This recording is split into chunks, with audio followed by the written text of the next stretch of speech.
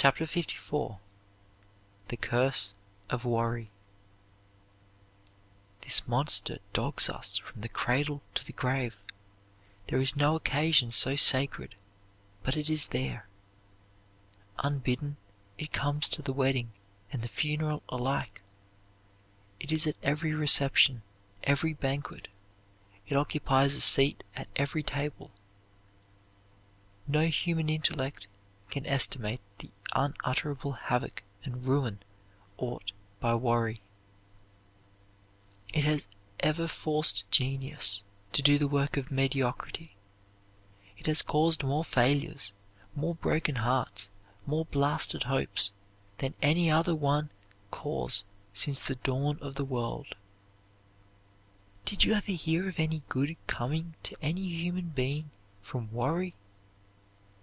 Did it ever help anybody to better his condition?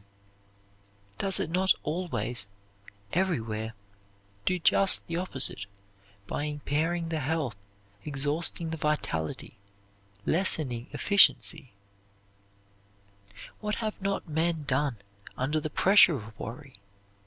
They have plunged into all sorts of vice, have become drunkards, drug fiends, have sold their very souls in their efforts to escape this monster. Think of the homes which it has broken up, the ambitions it has ruined, the hopes and prospects it has blighted. Think of the suicide victims of this demon. If there is any devil in existence, is it not worry, with all its attendant progeny of evils? Yet, in spite of all the tragic evils that follow in its wake, a visitor from another world would get the impression that worry is one of our dearest, most helpful friends. So closely do we hug it to ourselves, and so loath are we to part from it. Is it not unaccountable that people who know perfectly well that success and happiness both depend on keeping themselves in condition to get the most possible out of their energies, should harbor in their minds the enemy of this very success and happiness? Is it not strange that they should form this habit of anticipating evils that would probably never come, when they know that anxiety and fretting will not only rob them of peace of mind and strength and ability to do their work, but also of precious years of life? No man can utilize his normal power who dissipates his nervous energy in useless anxiety. Nothing will sap one's vitality and blight one's ambition or detract from one's real power in the world more than the worrying habit. Work kills no one, but worry has killed vast multitudes. It is not the doing things which injures us so much as the dreading to do them, not only performing them mentally over and over again, but anticipating something disagreeable in their performance. Many of us approach an unpleasant task in much the same condition as a runner who begins his start such a long distance away that by the time he reaches his objective point, the ditch or the stream which is to test his agility, he is too exhausted to jump across. Worry not only saps the vitality and wastes energy, but it also seriously affects the quality of one's work. It cuts down ability. A man cannot get the highest quality of efficiency into his work when his mind is troubled. The mental faculties must have perfect freedom before they will give out their best. A troubled brain cannot think clearly, vigorously, and logically. The attention cannot be concentrated with anything like the same force when the brain cells are poisoned with anxiety as when they are fed by pure blood and are clean and unclouded. The blood of chronic worriers is vitiated with poisonous chemical substances and broken down tissues, according to Professor Elmer Gates and other noted scientists, who have shown that the passions and the harmful emotions cause actual chemical changes in the secretions and generate poisonous substances in the body which are fatal to healthy growth and action. One of the worst forms of worry is the brooding over failure. It blights the ambition, deadens the purpose, and defeats the very object the worrier has in view. Some people have the unfortunate habit of brooding over their past lives, castigating themselves for their shortcomings and mistakes until their whole vision is turned backward instead of forward, and they see everything in a distorted light because they are looking only on the shadow side. The longer the unfortunate picture which has caused trouble remains in the mind, the more thoroughly it becomes embedded there, and the more difficult it is to remove it. Are we not convinced that a power beyond our control runs the universe, that every moment of worry detracts from our success capital and makes our failure more probable, that every bit of anxiety and fretfulness leaves its mark on the body, interrupts the harmony of our physical and mental well-being, and cripples efficiency, and that this condition is at war with our highest endeavor? Is it not strange that people will persist in allowing little worries, petty vexations, and unnecessary frictions to grind life away at such a fearful rate that old age stares them in the face in middle life? Look at the women who are shriveled and shrunken and aged at 30, not because of the hard work they have done, or the real troubles they have had, but because of habitual fretting, which has helped nobody, but has brought discord and unhappiness to their homes. Somewhere I read of a worrying woman who made a list of possible unfortunate events and happenings which she felt sure would come to pass and be disastrous to her happiness and welfare. The list was lost, and to her amazement, when she recovered it a long time afterwards, she found that not a single unfortunate prediction in the whole catalogue of disasters had been realized. Is not this a good suggestion for worriers? Write down everything which you think is going to turn out badly, and then put the list aside. You will be surprised to see what a small percentage of the doleful things ever come to pass. It is a pitiable thing to see vigorous men and women who have inherited godlike qualities and who bear the impress of divinity, wearing anxious faces and filled with all sorts of fear and uncertainty, worrying about yesterday, today, tomorrow, everything imaginable. Fear runs like a baleful thread through the whole web of life from beginning to end, says Dr. Holcomb. We are born into the atmosphere of fear and dread, and the mother who bore us had lived in the same atmosphere for weeks and months before we were born. We are afraid of our parents, afraid of our teachers, afraid of our playmates, afraid of ghosts, afraid of rules and regulations and punishments, afraid of the doctor, the dentist, the surgeon. Our adult life is a state of chronic anxiety, which is fear in a milder form. We are afraid of failure in business, afraid of disappointments and mistakes, afraid of enemies, open or concealed, afraid of poverty, afraid of public opinion, afraid of accidents, of sickness, of death, and unhappiness after death. Man is like a haunted animal from the cradle to the grave, the victim of real or imaginary fears, not only his own, but those reflected upon him from the superstitions, self-deceptions, sensory illusions, false beliefs, and concrete errors of the whole human race, past and present. Most of us are foolish children, afraid of our shadows, so handicapped in 1,000 ways that we cannot get efficiency into our life work. A man who is filled with fear is not a real man. He is a puppet, a mannequin, an apology of a man. Quit fearing things that may never happen, just as you would quit any bad practice which has caused you suffering. Fill your mind with courage, hope, and confidence. Do not wait until fear thoughts become entrenched in your mind and your imagination. Do not dwell upon them. Apply the antidote instantly, and the enemies will flee. There is no fear so great or entrenched so deeply in the mind that it cannot be neutralized or entirely eradicated by its opposite. The opposite suggestion will kill it.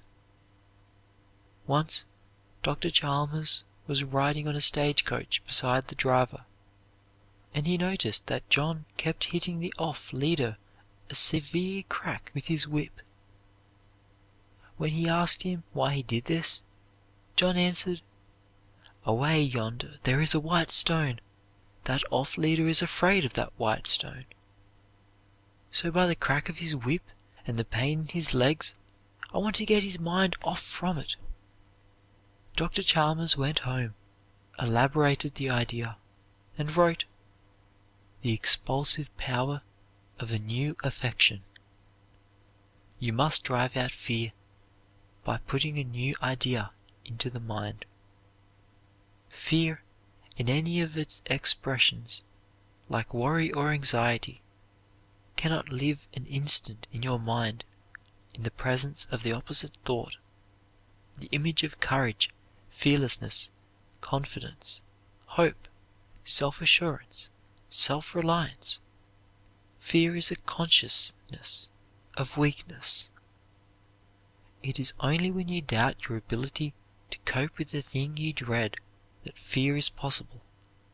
Fear of disease, even, comes from a consciousness that you will not be able to successfully combat it. During an epidemic of a dreaded contagious disease, people who are especially susceptible and full of fear become panic-stricken through the cumulative effect of hearing the subject talked about and discussed on every hand, and the vivid pictures which come from reading the newspapers. Their minds, as in the case of yellow fever, become full of images of the disease, of its symptoms, black vomit, delirium, and of death, mourning, and funerals. If you never accomplish anything else in life, get rid of worry. There are no greater enemies of harmony than little anxieties and petty cares.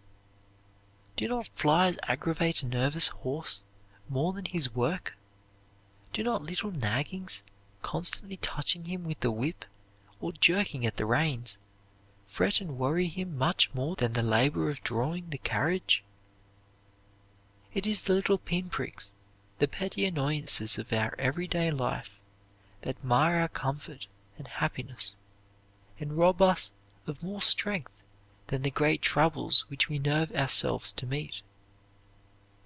It is the perpetual scolding and fault finding of an irritable man or woman which ruins the entire peace and happiness of many a home. The most deplorable waste of energy in human life is caused by the fatal habit of anticipating evil, of fearing what the future has in store for us, and under no circumstance can the fear or worry be justified by the situation, for it is always an imaginary one, utterly groundless and without foundation. What we fear is invariably something that has not yet happened. It does not exist, hence is not a reality. If you are actually suffering from a disease you have feared, then fear only aggravates every painful feature of your illness, and makes its fatal issue more probable. The fear habit shortens life, for it impairs all the physiological processes. Its power is shown by the fact that it actually changes the chemical composition of the secretions of the body. Fear victims not only age prematurely, but they also die prematurely. All work done when one is suffering from a sense of fear or foreboding has little efficiency. Fear strangles originality, daring, boldness. It kills individuality and weakens all the mental processes. Great things are never done under a sense of fear of some impending danger. Fear always indicates weakness, the presence of cowardice. What a slaughterer of years, what a sacrificer of happiness and ambitions. What a miner of careers this monster has been. The Bible says, "A broken spirit drieth the bones." It is well known that mental depression, melancholy, will check very materially the glandular secretions of the body and literally dry up the tissues. Fear depresses normal mental action and renders one incapable of acting wisely in an emergency, for no one can think clearly and act wisely when paralyzed by fear. When a man becomes melancholy and discouraged about his affairs, when he is filled with fear that he is going to fail, and is haunted by the specter of poverty and a suffering family, before he realizes it, he attracts the very thing he dreads, and the prosperity is crushed out of his business. But he is a mental failure first. If, instead of giving up to his fear, a man would persist in keeping prosperity in his mind, assume a hopeful, optimistic attitude, and would conduct his business in a systematic, economical, far-sighted manner, actual failure would be comparatively rare. But when a man becomes discouraged, when he loses heart and grip, and becomes panic-stricken and a victim of worry, he is not in a position to make the effort which is absolutely necessary to bring victory. And there is a shrinkage all along the line. There is not a single redeeming feature about worry or any of its numerous progeny. It is always, everywhere, an unmitigated curse. Although there is no reality in fear, no truth behind it, yet everywhere we see people who are slaves to this monster of the imagination. End of chapter 54. The Curse of Worry. This recording by Luke Sartor, Griffith, New South Wales.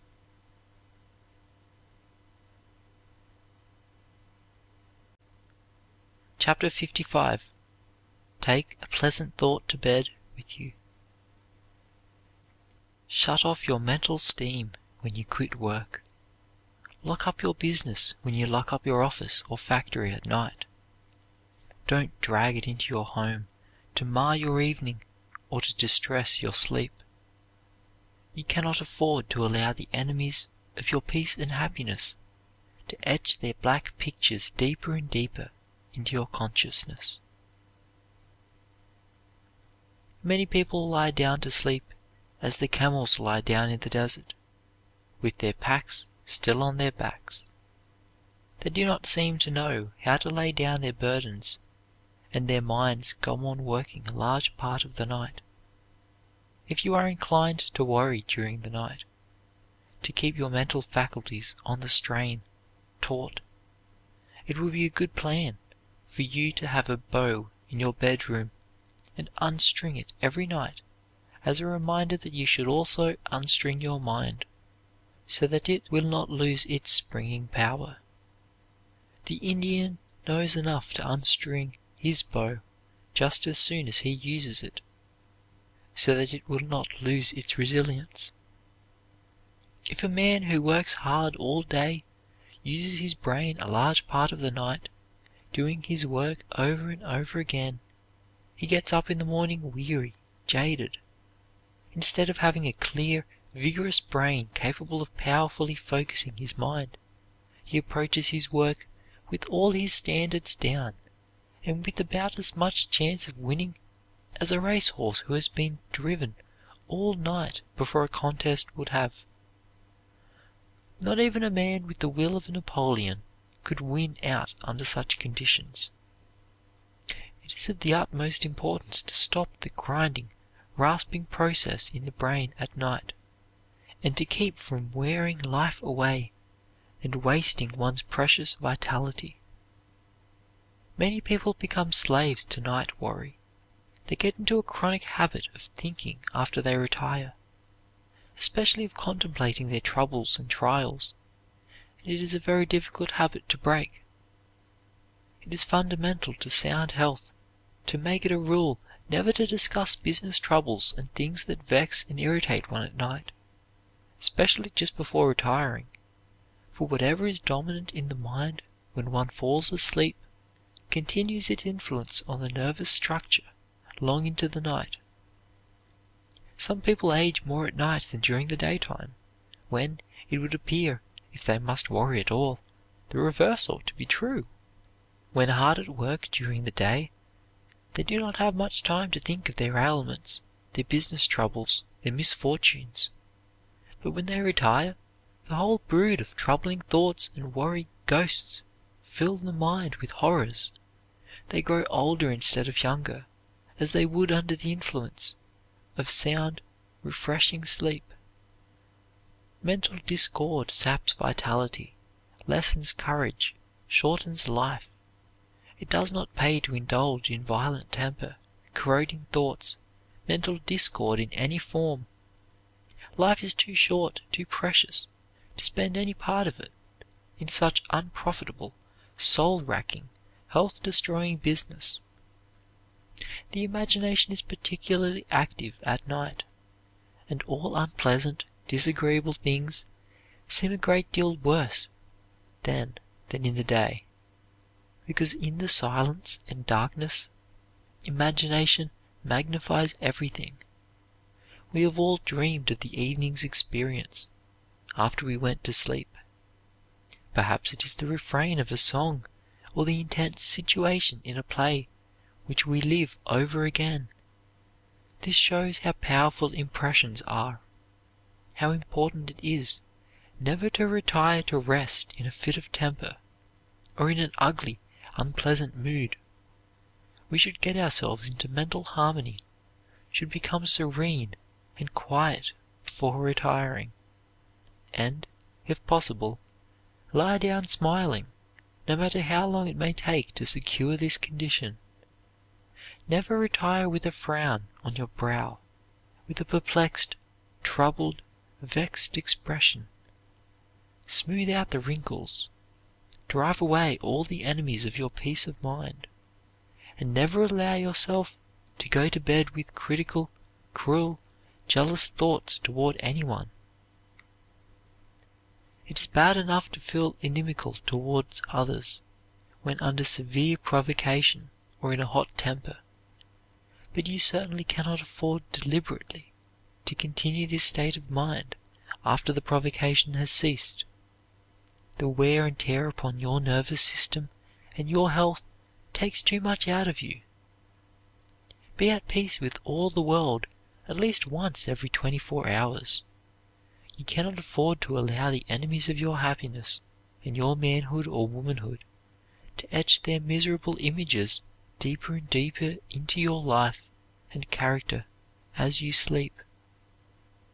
Many of us with crotchety, sour dispositions and quick tempers sometimes have very hard work to be decent in our treatment of others, but we can, at least when we are alone and away from the people who nettle and antagonize us, forget injuries, quit harboring unpleasant thoughts and hard feelings toward others. It is a great thing to form a habit of forgetting and forgiving before going to sleep, of clearing the mind of all happiness and success enemies. If we have been impulsive, foolish, or wicked during the day in our treatment of others, if we have been holding a vicious, ugly, revengeful, jealous attitude toward others, it is a good time to wipe off the slate and start anew. It is a blessed thing to put into practice St. Paul's exhortation to the Ephesians, let not the sun go down upon your wrath. If you wish to wake up feeling refreshed and renewed, you simply must retire in a happy, forgiving, cheerful mood.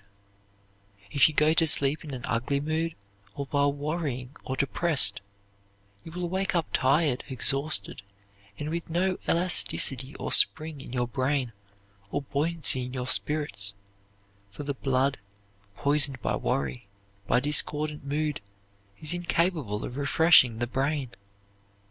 If you have a grudge against another, forget it, wipe it out, erase it completely, and substitute a charitable love thought, a kindly, generous thought, before you fall asleep.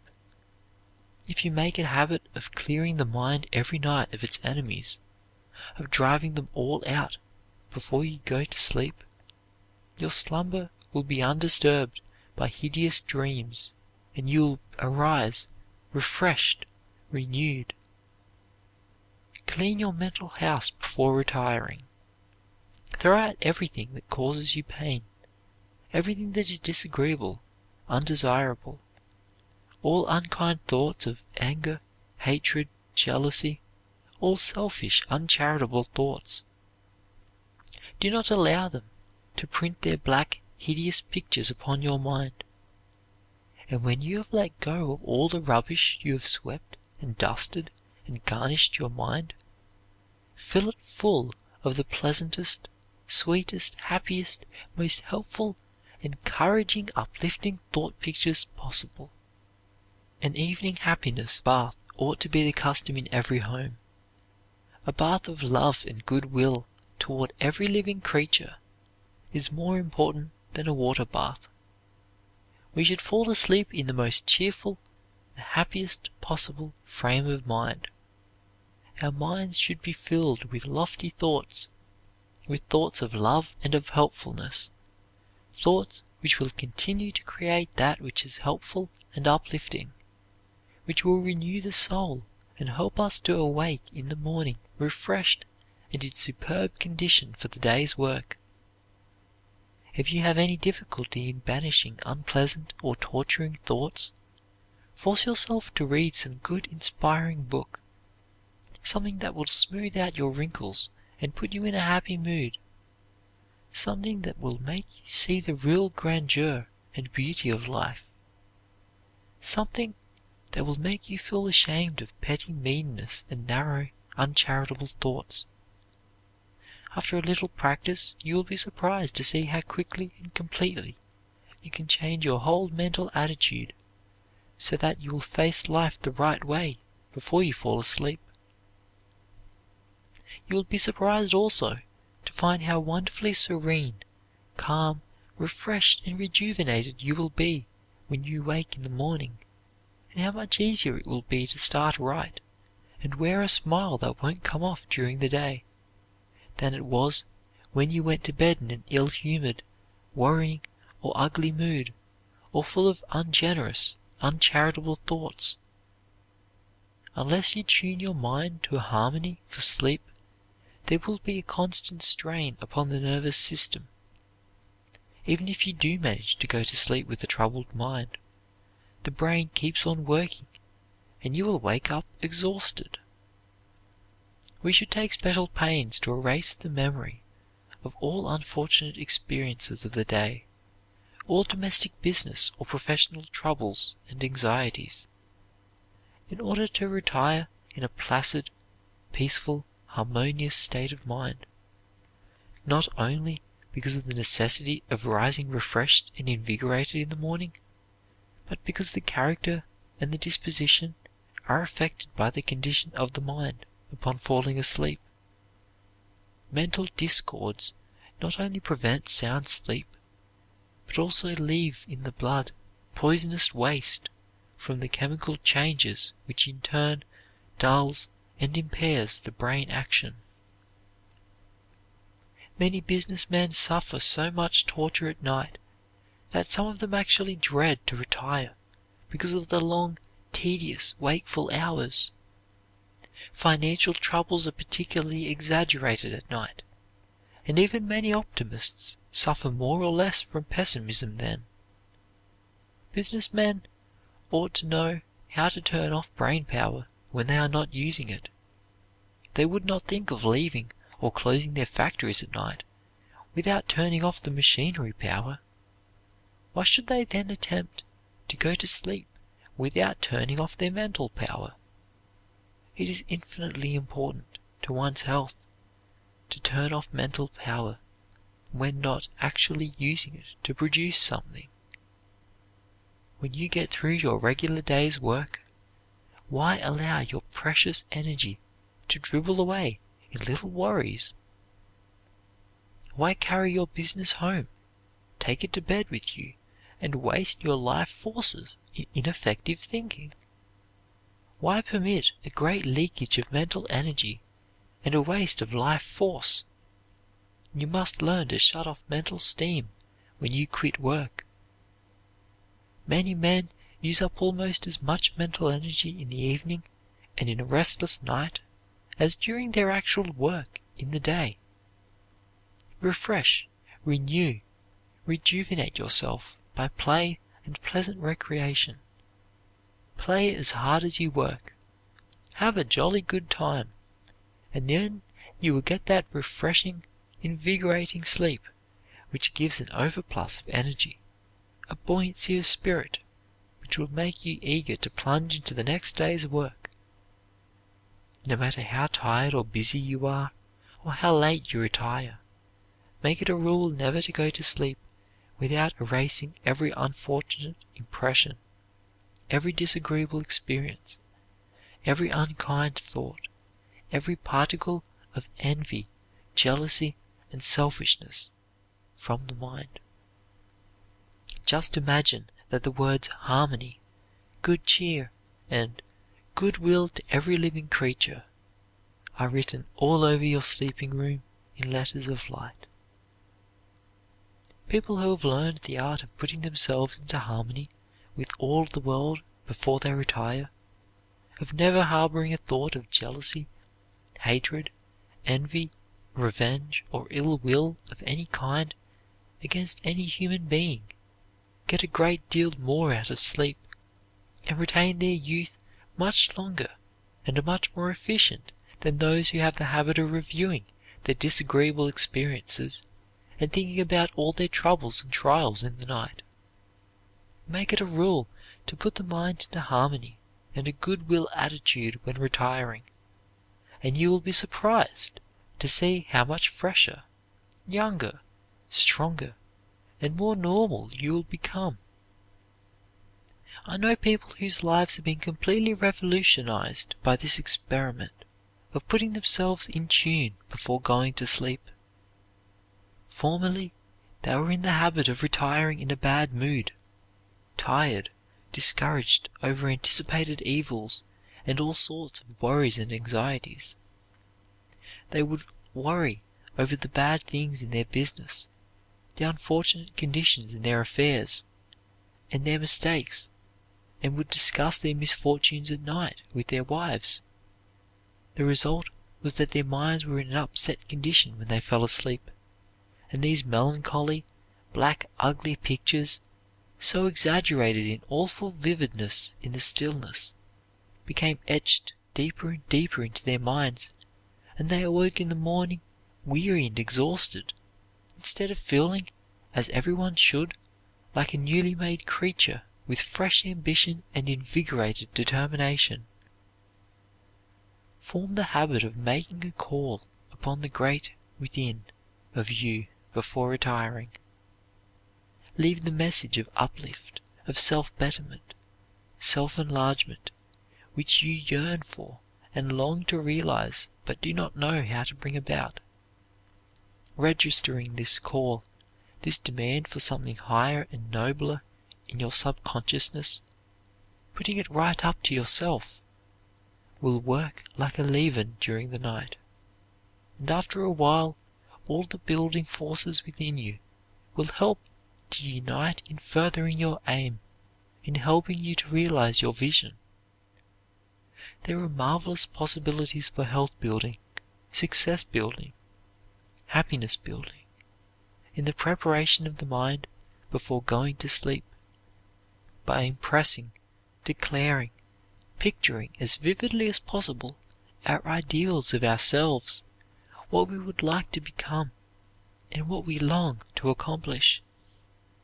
You will be surprised to see how quickly that wonderful force in your subjective self will begin to shape the pattern, to copy the model which you thus give it.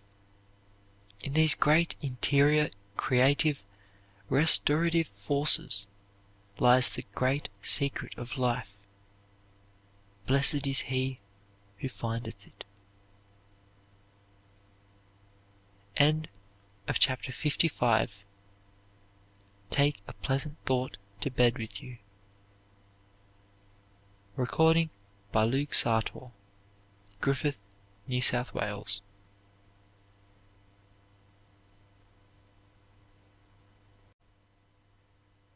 Chapter 56. The Conquest of Poverty. No one can become prosperous while he really expects, or half expects, to remain poor. We tend to get what we expect, and to expect nothing is to get nothing. When every step you take is on the road to failure, how can you hope to arrive at the success goal? Prosperity begins in the mind, and is impossible while the mental attitude is hostile to it. It is fatal to work for one thing and to expect something else, because everything must be created mentally first, and is bound to follow its mental pattern. Most people do not face life in the right way. They neutralize a large part of their effort because their mental attitude does not correspond with their endeavor, so that while working for one thing, they are really expecting something else. They discourage, drive away the very thing they are pursuing by holding the wrong mental attitude towards it. They do not approach their work with that assurance of victory which attracts, which forces results, that determination and confidence which knows no defeat. To be ambitious for wealth, and yet always expecting to be poor, to be always doubting your ability to get what you long for, is like trying to reach east by traveling west. There is no philosophy which will help a man to succeed when he is always doubting his ability to do so, and thus attracting failure. The man who would succeed must think success, must think upward. He must think progressively, creatively, constructively, inventively, and above all, optimistically. You will go in the direction in which you face. If you look towards poverty, towards lack, you will go that way. If, on the other hand, you turn squarely around and refuse to have anything to do with poverty, to think it, live it, or recognize it, you will then begin to make progress towards the goal of plenty. As long as you radiate doubt and discouragement, you will be a failure. If you want to get away from poverty, you must keep your mind in a productive, creative condition. In order to do this, you must think confident, cheerful, creative thoughts. The model must precede the statue. You must see a new world before you can live in it. If the men who are down in the world, who are sidetracked, who believe that their opportunity has gone forever, that they can never get on their feet again, only knew the power of reversal of their thought, they could easily get a new start. If you would attract good fortune, you must get rid of doubt. As long as that stands between you and your ambition, it will be a bar that will cut you off. You must have faith. No man can make a fortune while he is convinced that he can't. The "I can't" philosophy has wrecked more careers than almost anything else. Confidence is the magic key that unlocks the door of supply. I never knew a man to be successful who was always talking about business being bad. The habit of looking down, talking down, is fatal to advancement. The Creator has bidden every man to look up, not down. He made him to climb, not to grovel. There is no providence which keeps a man in poverty or in painful or distressing circumstances. The Creator never put vast multitudes of people on this earth to scramble for a limited supply, as though He were not able to furnish enough for all. There is nothing in this world which men desire and struggle for, and that is good for them, of which there is not enough for everybody. Take the thing we need most, food. We have not begun to scratch the possibilities of the food supply in America. The state of Texas could supply food, home, and luxuries to every man, woman, and child on this continent. As for clothing, there is material enough in the country to clothe all its inhabitants in purple and fine linen. We have not begun yet to touch the possibilities of our clothing and dress supply. The same is true of all of the other necessities and luxuries. We are still on the outer surface of abundance, a surface covering kingly supplies for every individual on the globe. When the whale ships in New Bedford Harbor and other ports were rotting in idleness because the whale was becoming extinct, Americans became alarmed lest we should dwell in darkness. But the oil wells came to our rescue with abundant supply. And then, when we began to doubt that this source would last, science gave us the electric light.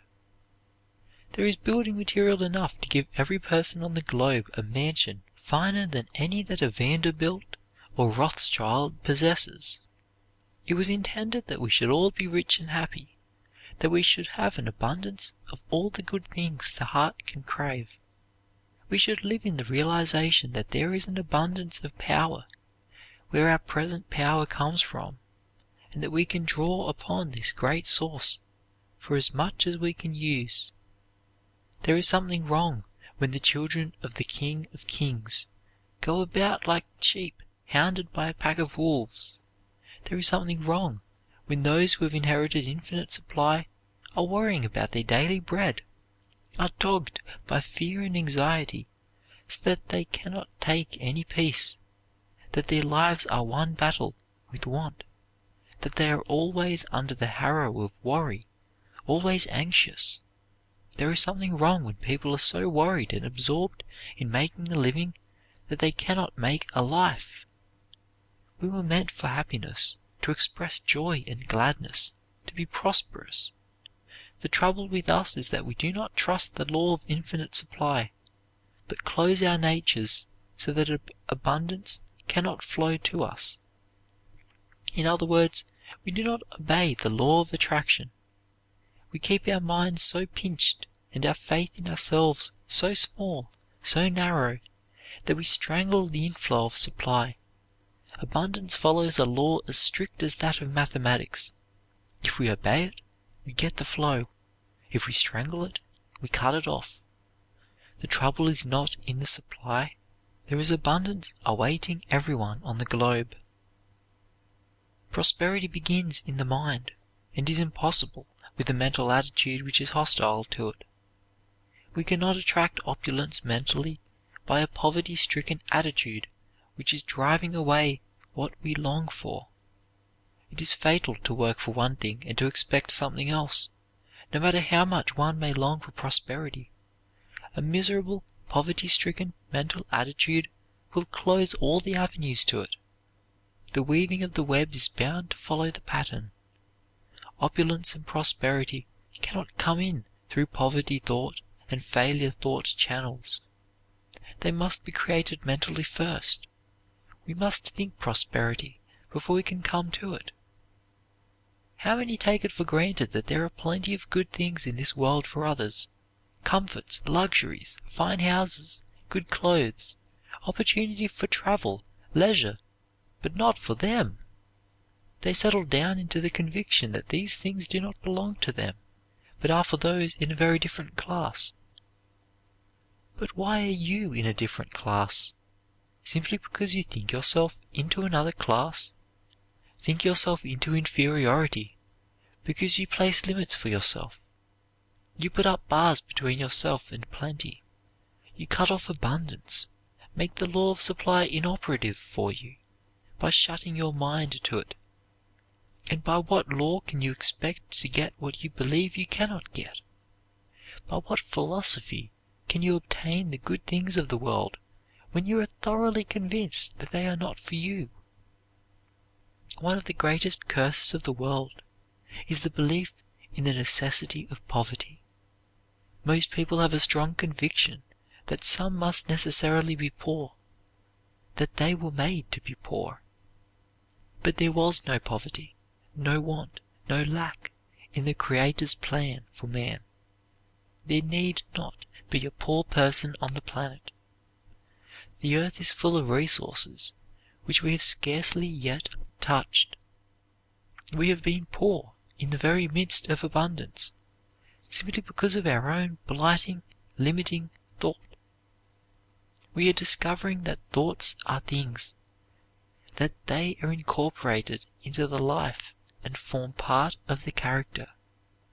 And if we harbor the fear thought, the lack thought, if we are afraid of poverty, of coming to want, this poverty thought, fear thought, incorporates itself in the very life texture and makes us the magnet to attract more poverty like itself.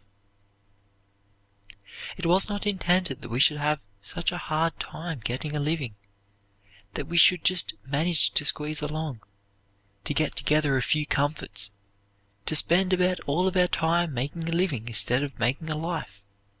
The life abundant, full, free, beautiful, was intended for us. Let us put up a new image, a new ideal of plenty, of abundance. Have we not worshipped the God of poverty, of lack, of want, about long enough? Let us hold the thought that God is our great supply, that if we can keep in tune, in close touch with Him, so that we can feel our at oneness with Him, the great source of all supply, abundance, will flow to us, and we shall never again know want. There is nothing which the human race lacks so much as unquestioned, implicit confidence in the divine source of all supply. We ought to stand in the same relation to the infinite source as the child does to its parents. The child does not say, "I do not dare eat this food for fear that I may not get any more." It takes everything with absolute confidence and assurance that all its needs will be supplied, that there is plenty more where these things came from. We do not have half good enough opinions of our possibilities. Do not expect half enough of ourselves. We do not demand half enough. Hence the meagerness, the stinginess of what we actually get. We do not demand the abundance which belongs to us. Hence the leanness, the lack of fullness, the incompleteness of our lives. We do not demand royally enough. We are contented with too little of the things worth while. It was intended that we should live the abundant life, that we should have plenty of everything that is good for us. No one was meant to live in poverty and wretchedness. The lack of anything that is desirable is not natural to the constitution of any human being. Erase all the shadows, all the doubts and fears, and the suggestions of poverty and failure from your mind. When you have become master of your thought, when you have once learned to dominate your mind, you will find that things will begin to come your way. Discouragement, fear, doubt, lack of self-confidence are the germs which have killed the prosperity and happiness of tens of thousands of people. Every man must play the part of his ambition. If you are trying to be a successful man, you must play the part. If you are trying to demonstrate opulence, you must play it, not weakly, but vigorously, grandly. You must feel opulent. You must think opulence. You must appear opulent. Your bearing must be filled with confidence. You must give the impression of your own assurance, that you are large enough to play your part and to play it superbly. Suppose the greatest actor living were to have a play written for him, in which the leading part was to represent a man in the process of making a fortune, a great, vigorous, progressive character who conquered by his very presence. Suppose this actor, in playing the part, were to dress like an unprosperous man, walk on the stage in a stooping, slouchy, slipshod manner, as though he had no ambition, no energy or life, as though he had no real faith that he could ever make money or be a success in business. Suppose he went around the stage with an apologetic, shrinking, skulking manner, as much as to say, "Now I do not believe that I can ever do this thing that I have attempted. It is too big for me. Other people have done it, but I never thought that I should ever be rich or prosperous. Somehow good things do not seem to be meant for me. I am just an ordinary man. I haven't had much experience and I haven't much confidence in myself. And it seems presumptuous for me to think I am ever going to be rich or have much influence in the world." What kind of an impression would he make upon the audience? Would he give confidence? Would he radiate power or forcefulness? Would he make people think that that kind of a weakling could create a fortune, could manipulate conditions which would produce money? Would not everybody say that the man was a failure? Would they not laugh at the idea of his conquering anything? Poverty itself is not so bad as the poverty thought. It is the conviction that we are poor and must remain so that is fatal. It is the attitude of mind that is destructive, the facing toward poverty, and feeling so reconciled to it that one does not turn about face and struggle to get away from it with a determination which knows no retreat. If we can conquer inward poverty, we can soon conquer poverty of outward things, for when we change the mental attitude, the physical changes to correspond. Holding the poverty thought keeps us in touch with poverty-stricken, poverty-producing conditions, and the constant thinking of poverty, talking poverty, living poverty, makes us mentally poor. This is the worst kind of poverty. We cannot travel toward prosperity until the mental attitude faces prosperity. As long as we look toward despair, we shall never arrive at the harbor of delight. The man who persists in holding his mental attitude toward poverty, or who is always thinking of his hard luck and failure to get on, can by no possibility go in the opposite direction, where the goal of prosperity lies. There are multitudes of poor people in this country who are half satisfied to remain in poverty, and who have ceased to make a desperate struggle to rise out of it. They may work hard, but they have lost the hope, the expectation of getting an independence. Many people keep themselves poor by fear of poverty, allowing themselves to dwell upon the possibility of coming to want, of not having enough to live upon, by allowing themselves to dwell upon conditions of poverty. When you make up your mind that you are done with poverty forever, that you will have nothing more to do with it, that you are going to erase every trace of it from your dress, your personal appearance, your manner, your talk, your actions, your home, that you are going to show the world your real mettle, that you are no longer going to pass for a failure, that you have set your face persistently toward better things, a competence, an independence, and that nothing on earth can turn you from your resolution, you will be amazed to find what a reinforcing power will come to you, what an increase in confidence, reassurance, and self-respect. Resolve with all the vigor you can muster that, since there are plenty of good things in the world for everybody, you are going to have your share, without injuring anybody else or keeping others back. It was intended that you should have a competence and abundance. It is your birthright. You are success organized and constructed for happiness, and you should resolve to reach your divine destiny. End of chapter 56. The Conquest of Poverty. Recording by Luke Sartor, Griffith, New South Wales.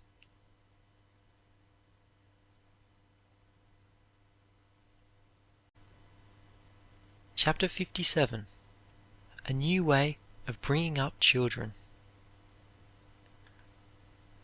Only a thought, but the work it wrought could never by tongue or pen be taught, but it ran through a life like a thread of gold, and the life bore fruit 100-fold.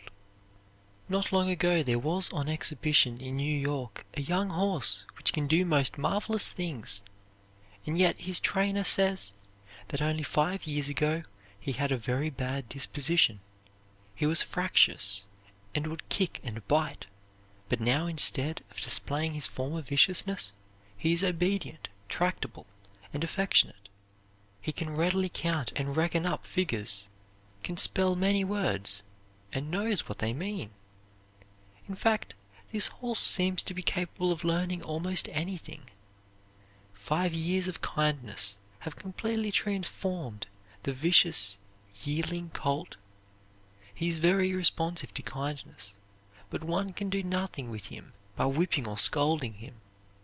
His trainer says that in all the 5 years he has never touched him with a whip but once.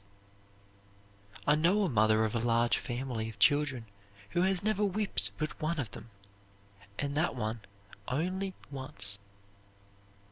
When her first child was born, people said she was too good-natured to bring up children, that she would spoil them, as she would not correct or discipline them, but would do nothing but love them.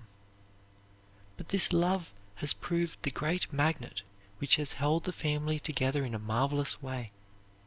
Not one of those children has gone astray. They have all grown up manly and womanly, and love has been wonderfully developed in their natures. Their own affection responded to the mother's love and has become their strongest motive.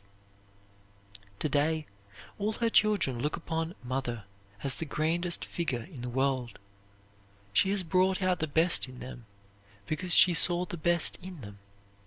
The worst did not need correcting or repressing because the expulsive power of a stronger affection drove out of the nature or discouraged the development of vicious tendencies which, in the absence of a great love, might have become dominant and ruined the life. Love is a healer, a life-giver, a balm for our hurts. All through the Bible are passages which show the power of love as a healer and life-lengthener. With long life will I satisfy him, said the psalmist, because he hath set his love upon me.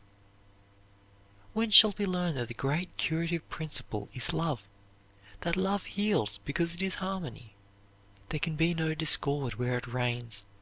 Love is serenity, is peace and happiness.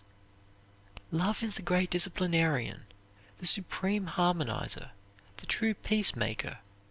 It is the great balm for all that blights happiness or breeds discontent, a sovereign panacea for malice, revenge, and all the brutal propensities. As cruelty melts before kindness, so the evil passions and their antidote in sweet charity and loving sympathy. The mother is the supreme shaper of life and destiny. Many a mother's love for her children has undoubtedly stayed the ravages of some fatal disease.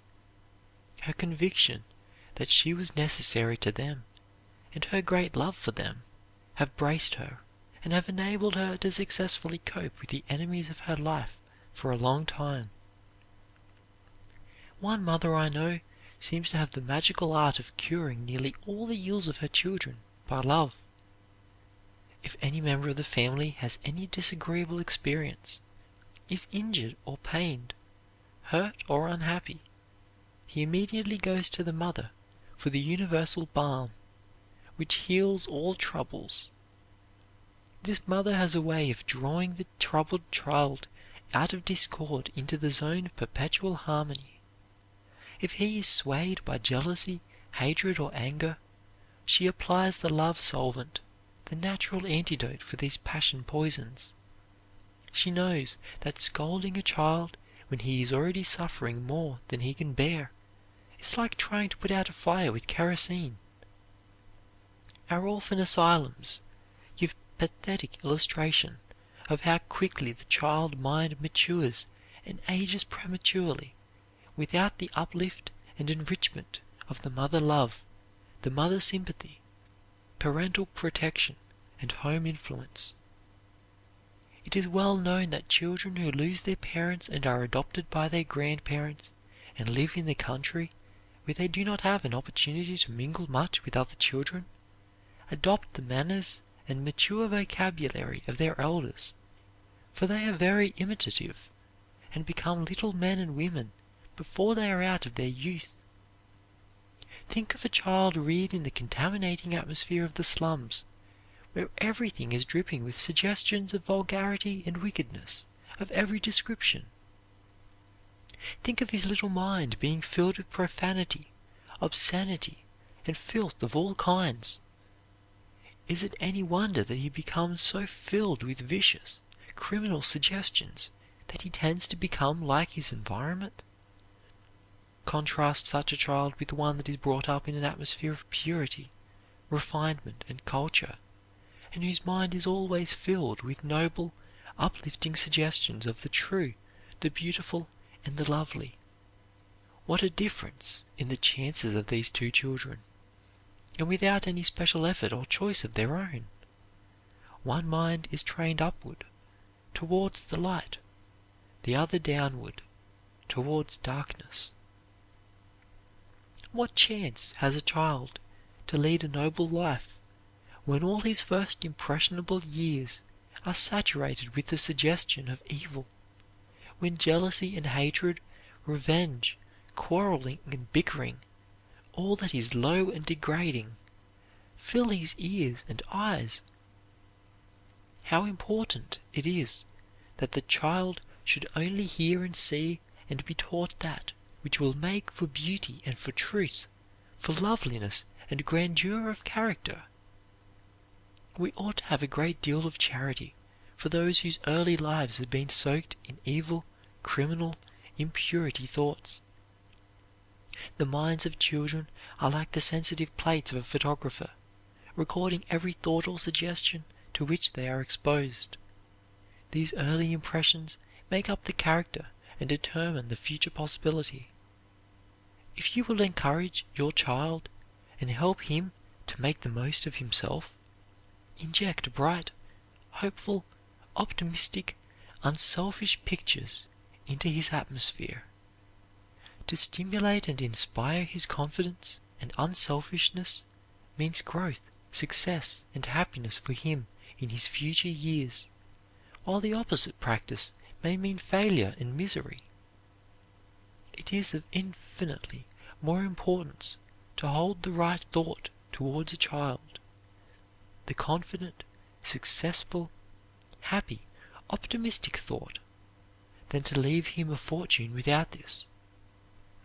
With his mind properly trained, he could not fail, could not be unhappy, without reversing the whole formative process of his early life. Keep the child's mind full of harmony, of truth, and there will be no room for discord, for error. It is cruel constantly to remind children of their deficiencies or peculiarities. Sensitive children are often seriously injured by the suggestion of inferiority and the exaggeration of defects which might have been entirely overcome. This everlasting harping against the bad does not help the child half as much as keeping his little mind full of the good, the beautiful, and the true. the constant love suggestion, purity suggestion, nobility suggestion will so permeate the life after a while that there will be nothing to attract the opposite. It will be so full of sunshine, so full of beauty and love, that there will be little or no place for their opposites. The child's self-confidence should be buttressed, braced, and encouraged in every possible way. Not that he should be taught to overestimate his ability and his possibilities, but the idea that he is God's child, that he is heir to an infinite inheritance, magnificent possibilities, should be instilled into the very marrow of his being. A great many boys, especially those who are naturally sensitive, shy, and timid, are apt to suspect that they lack the ability which others have. It is characteristic of such youths that they distrust their own ability and are very easily discouraged or encouraged. It is a sin to shake or destroy a child's self-confidence, to reflect upon his ability, or to suggest that he will never amount to much. These discouraging words, like initials cut in the sapling, grow wider and wider with the years, until they become great ugly scars in the man. Most parents do not half realize how impressionable children are, and how easily they may be injured or ruined by discouragement or ridicule. Children require a great deal of appreciation, praise, and encouragement. They live upon it. It is a great tonic to them. On the other hand, they wither very quickly under criticism, blame, or depreciation. Their sensitive natures cannot stand it. It is the worst kind of policy to be constantly blaming, chiding them, and positively cruel, bordering on criminality even, to suggest to them that they are mentally deficient or peculiar, that they are stupid and dull, and that they will probably never amount to anything in the world. How easy it is for a parent or teacher to ruin a child's constructive ability, to change a naturally positive, creative mind to a negative, non-producing one, by chilling the child's enthusiasm, by projecting into his plastic mind the idea that he is stupid, dull, lazy, a blockhead, and good for nothing, that he will never amount to anything, that it is foolish for him to try to be much, because he has not the ability or physical stamina to enable him to accomplish what many others do. Such teaching would undermine the brightest intellect. I have known of an extremely sensitive, timid boy who had a great deal of natural ability, but who developed very slowly, whose whole future was nearly ruined by his teacher and parents constantly telling him that he was stupid and dull, and that he probably never would amount to anything. A little praise, a little encouragement would have made a superb man of this youth, because he had the material for the making of one, but he actually believed that he was not up to the ordinary mental standard. He was thoroughly convinced that he was mentally deficient, and this conviction never entirely left him. We are beginning to discover that it is much easier to attract than to coerce. Praise and encouragement will do infinitely more for children than threats and punishment. The warm sunshine is more than a match for the cold, has infinitely more influence in developing the bud, the blossom, and the fruit than the wind and the tempest, which suppress what responds voluntarily to the genial influence of the sun's rays. We all know how boys will work like troopers under the stimulus of encouragement and praise. Many parents and teachers know this, and how fatal the opposite policy is. But unfortunately, a great majority do not appreciate the magic of praise and appreciation. Pupils will do anything for a teacher who is always kind, considerate, and interested in them, but a cross, fractious, nagging one so arouses their antagonism that it often proves a fatal bar to their progress. There must be no obstruction, no ill feeling between the teacher and the pupil, if the best results are to be obtained. Many parents are very much distressed by the waywardness of their children, but this waywardness is often more imaginary than real. A large part of children's pranks and mischief is merely the outcome of exuberant youthful spirits, which must have an outlet, and if they are suppressed, their growth is fatally stunted. They are so full of life, energy, and so buoyant that they cannot keep still. They must do something. Give them an outlet for their animal spirits. Love is the only power that can regulate and control them. Do not try to make men of your boys or women of your girls. It is not natural. Love them. Make home just as happy a place as possible, and give them rein, freedom. Encourage them in their play, for they are now in their fun age. Many parents ruin the larger, completer, fuller development of their children by repressing them, destroying their childhood, their play days, by trying to make them adults. There is nothing sadder in American life than the child who has been robbed of its childhood. Children are little animals, sometimes selfish, often cruel, due to the fact that some parts of their brain develop faster than others, so that their minds are temporarily thrown out of balance, sometimes even to cruel or criminal tendencies.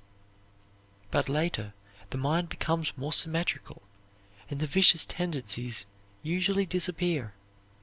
Their moral faculties and sense of responsibility unfold more slowly than other traits, and of course they will do mischievous things, but it is a fatal mistake to be always suppressing them. They must give out their surplus energy in some way. Encourage them to romp. Play with them. It will keep you young, and will link them to you with hooks of steel. Do not be afraid to lose your dignity. If you make home the happiest, most cheerful place on earth for your children, if you love them enough, there is little danger of their becoming bad.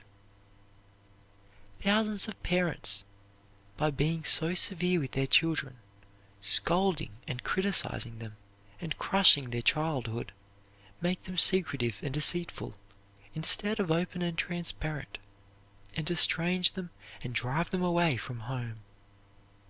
A man ought to look back upon the home of his childhood as the Eden of his life, where love reigned, instead of as a place where a long-faced severity and harshness ruled, where he was suppressed and his fun-loving spirits snuffed out. Every mother, whether she realizes it or not, is constantly using the power of suggestion in rearing her children, healing all their little hurts. She kisses the bumps and bruises and tells the child all is well again, and he is not only comforted, but really believes that the kiss and caress have magic to cure the injury. The mother is constantly antidoting and neutralizing the child's little troubles and discords by giving the opposite thought and applying the love elixir.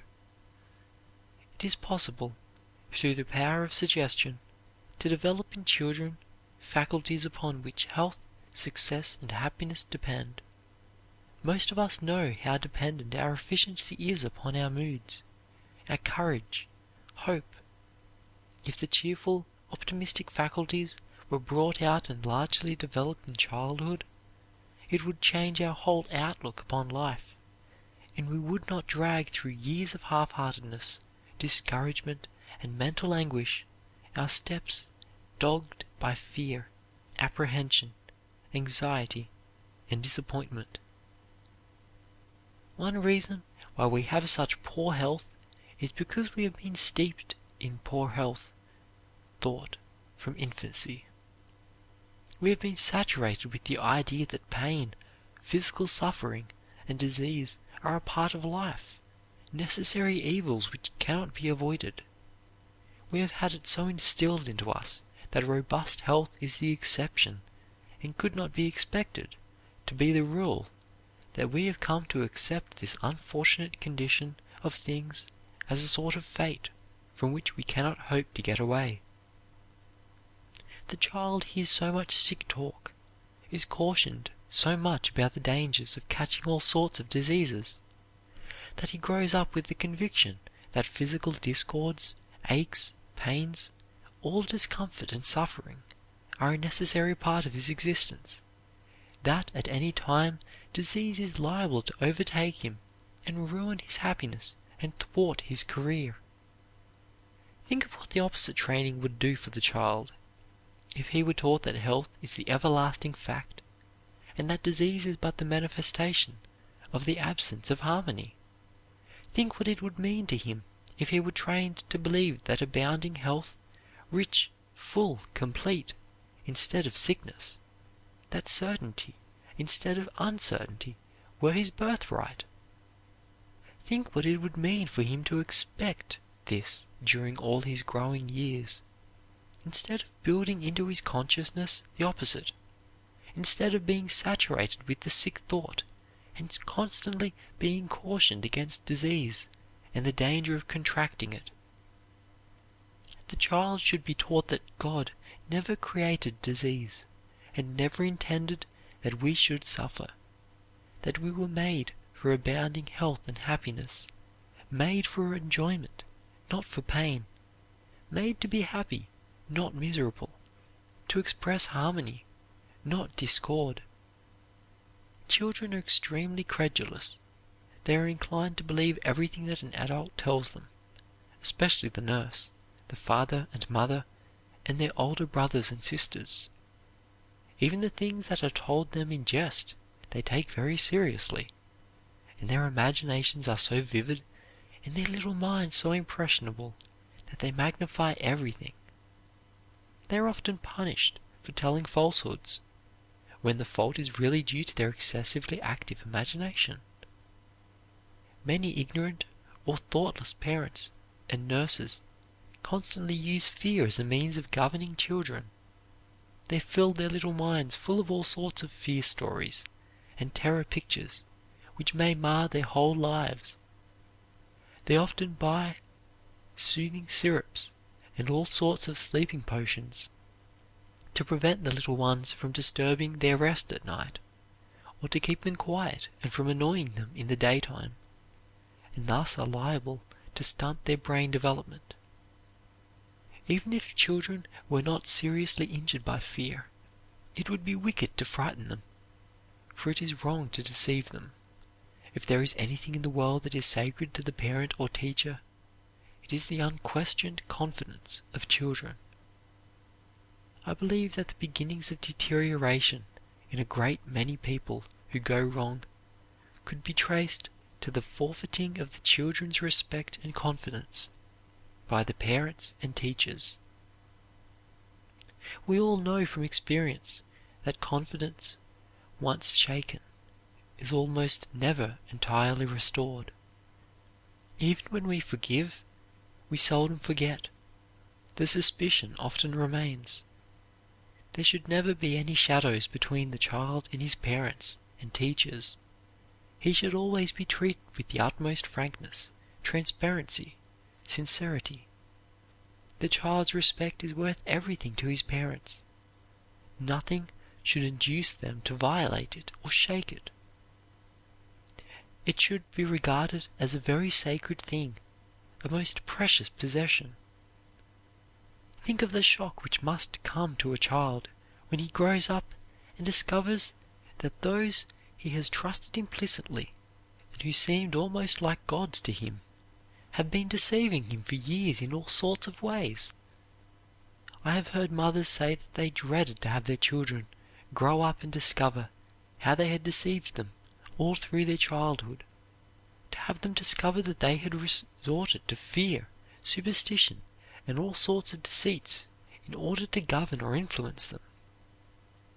Whenever you are tempted to deceive a child again, remember that the time will come when he will understand, and that he will receive a terrible shock when he discovers that you, up to whom he has looked with such implicit trust, such simple confidence, have deceived him.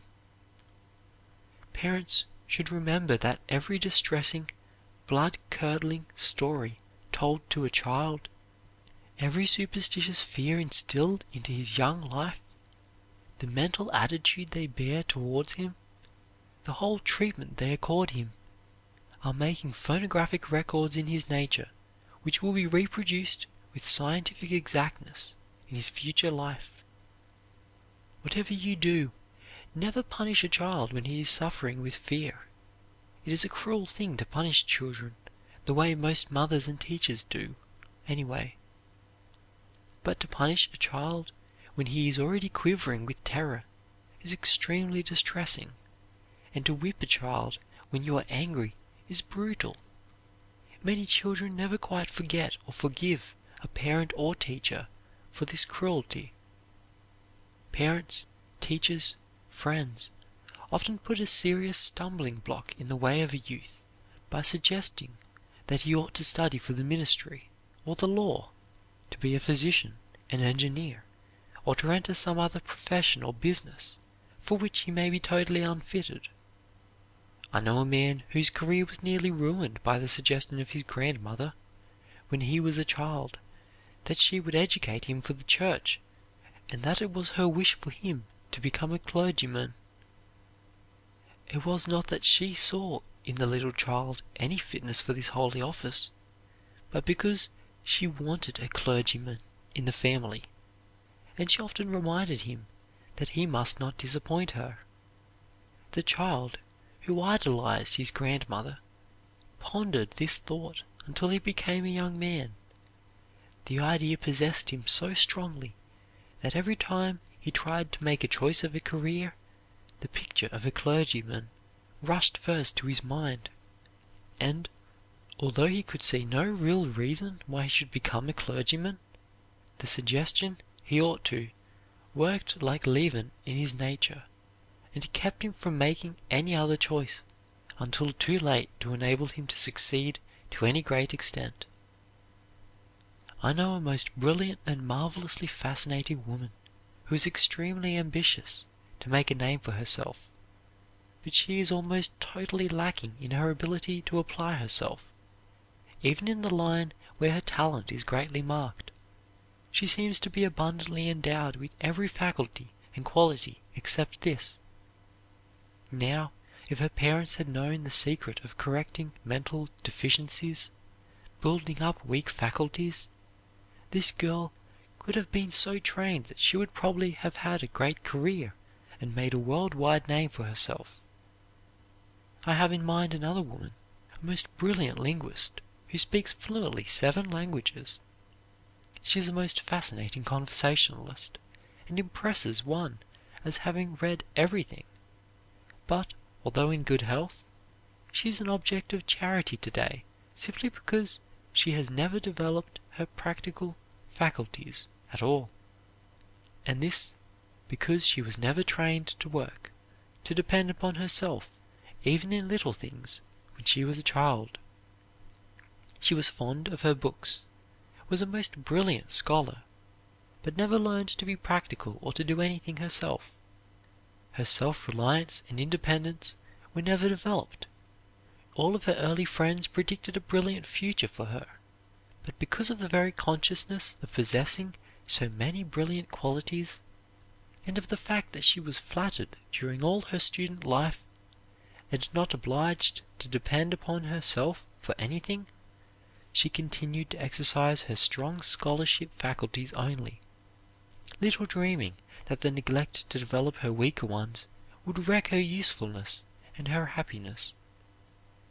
It is not enough to possess ability, we must be able to use it effectively, and whatever interferes with its activity to that extent kills efficiency.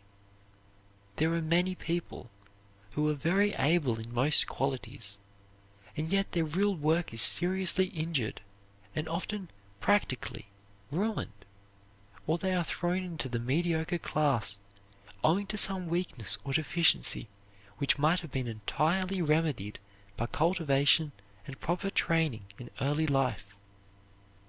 I know a man of superb ability in nearly every respect who is so timid and shy that he does not dare push himself forward or put himself in the position of greatest advantage, does not dare begin things. Consequently, his whole life has been seriously handicapped. If children could only be taught to develop a positive, creative mind, it would be of infinitely more value and importance to them than inheriting a fortune with a non-productive one. Youth should be taught that the most valuable thing to learn in life, next to integrity, is how to build their minds up to the highest possible producing point, the highest possible state of creative efficiency. The most important part of the education of the future will be to increase the chances of success in life and lessen the danger of failure and the wrecking of one's career by building up weak and deficient faculties, correcting one-sided tendencies, so that the individual will become more level-headed, better balanced, and have a more symmetrical mind. Many students leave school and college knowing a great deal, but without a bit of improvement in their self-confidence, their initiative ability. They are just as timid, shy, and self-depreciatory as before entering. Now, what advantage is it to send a youth out into the world with a head full of knowledge, but without the confidence or assurance to use it effectively, or the ability to grapple with life's problems with that vigor and efficiency which alone can bring success? It is an unpardonable reflection upon a college which turns out youths who dare not say their souls are their own, who have not developed a vigorous self-confidence, assurance, and initiative. Hundreds of students are turned out of our colleges every year who would almost faint away if they were suddenly called upon to speak in public, to read a resolution, or even to put a motion. The time will come when education will enable a youth, while upon his feet in public, to express himself forcefully, to use the ability he has and summon his knowledge quickly. He will be so trained in self-control, in self-confidence, in level-headedness, that he will not be thrown off his guard in an emergency. The future education will mean that what the student knows will be available, that he can utilize it at will, that he will be trained to use it efficiently. Many of our graduates leave college every year as weak and inefficient in many respects as when they began their education. What is education? For if it is not to train the youth to be the master of his faculties, master of every situation, able to summon all of his reserves of knowledge and power at will, a college graduate, timid, stammering, blushing, and confused, when suddenly called upon to use his knowledge, whether in public or elsewhere, ought to be an unknown thing. Of what use is education which cannot be summoned at will? Of what good are the reserves of learning which cannot be marshaled quickly when we need them, which do not help one to be master of himself and the situation, whatever it may be? The time will come when no child will be allowed to grow up without being taught to believe in himself and to have great confidence in his ability. This will be a most important part of his education, for if he believes in himself enough, he will not be likely to allow a single deficient faculty or weakness to wreck his career. He should be reared in the conviction that he was sent into this world with a mission and that he is going to deliver it. Every youth should be taught that it was intended he should fill a place in the world which no one else can fill, that he should expect to fill it and train himself for it, taught that he was made in the Creator's image, that in the truth of his being he is divine, perfect, immortal, and that the image of God cannot fail. He should be taught to think grandly of himself, to form a sublime estimate of his possibilities and of his future. This will increase his self-respect and self-development in well-proportioned living. End of chapter 57. A New Way of Bringing Up Children. Recording by Luke Sartor, Brisbane, Queensland.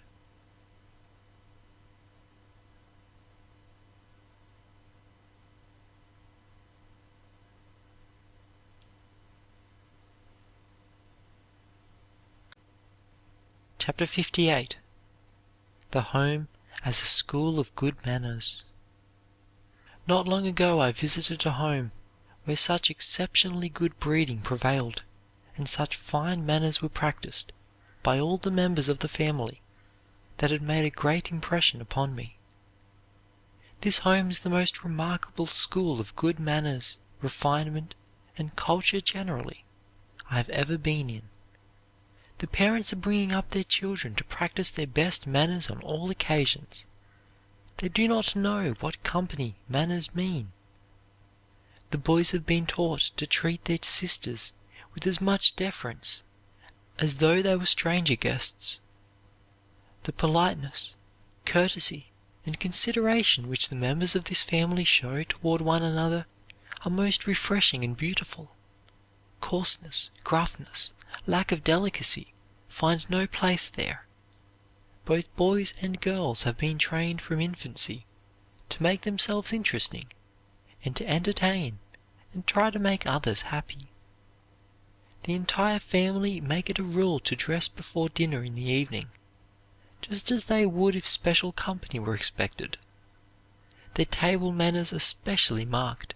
At table, everyone is supposed to be at his best, not to bring any grouch or a long or sad face to it, but to contribute his best thought, his wittiest sayings, to the conversation.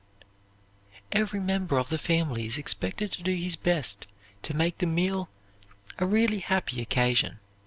There is a sort of rivalry to see who can be the most entertaining, or contribute the spiciest bits of conversation.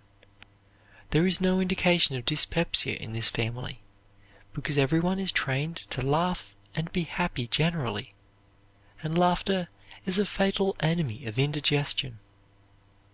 The etiquette of the table is also strictly observed.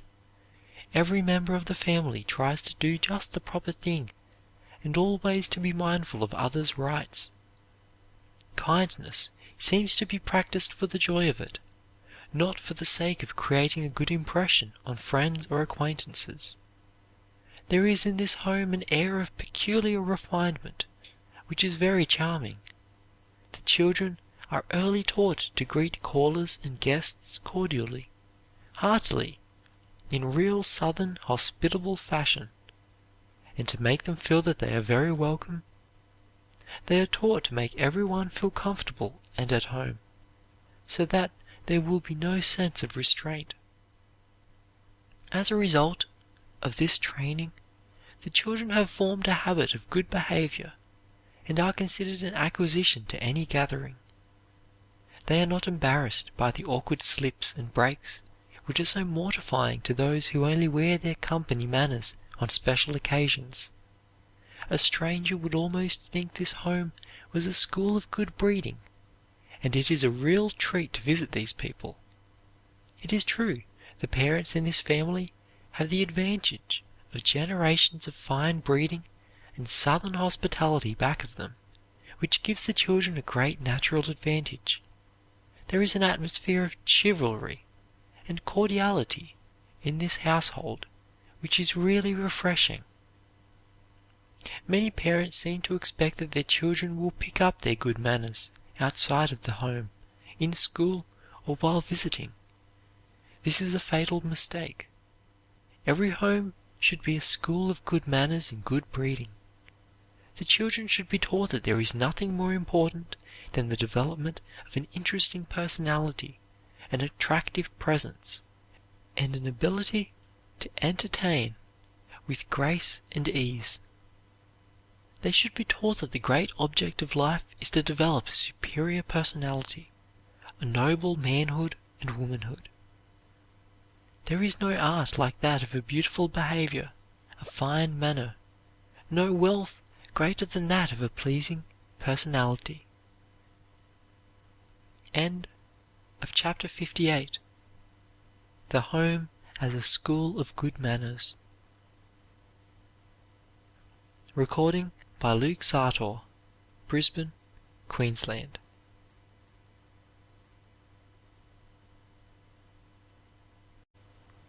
Chapter 59. Mother.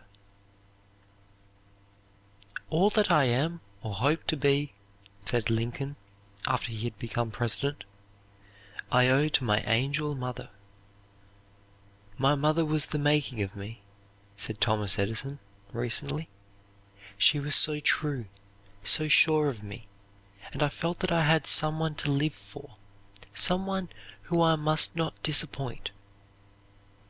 All that I have ever accomplished in life, declared Dwight L. Moody, the great evangelist, I owe to my mother. To the man who has had a good mother, all women are sacred for her sake, said Jean Paul Richter. The testimony of great men in acknowledgment of the boundless debt they owe to their mothers would make a record stretching from the dawn of history to today. Few men, indeed, become great who do not owe their greatness to a mother's love and inspiration. How often we hear people in every walk of life say, I never could have done this thing but for my mother. She believed in me, encouraged me when others saw nothing in me. A kiss from my mother made me a painter, said Benjamin West. A distinguished man of today says, I never could have reached my present position had I not known that my mother expected me to reach it. From a child, she made me feel that this was the position she expected me to fill, and her faith spurred me on and gave me the power to attain it. Everything that a man has and is, he owes to his mother. From her he gets health, brain, encouragement, moral character, and all his chances of success. In the shadow of every great man's fame walks his mother, said Dorothy Dix. She has paid the price of his success. She went down into the valley of the shadow to give him life, and every day for years and years thereafter she toiled incessantly to push him on toward his goal. She gave the labor of her hands for his support. She poured into him ambition when he grew discouraged. She supplemented his weakness with her strength. She filled him with her hope and faith when his own failed.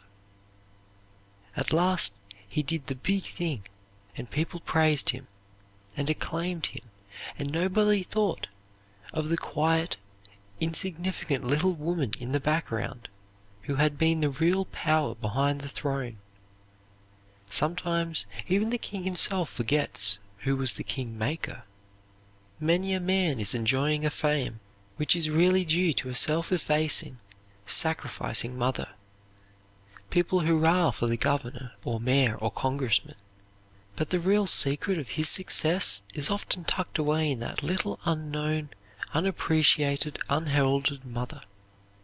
His education and his chance to rise may have been due to her sacrifices.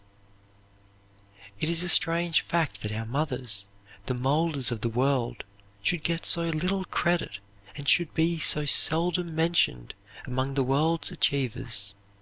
The world sees only the successful son. The mother is but a round in the ladder upon which he has climbed. Her name or face is seldom seen in the papers. Only her son is lauded and held up to our admiration. Yet it was that sweet, pathetic figure in the background that made his success possible. The woman who merits the greatest fame is the woman who gives a brilliant mind to the world. The mothers of great men and women deserve just as much honor as the great men and women themselves, and they will receive it from the better understanding of the coming days. A wife may do much towards polishing up a man and boosting him up the ladder, but unless his mother first gave him the intellect to scintillate and the muscles to climb with, the wife labors in vain, continues Dorothy Dix in the Evening Journal. You cannot make a clod shine. You cannot make a mollusk aspire. You must have the material to work with to produce results. By the time a man is married, his character is formed, and he changes very little. His mother has made him, and no matter how hard she tries, there is very little that his wife can do toward altering him. It is not the philosophies, the theories, the code of ethics that a man acquires in his older years that really influence him. It is the things that he learned at his mother's knee, the principles that she instilled in him in his very cradle, the taste and habits that she formed, the strength and courage that she breathed into him. It is the childish impressions that count. It is the memory of whispered prayers, of bedtime stories, of old ideals held unfalteringly before a boy's gaze. It is half-forgotten songs and dim visions of heroes that a mother taught her child to worship that make the very warp and woof of the soul. It is the pennies that a mother teaches a boy to save, and the self-denial that she inculcates in doing it, that form the real foundation of the fortune of the millionaire. It is the mother that loves books, and who gives her sons her love of learning, who bestows the great scholars, the writers and orators on the world. It is the mother that worships science, who turns the eyes of the child upon her breast, up to the wonder of the stars, and who teaches the little toddler at her side to observe the marvel of beast and bird and flower and all created things, whose sons become the great astronomers and naturalists and biologists. The very atmosphere that radiates from and surrounds the mother is the inspiration and constitutes the holy of holies of family life. "In my mother's presence," said a prominent man, "I became for the time transformed into another person." How many of us have felt the truth of this statement? How ashamed we feel when we meet her eyes, that we have ever harbored an unholy thought or dishonorable suggestion. It seems impossible to do wrong while under that magic influence. What revengeful plans, what thoughts of hatred and jealousy have been scattered to the four winds while in the mother's presence. Her children go out from communion with her resolved to be better men, nobler women, truer citizens. How many of us have stood and watched with admiration the returning victor of some petty battle, cheering until we were hoarse, exhausting ourselves with the vehemence of our enthusiasm, says a writer, when right beside us, possibly touching our hand, was one greater than he, one whose battle has not been petty, whose conflict has not been of short duration, but has, for us, fought many a severe fight. When we had the scarlet fever or diphtheria, and no one would come near us, who held the cup of cold water to our fever-parched lips? Who bent over us day and night and fought away with almost supernatural strength the greatest of all enemies, death, the world's greatest heroine, mother? Who is it that each Sunday dinner time chose the neck of the chicken that we might have the juicy wing or breast or leg? Who is it that stays home from the concert, the social, the play, that we may go with the others and not be stinted for small change? Who is it that crucifies her love of pretty clothes, her desire for good things, her longing for pleasure, that we may have all these? Who is it? Mother! The greatest heroine in the world is the mother. No one else makes such sacrifices, or endures anything like the suffering that she uncomplainingly endures for her children. What is the giving of one's life in battle, or in a wreck at sea to save mother, in comparison with the perpetual sacrifice of many mothers of a living death lasting for half a century or more? How the world's heroes dwindle in comparison with the mother heroine!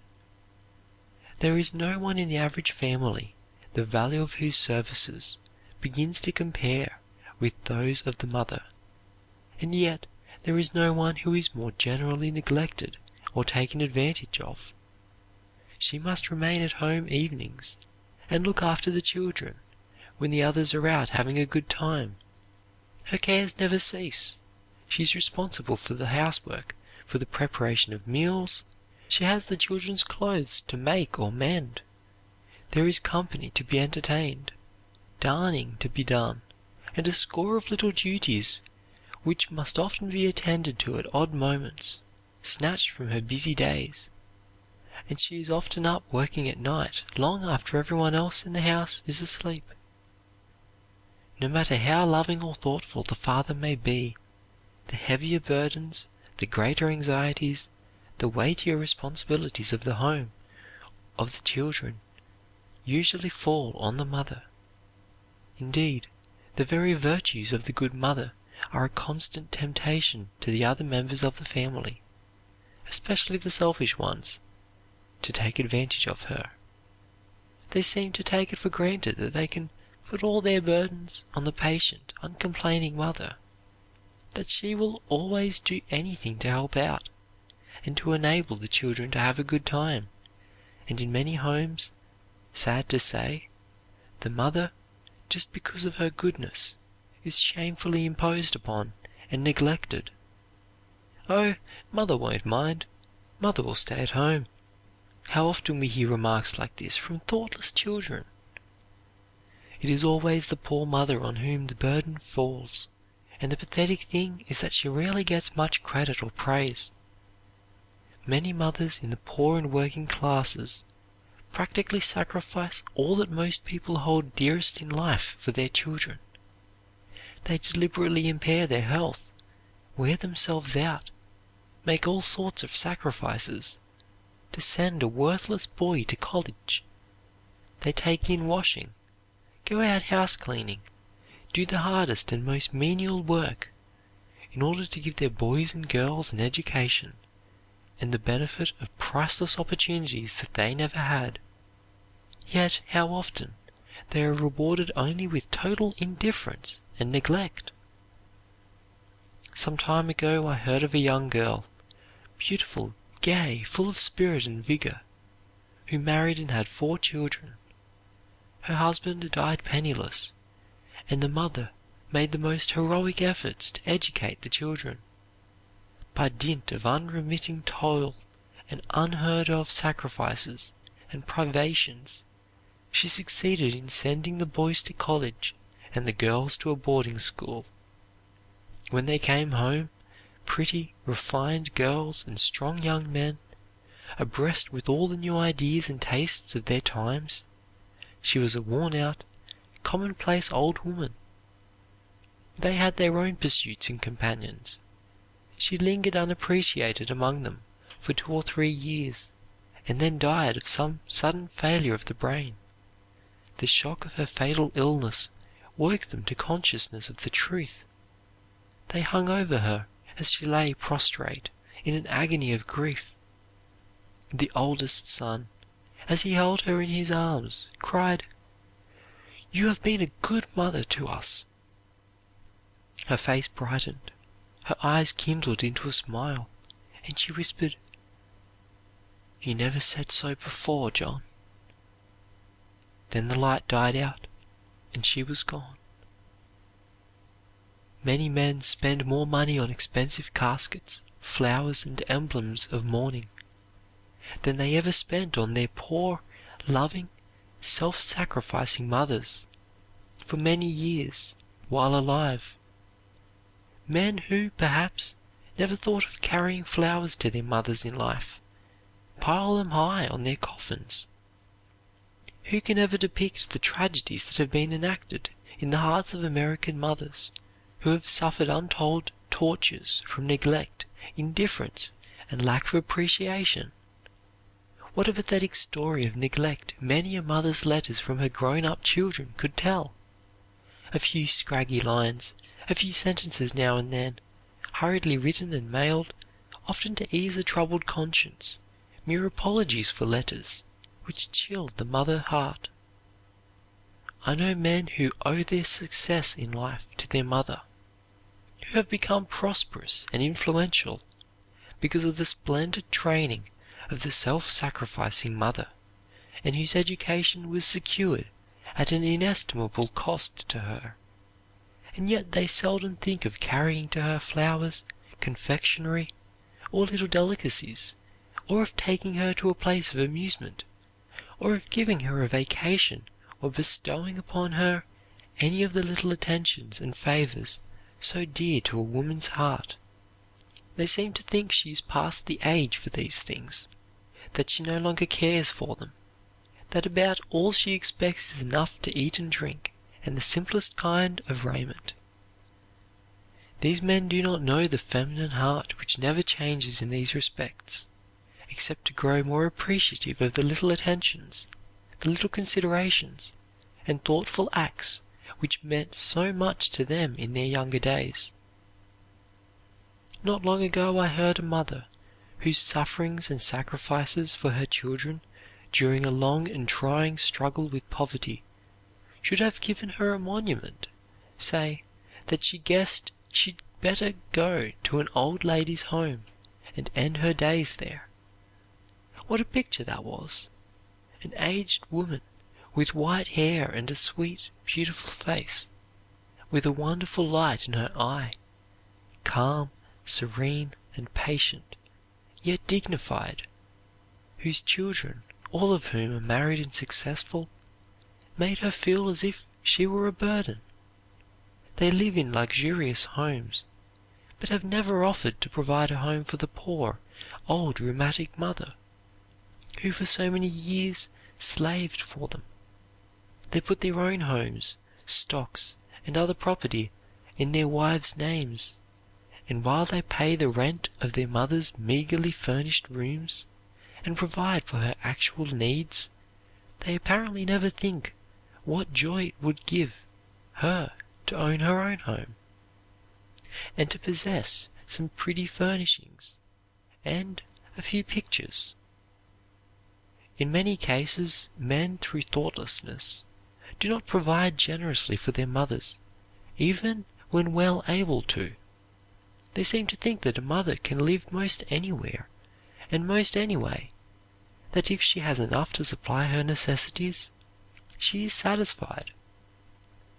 Just think, you prosperous businessmen, how you would feel if the conditions were reversed, if you were obliged to take the dependent, humiliating position of your mother. Whatever else you are obliged to neglect, take no chances of giving your mother pain by neglecting her, and of thus making yourself miserable in the future. The time may come when you will stand by her bedside, in her last sickness, or by her coffin, and wish that you had exchanged a little of your money for more visits, and more attentions, and more little presents to your mother, when you will wish that you had cultivated her more, even at the cost of making a little less money. There is no one else in this world who can take your mother's place in your life, and there is no remorse like that which comes from the remembrance of ill-treating, abusing, or being unkind to one's mother. These things stand out with awful vividness and terrible clearness when the mother is gone forever from sight, and you have time to contrast your treatment with her long suffering, tenderness, and love, and her years of sacrifice for you. One of the most painful things I have ever witnessed was the anguish of a son who had become wealthy and in his prosperity neglected the mother, whose sacrifices alone had made his success possible. He did not take the time to write to her more than twice a year, and then only brief letters. He was too busy to send a good long letter to the poor old lonely mother back in the country, who had risked her life and toiled and sacrificed for years for him. Finally, when he was summoned to her bedside in the country, in her last sickness, and realized that his mother had been for years without the ordinary comforts of life, while he had been living in luxury, he broke down completely, and while he did everything possible to alleviate her suffering in the few last days that remained to her on earth, and gave her an imposing burial, what torture he must have suffered at this pitiful picture of his mother who had sacrificed everything for him. The regrets for thoughtless acts and indifference to admonitions now felt and expressed by many living sons of dead mothers will in time be felt and expressed by the living sons of living mothers, said Richard L. Metcalf in The Commoner. The boys of today who do not understand the value of the mother's companionship will yet sing, with those who already know, this song of tribute and regret. The hours I spent with thee, dear heart, are as a string of pearls to me. I count them over, every one apart, my rosary. Each hour a pearl, each pearl a prayer, to still a heart in absence wrung. I tell each bead unto the end, and there a cross is hung. O memories that bless and burn! O mighty gain and bitter loss! I kiss each bead, and strive at last to learn to kiss the cross, sweetheart, to kiss the cross. No man worthy of the name ever neglects or forgets his mother. I have an acquaintance of very poor parentage who had a hard struggle to get a start in the world, but when he became prosperous and built his beautiful home, he furnished a suite of rooms in it especially for his mother, furnished them with all conveniences and comforts possible, and insisted upon keeping a maid specially for her. Although she lives with her son's family, she is made to feel that this part of the great home is her own, and that she is as independent as though she lived in her own house. Every son should be ambitious to see his mother as well provided for as his wife. Really great men have always reverenced and cared tenderly for their mothers. President McKinley provided in his will that, first of all, his mother should be made comfortable for life. The first act of Garfield, after he was inaugurated president, was to kiss his aged mother, who sat near him, and who said this was the proudest and happiest moment of her life. Ex-President Loubet of France, even after his elevation to the presidency, took great pride in visiting his mother, who was a humble market gardener in a little French village. A writer on one occasion, describing a meeting between this mother and her son, says, "Her noted son awaited her in the marketplace as she drove up in her little cart loaded with vegetables. Assisting his mother to alight, the French president gave her his arm and escorted her to her accustomed seat. Then, holding over her a large umbrella to shield her from the threatening weather, he seated himself at her side, and mother and son enjoyed a long talk together." I once saw a splendid young college graduate introduce his poor, plainly dressed old mother to his classmates with as much pride and dignity as though she was a queen.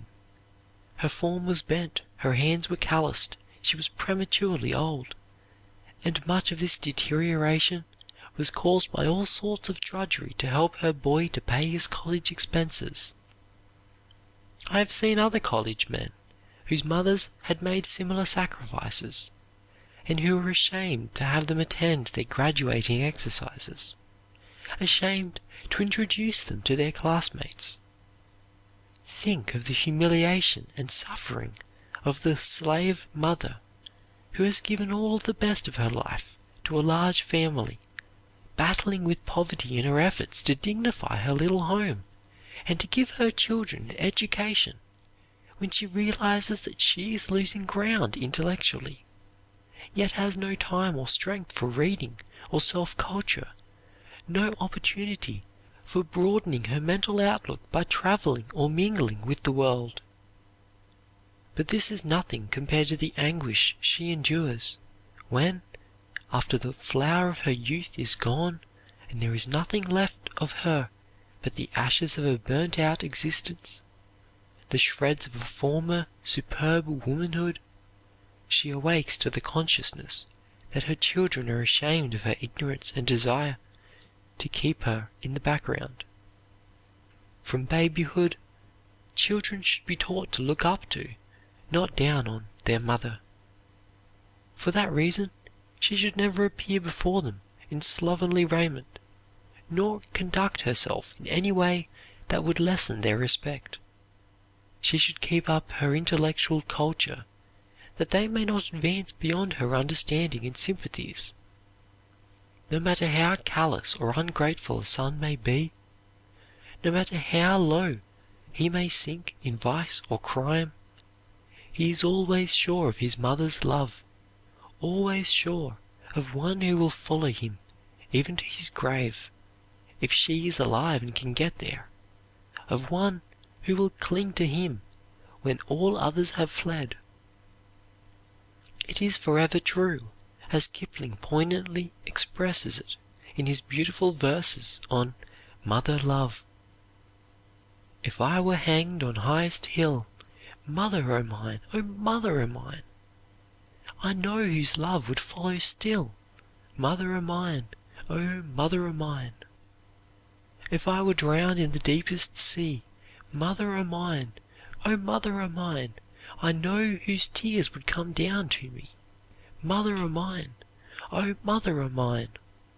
If I were cursed of body and soul, mother o' mine, O mother o' mine, I know whose prayers would make me whole, mother o' mine, O mother o' mine.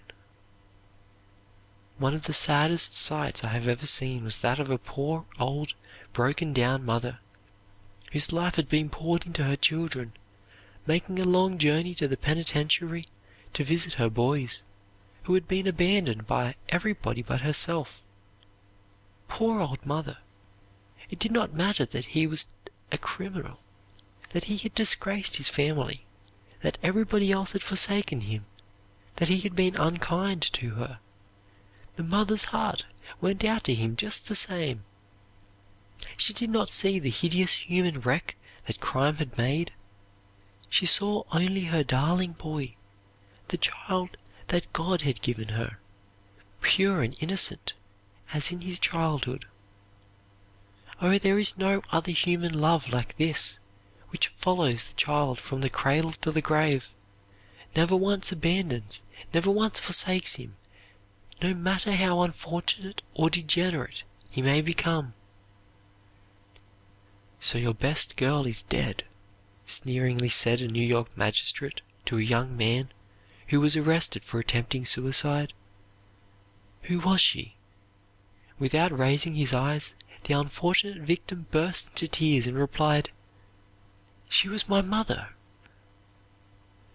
The smile vanished from the magistrate's face, and with tears in his eyes, he said, "Young man, go and try to be a good man, for your mother's sake." How little we realize what tragedy may be going on in the hearts of those whom we sneeringly condemn. What movement set on foot in recent years deserves heartier support than that for the establishment of a National Mother's Day? The day set apart as Mother's Day by those who have inaugurated this movement is the second Sunday in May. Let us unite in doing all we can to make it a real Mother's Day by especially honoring our mothers in the flesh, those of us who are so fortunate as to have our mothers with us in the spirit, those who are not so fortunate. If away from her, write a good loving letter, or telephone, or telegraph to the best mother who ever lived, your mother. Send her some flowers, an appropriate present. Go and spend the day with her, or in some other way make her heart glad. Show her that you appreciate her, and that you give her credit for a large part of your success. Let us do all we can to make up for past neglect of the little known, half appreciated, unheralded mothers who have had so little credit in the past, and are so seldom mentioned among the world's achievers, by openly, and especially in our hearts, paying our own mothers every tribute of honor, respect, devotion, and gratitude that love and a sense of duty can suggest. Let us acknowledge to the world the great debt we owe them by wearing, every one of us, boy and girl, man and woman, on Mother's Day, a white carnation, the flower chosen as the symbol and emblem of motherhood. Happily chosen emblem! What could more fittingly represent motherhood, with its whiteness, symbolizing purity, its lasting qualities, faithfulness, its fragrance, love, its wide field of growth, charity, its form, beauty. What an impressive and beautiful tribute to motherhood it would be for a whole nation to unite one day in wearing its chosen emblem, and in song and speech and other appropriate exercises, to honor its mothers. End of chapter 59. Mother. Recording by Luke Sartor, Brisbane, Queensland.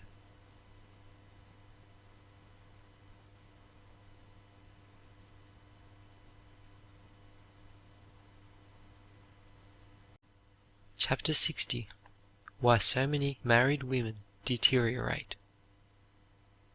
A woman writes me, "You would laugh if you knew the time I have had in getting the dollar which I enclose for your inspiring magazine.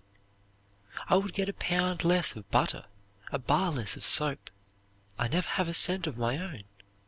Do you think it wrong of me to deceive my husband in this way?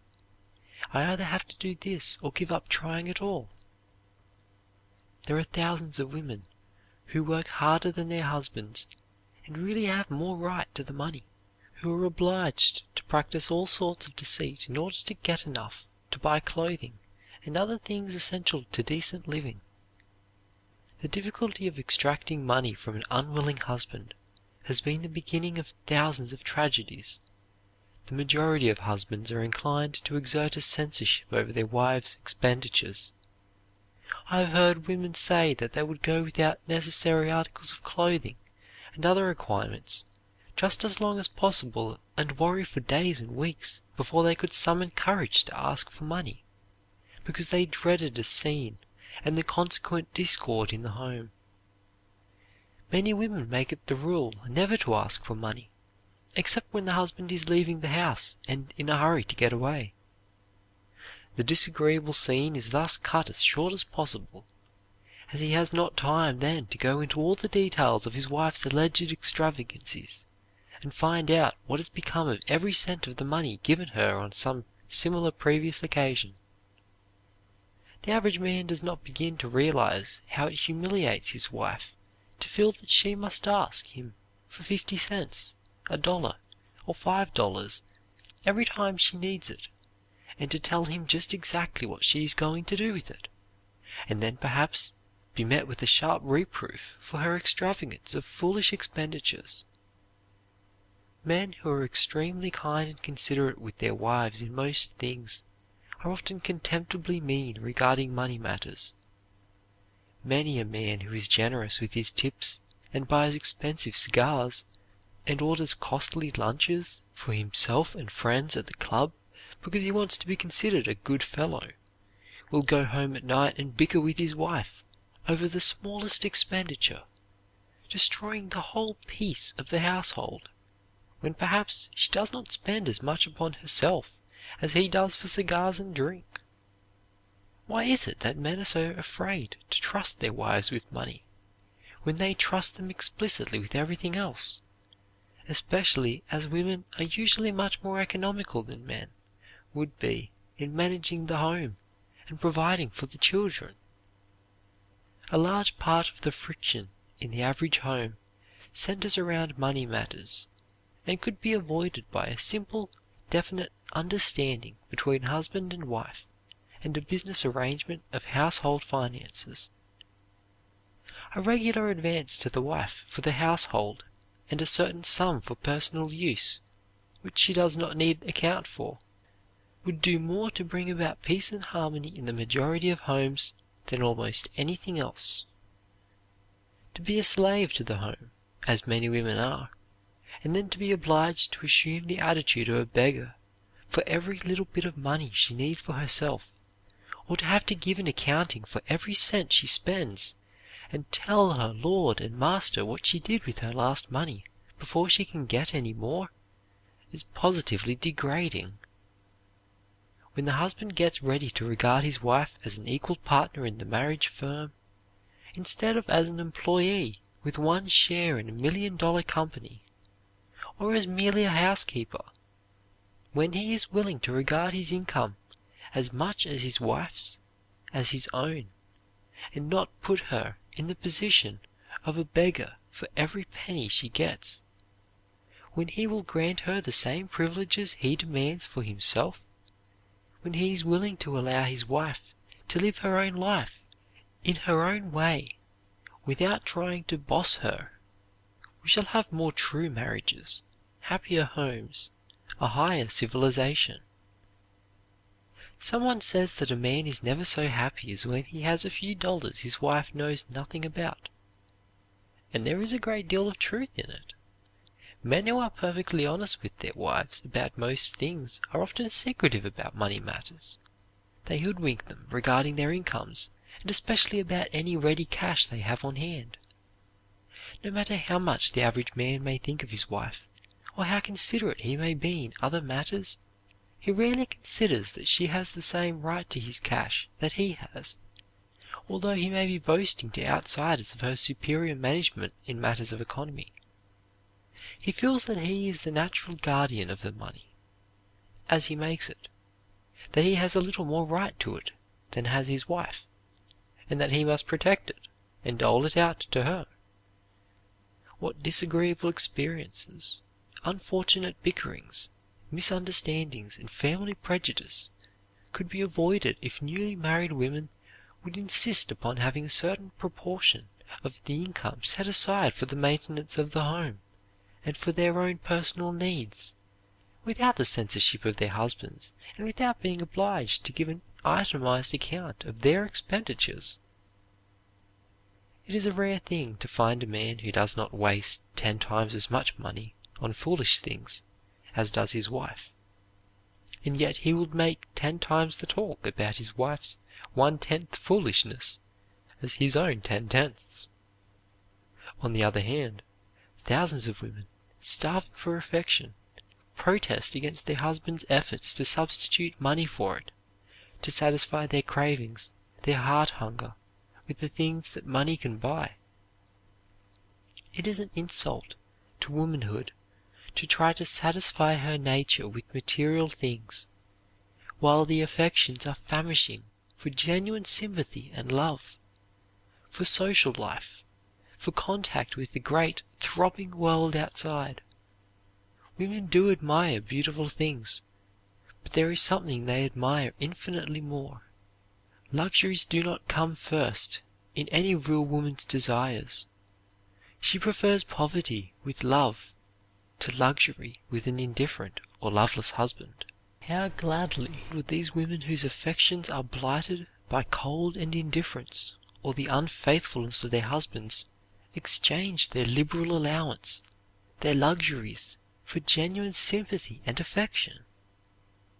One of the most pathetic spectacles in American life is that of the faded, outgrown wife, standing helpless in the shadow of her husband's prosperity and power. Having sacrificed her youth, beauty, and ambition, nearly everything that the feminine mind holds dear, to enable an indifferent, selfish, brutish husband to get a start in the world. It does not matter that in her unselfish effort to help him she burned up much of her attractiveness over the cooking stove, that she lost more of it at the wash tub, in scrubbing and cleaning and rearing and caring for their children during the slavery of her early married life. It does not matter how much she suffered during those terrible years of poverty and privation. Just as soon as the selfish husband begins to get prosperous, finds that he is succeeding, feels his power, he often begins to be ashamed of the woman who has given up everything to make his success possible. It is a sad thing to see any human being whose life is blighted by the lack of love. But it is doubly pathetic to see a woman who has given everything to the man she loved and who gets in return only her board and clothes and an allowance, great or small. Some men seem to think that the precept, "Man does not live by bread alone," was not meant to include woman. They cannot understand why she should not be happy and contented if she has a comfortable home and plenty to eat and wear. They would be surprised to learn that many a wife would gladly give up luxuries and live on bread and water if she could only have her husband's sympathy in her aspirations, his help and encouragement in the unfolding of her stifled talents. I know a very able, promising young man who says that if he had had a rich father, he never would have developed his creative power, that his ambition would have been strangled, that it was the desperate struggle to make a place for himself in the world that developed the real man in him. This young man married a poor girl who had managed by the hardest kind of work and sacrifice to pay her way through college. She had just begun to develop her power, to feel her wings, when her husband caged her in his home, took away her highest incentive for self-development. He said that a man who could not support a wife without her working had no business to marry. He dressed his wife like a queen, gave her horses and carriages and servants, but all the time he was discouraging her from developing her self-reliance, taking away all motives for cultivating her resourcefulness and originality. At first, the wife was very eager to work. Her ambition rebelled against the gilded chains by which she was bound. She was restless, nervous, and longed to use her powers to do something for herself and the world. But her husband did not believe in a woman doing the things she wished to do. He wanted his wife to look pretty and fresh when he returned from his business at night, to keep young and to shine in society. He was proud of her beauty and vivacity. He thought he loved her, but it was a selfish love, for real love has a tender regard for a person's highest good, for that person's sake. Gradually the glamour of society, the lethe of a luxurious life, paralyzed her ambition, which clamored less and less peremptorily for recognition, until at length she subsided into a life of almost total inaction.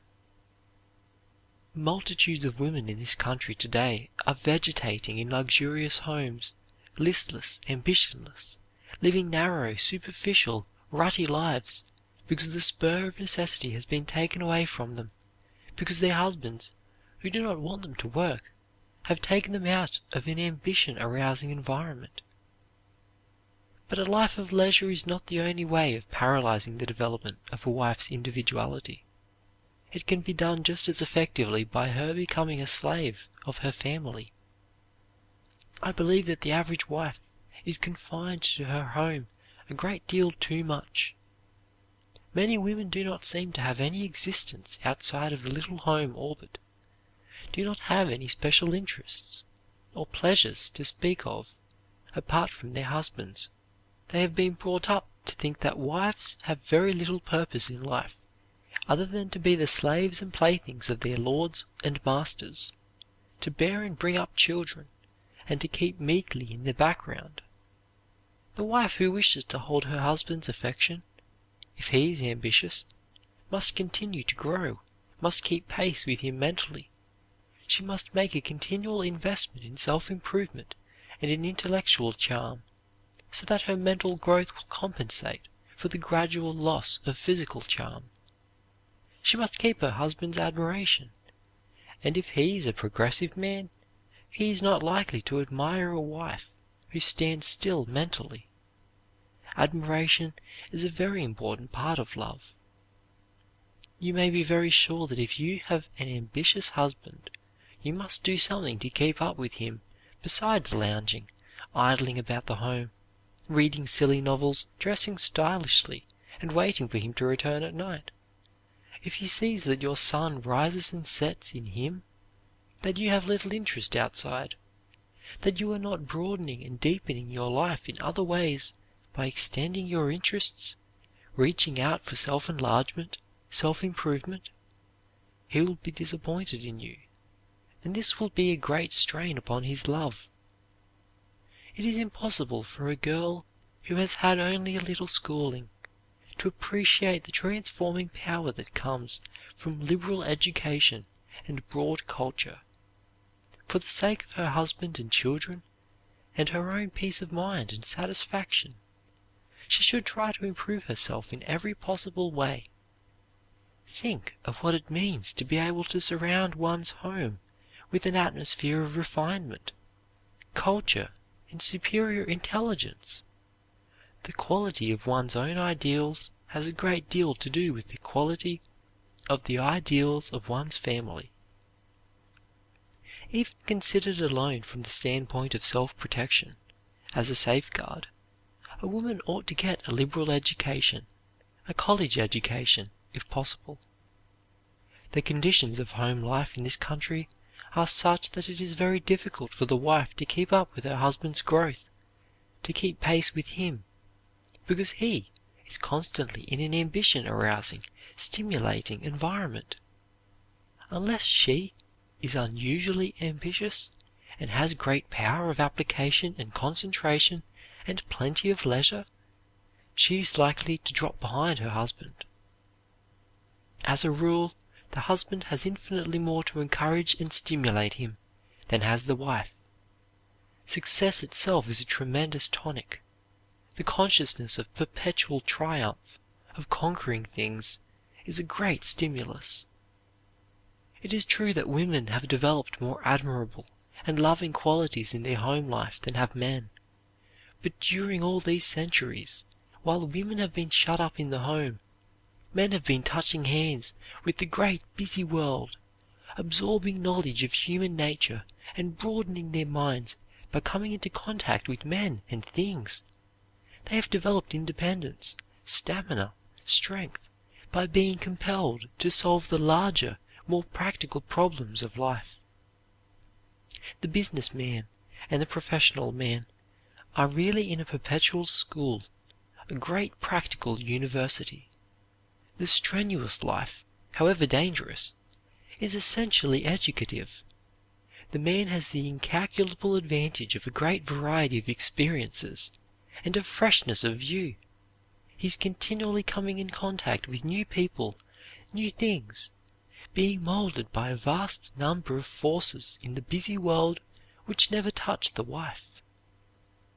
If women, equally with men, do not continue to grow and expand after marriage, how can we expect race improvement? Woman must ascend to higher, wider planes, or both man and woman must descend. Male and female created He them. There is no separating them. They must rise or fall together. The woman's cause is man's. They rise or sink together, dwarfed or godlike, bond or free. Many a man has tired of his wife because she has not kept pace with him, because, instead of growing broader and keener as the years pass, she has become narrow. It never occurs to him that the fault may be wholly his own. In the early years of their married life he perhaps laughed at her dreams, as he called her longings for self-improvement. He discouraged, if he did not actually oppose, every effort she made to grow to the full stature of her womanhood. His indifference or hostility quenched the hopes she had indulged before marriage. The bitterness of her disappointment crushed her spirit. She lost her buoyancy and enthusiasm, and gradually sank to the level of a household drudge. And the husband wonders what has changed the joyous, high-spirited girl he married into the dull, apathetic woman who now performs her duties like an automaton.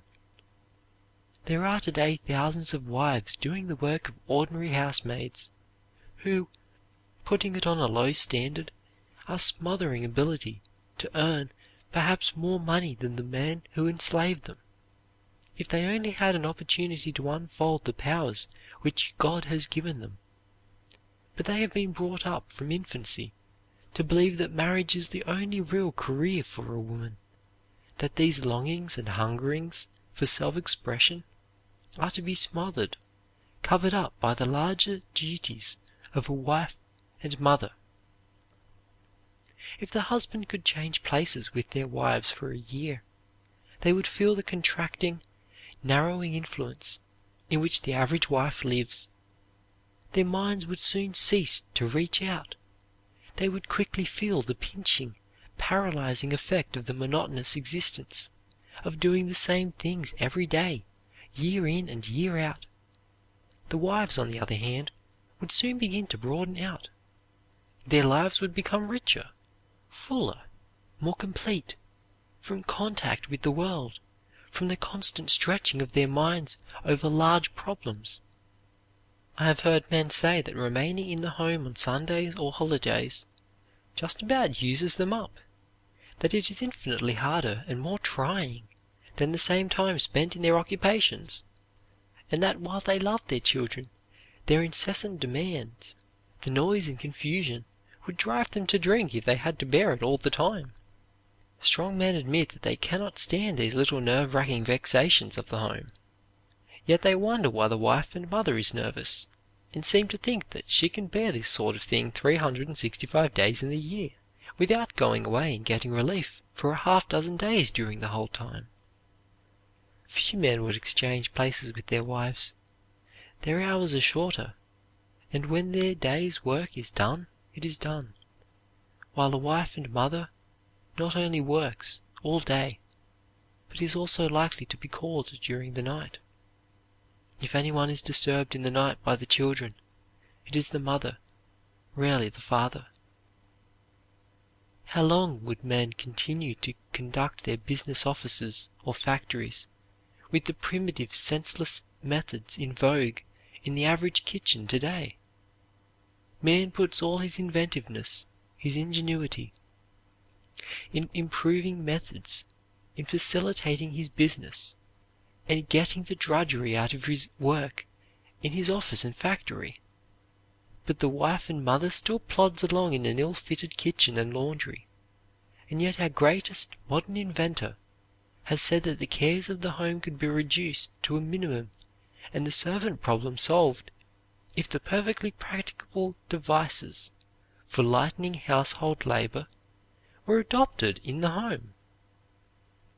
But, many of our men readers will say, is there any profession in the world grander than that of home-making?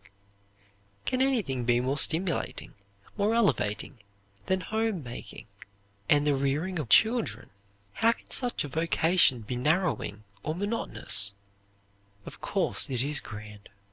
There is nothing grander in the universe than the work of a true wife, a noble mother, but it would require the constitution of a Hercules, and infinitely greater patience than that of a Job, to endure such work with almost no change or outside variety, year in and year out, as many wives and mothers do, without breaking down. The average man does not appreciate how almost devoid of incentives to broad-mindedness, to many-sidedness, to liberal growth, the home life of many women is. There is a disease called arrested development, in which the stature of the adult remains that of a child, all physical growth and expansion having stopped. One of the most pitiable phases of American life, and one of the most discouraging elements in our civilization, is the suppressed wife who is struggling with arrested development after marriage. I have known of beautiful young wives who went to their husbands with the same assurance of confidence and trust as to their hopes and ambitions with which a child would approach its mother, only to meet with a brutal rebuff for even venturing to have an ambition which did not directly enhance the husband's comfort or convenience in his home.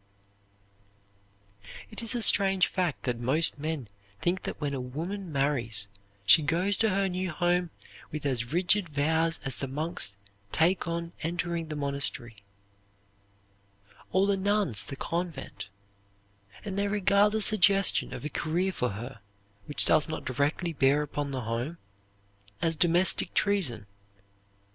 There are some women, especially sensitive ones, who would never again tell their husbands of their hopes and aspirations after they had been laughed at and ridiculed a few times, but would be forever silent, even when the canker of bitter disappointment was consuming them. Suppose a girl has the brains and the ability of a George Eliot, and she marries a young businessman who thinks that writing articles or books, or devoting a large part of her time to music, is all nonsense, that her place is at home, taking care of it and bringing up her children, and denies her the right to exercise her talent. How would he like to have the conditions reversed? It is true that woman is peculiarly fitted for the home, and every normal woman should have a home of her own, but her career should not be confined or limited to it any more than a man's. I do not see why she should not be allowed to live the life normal to her, why she should be denied the right of self-expression any more than the man, and I regard that man as a tyrant who tries to cramp her in the natural expression of her ambition, or sneers at, nags, and criticizes her for seeking to bring out, to unfold, the sacred thing which the Creator has given her. This is one of her inalienable rights which no man should dare interfere with. If he does, he deserves the unhappiness which is likely to come to his home. A wife should neither be a drudge nor a dressed-up doll. She should develop herself by self-effort, just as her husband develops himself. She should not put herself in a position where her inventiveness, resourcefulness, and individuality will be paralyzed by lack of motive. We hear a great deal about the disinclination of college girls to marry. If this is a fact, it is largely due to the unfairness of men. The more education girls get, the more they will hesitate to enter a condition of slavery, even under the beautiful guise of home. Is it any wonder that so many girls refuse to marry, refuse to take chances of suppressing the best thing in them? Is it any wonder that they protest against putting themselves in a position where they will not be able to deliver to the world the sacred message which the Creator has given them? I believe in marriage, but I do not believe in that marriage which paralyzes self-development, strangles ambition, discourages evolution and self-growth, and which takes away the life purpose. To be continually haunted by the ghosts of strangled talents and smothered faculties prevents real contentment and happiness. Many a home has been made miserable, not because the husband was not kind and affectionate, not because there was not enough to eat and to wear, but because the wife was haunted with unrealized hopes and disappointed ambitions and expectations. Is there anything more pitiful than such a stifled life with its crushed hopes? Is there anything sadder than to go through life conscious of talents and powers which we cannot possibly develop, to feel that the best thing in us must be strangled for the want of opportunity, for the lack of appreciation, even by those who love us best? To know that we can never, by any possibility, reach our highest expression, but must live a sordid life when under different conditions a higher would be possible. A large part of the marital infelicity, about which we hear so much, comes from the husband's attempt to cramp his wife's ambition and to suppress her normal expression. A perversion of native instinct, a constant stifling of ambition, and the longing to express oneself naturally, gradually undermine the character and lead to discontentment and unhappiness. A mother who is cramped and repressed transmits the seeds of discontent and one-sided tendencies to her children.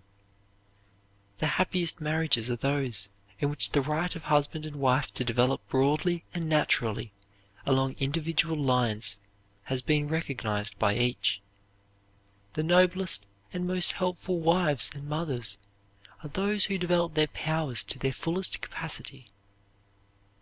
Woman is made to admire power, and she likes to put herself under the domination of a masterful man and rest in his protection.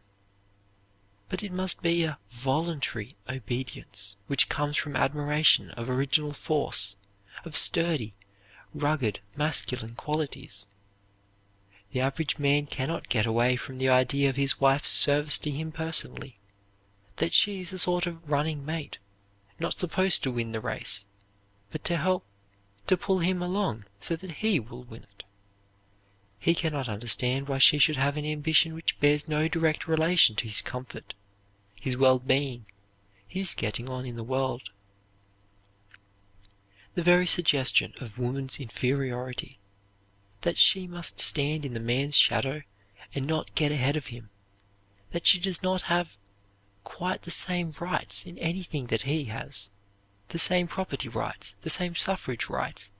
In other words, the whole suggestion of woman's inferiority has been a criminal wrong to her. Many women who are advocating woman's suffrage perhaps would not use the ballot if they had it. Their fight is one for freedom to do as they please, to live their own lives in their own way. The greatest argument in the woman's suffrage movement is woman's protest against unfair, unjust treatment by men. Man's opposition to woman's suffrage is merely a relic of the old-time domestic barbarism. It is but another expression of his determination to boss everybody and everything about him. The time will come when men will be ashamed that they ever opposed woman's suffrage. Think of a man considering it right and just for his most ignorant workmen to have an equal vote with himself on public matters, and yet denying the right to his educated wife and daughters. End of chapter 60. Why so many married women deteriorate. Recording by Luke Sartor, Brisbane, Queensland.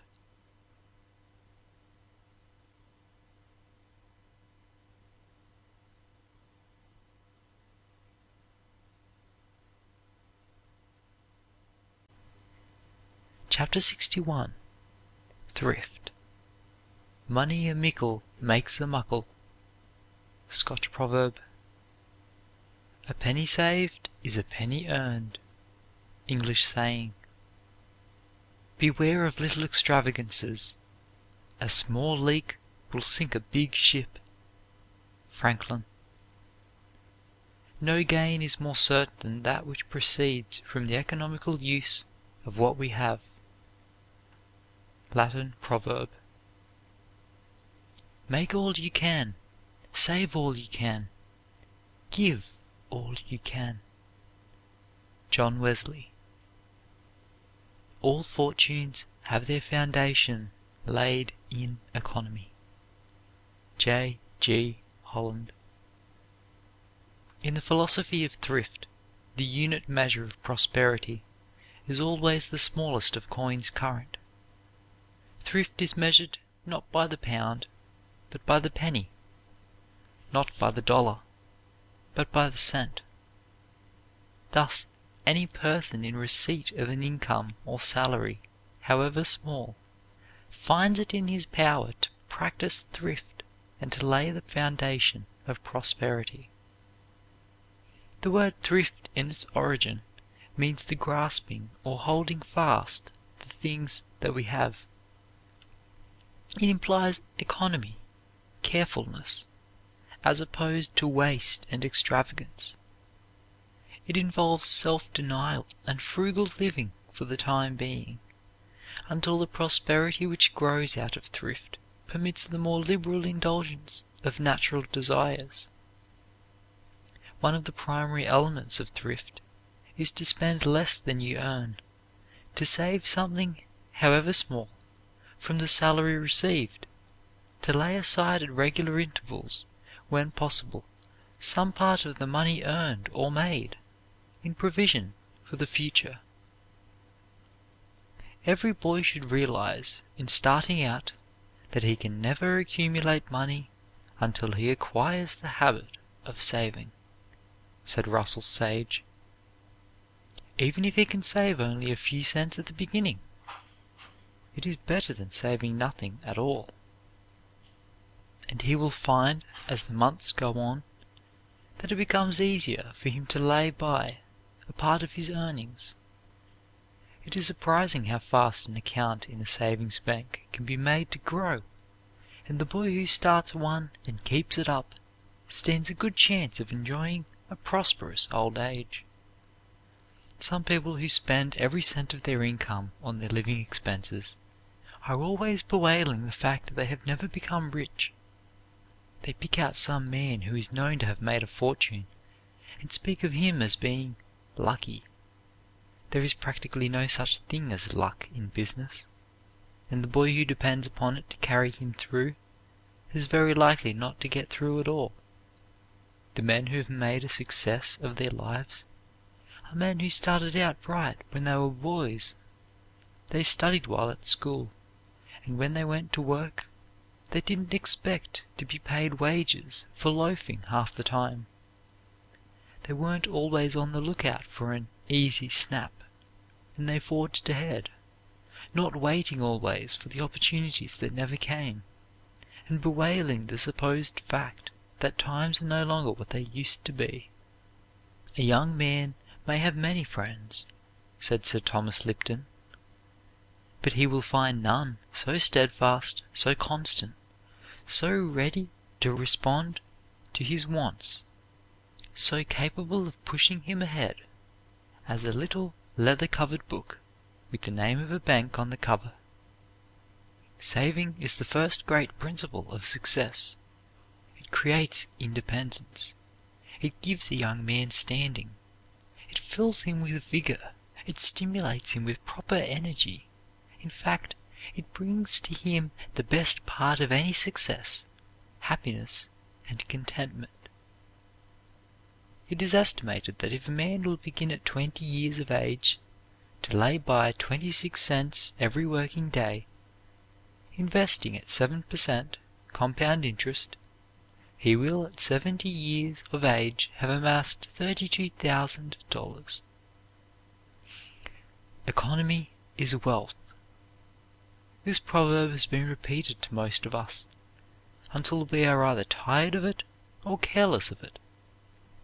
But it is well to remember that a saying becomes a proverb because of its truth and significance. Many a man has proved that if economy is not actual wealth, it is, in many cases, potentially so. Professor Marshall, the noted English economist, estimates that $500 million is spent annually by the British working class for things that do nothing to make their lives nobler or happier. At a meeting of the British Association, the President, in an address to the economic section, expressed his belief that the simple item of food waste alone would justify the above-mentioned estimate. One potent cause of waste today is that very many of the women do not know how to buy economically, and are neither passable cooks nor good housekeepers. Edward Atkinson estimated that in the United States the waste from bad cooking alone is over $100 million a year. Provided he has some ability and good sense to start with, is thrifty, honest, and economical, said Philip D. Armour. There is no reason why any young man should not accumulate money and attain so-called success in life. When asked to what qualities he attributed his own success, Mr. Armour said, "I think that thrift and economy had much to do with it. I owe much to my mother's training and to a good line of Scotch ancestors who have always been thrifty and economical." A young man should cultivate the habit of always saving something, said the late Marshall Field, however small his income. It was by living up to this principle that Mr. Field became the richest and most successful merchant in the world. When asked by an interviewer, whom I sent to him on one occasion, what he considered the turning point in his career, he answered, "Saving the first $5,000 I ever had, when I might just as well have spent the modest salary I made. Possession of that sum, once I had it, gave me the ability to meet opportunities. That I consider the turning point." The first savings prove the turning point in many a young man's career. But it is true that the lack of thrift is one of the greatest curses of modern civilization. Extravagance, ostentatious display, a desire to outshine others, is a vice of our age, and especially of our country. Someone has said that investigation would place at the head of the list of the cause of poverty wastefulness inherited from wasteful parents. "If you know how to spend less than you get," said Franklin, "you have the philosopher's stone." The great trouble with many young people is that they do not acquire the saving habit at the start, and never find the philosopher's stone. They don't learn to spend less than they get. If they learned that lesson in time, they would have little difficulty in making themselves independent. It is this first saving that counts. John Jacob Astor said it cost him more to get the first $1,000 than it did afterwards to get 100,000. But if he had not saved the first 1,000, he would have died poor. "The first thing that a man should learn to do," says Andrew Carnegie, "is to save his money. By saving his money he promotes thrift, the most valued of all habits. Thrift is the great fortune maker. It draws the line between the savage and the civilized man. Thrift not only develops the fortune, but it develops also the man's character.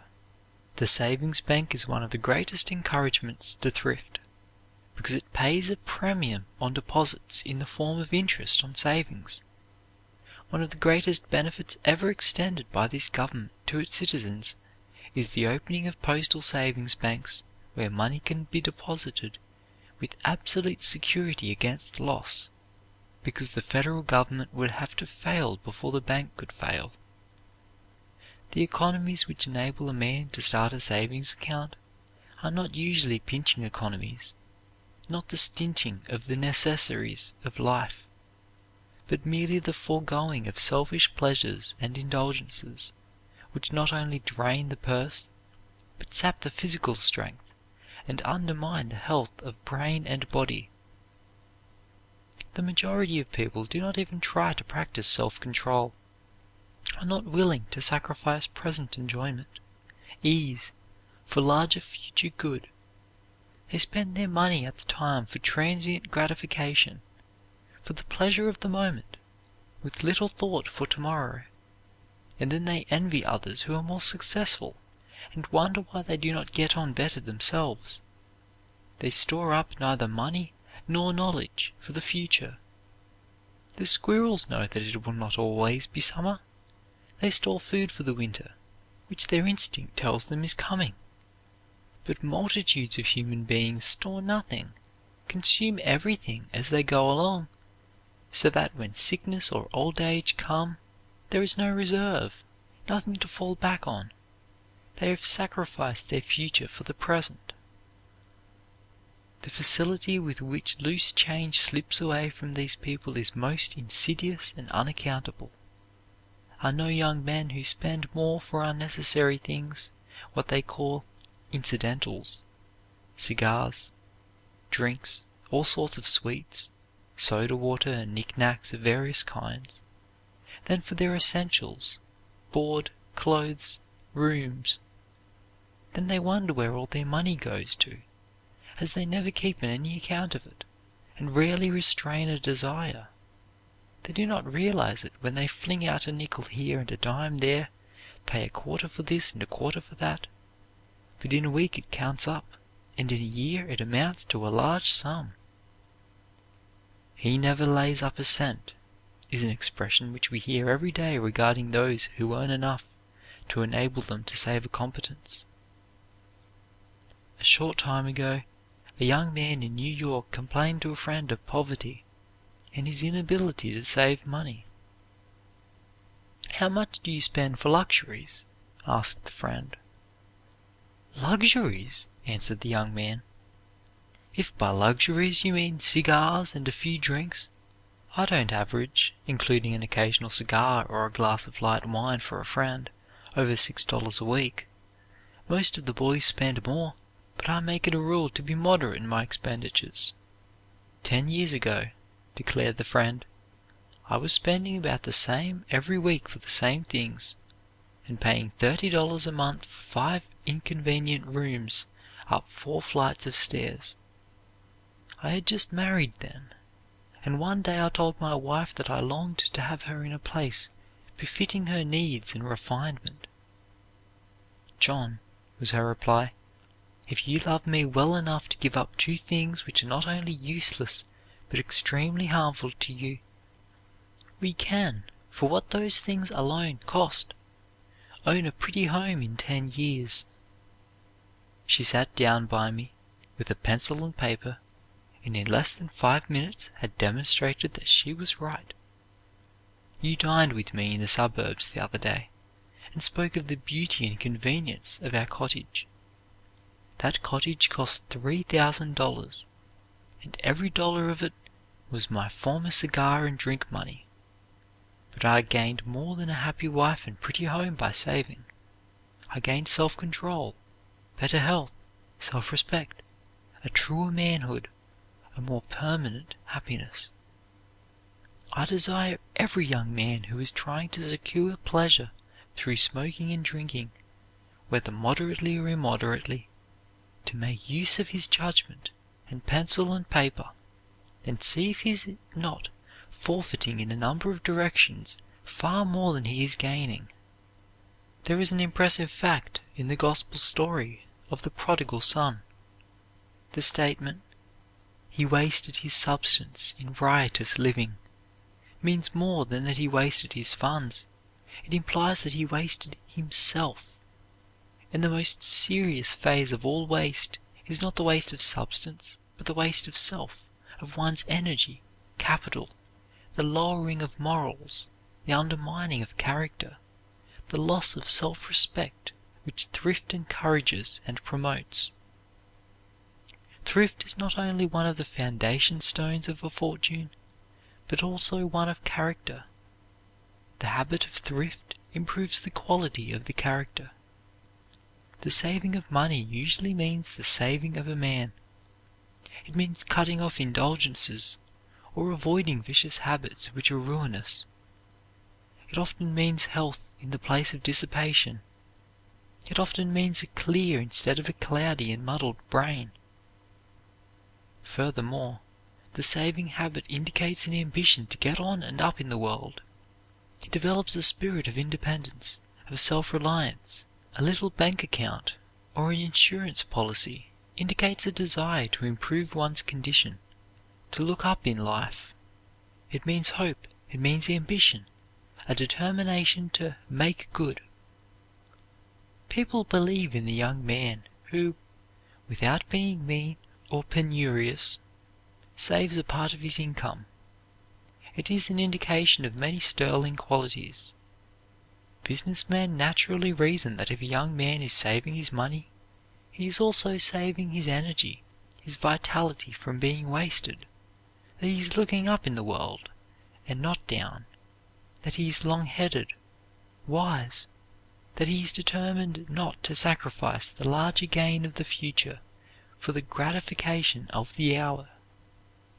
A snug little bank account will add to your self-respect and self-confidence, because it shows that you have practicability, a little more independence. You can look the world in the face with a little more assurance. You can stand a little more erect and face the future with more confidence, if you know that there stands between yourself and want a little ready money or a safe investment of some kind. The very consciousness that there is something back of you that will prove a barrier to the wolf which haunts so many human beings, and which is a terror and an efficiency destroyer to so many, will strengthen and buttress you at every point.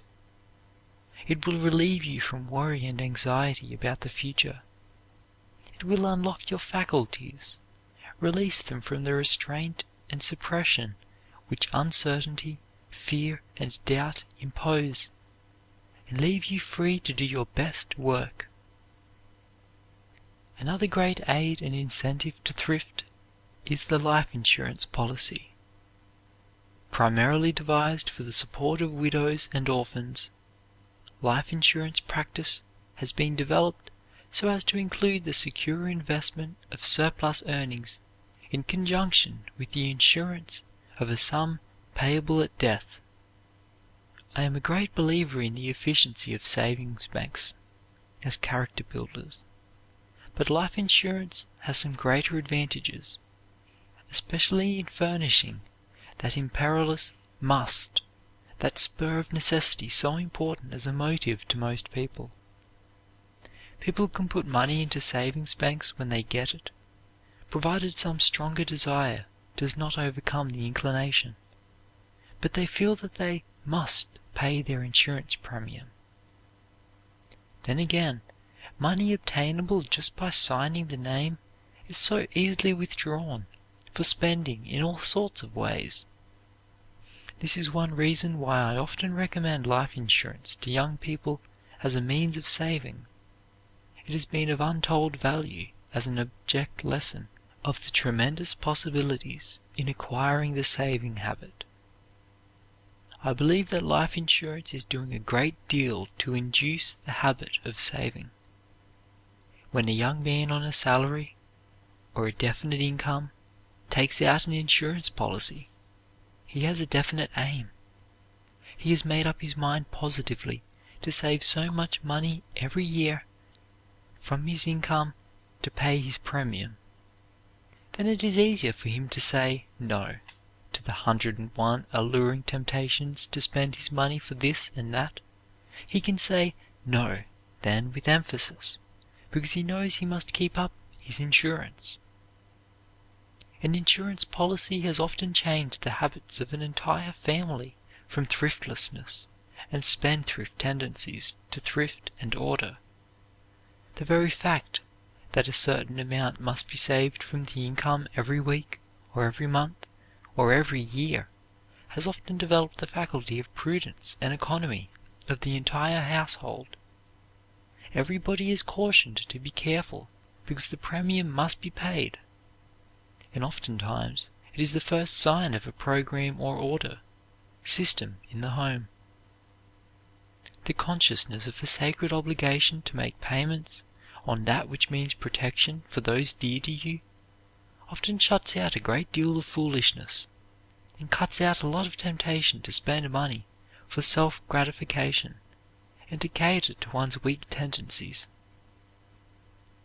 The life insurance policy has thus proved to be a character insurance as well, an insurance against silly expenditures, an insurance against one's own weak willpower or vicious weak tendencies, a real protection against one's self, one's real enemy.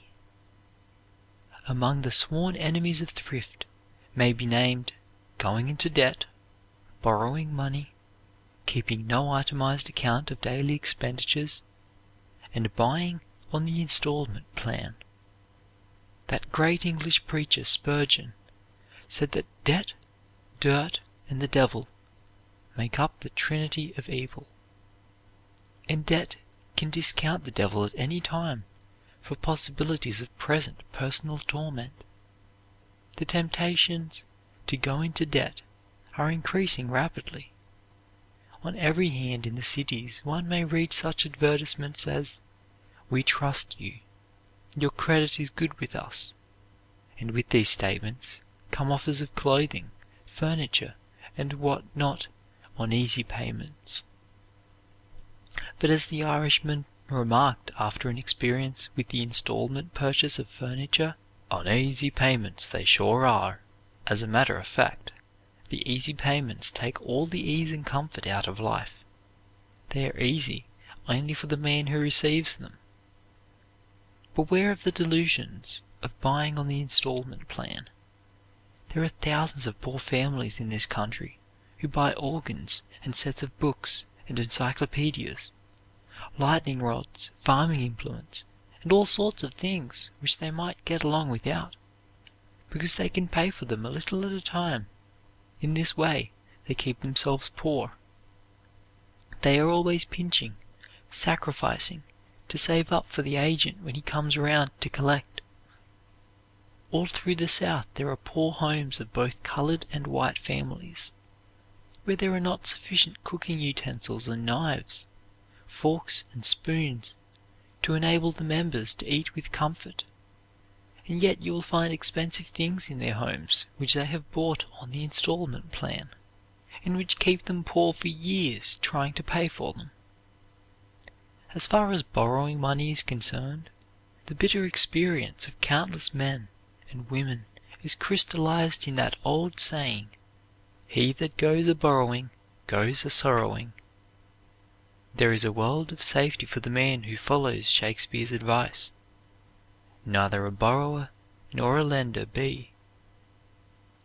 It is sometimes said flippantly that poverty is no disgrace, but it's mighty uncomfortable.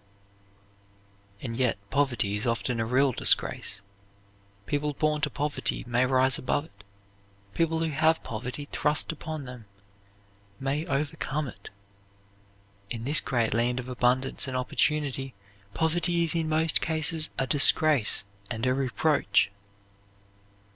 Dr. Johnson said to Boswell, "I admonish you avoid poverty, the temptation and worry it breeds." There is something humiliating in being poor. The very consciousness that we have nothing to show for our endeavor, besides a little character and the little we have done, is anything but encouraging.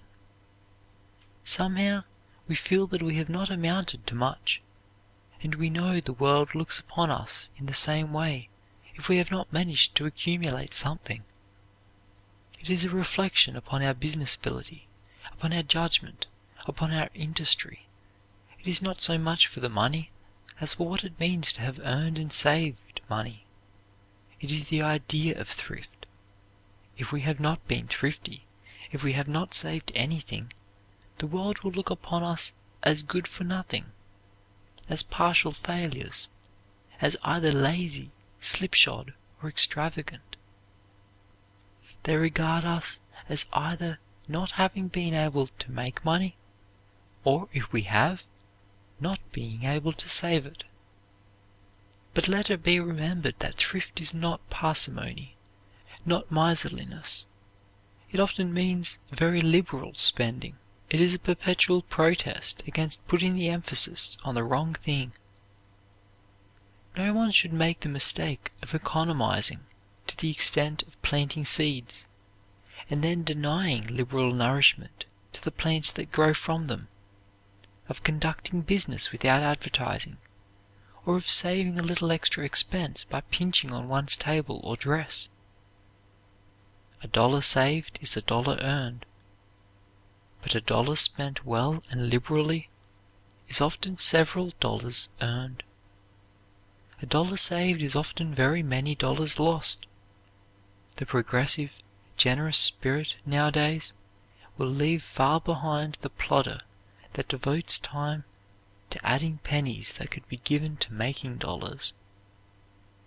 The only value a dollar has is its buying power. No matter how many times it has been spent, it is still good. Hoarded money is of no more use than gold so inaccessible in old Mother Earth that it will never feel the miner's pick. There is plenty in this world, if we keep it moving and keep moving after it. Imagine everybody in the world stingy, living on the principle of, "We can do without that," or, "Our grandfathers got along without such things, and I guess I can." What would become of our parks, grand buildings, electrical improvements, of music and art? What would become of labor that nurses a tree from a forest to a piano or a palace car? What would become of those dependent upon the finished work? What would happen, what panic would follow, if everybody turned stingy, is indefinable. So apportion your wants that your means may exceed them, said Bulwer. With £100 a year, I may need no man's help. I may at least have my crust of bread and liberty. But with £5,000 a year, I may dread a ring at my bell. I may have my tyrannical master in servants whose wages I cannot pay. My exile may be at the fiat of the first long-suffering man who enters judgment against me. For the flesh that lies nearest my heart, some Shylock may be dusting his scales and whetting his knife. Every man is needy who spends more than he has. No man is needy who spends less. I may so ill manage that with 5,000 a year I purchase the worst evils of poverty, terror and shame. I may so well manage my money that with £100 a year I purchase the best blessings of wealth, safety and respect. End of chapter 61. Thrift. Recording by Luke Sartor. Brisbane, Queensland.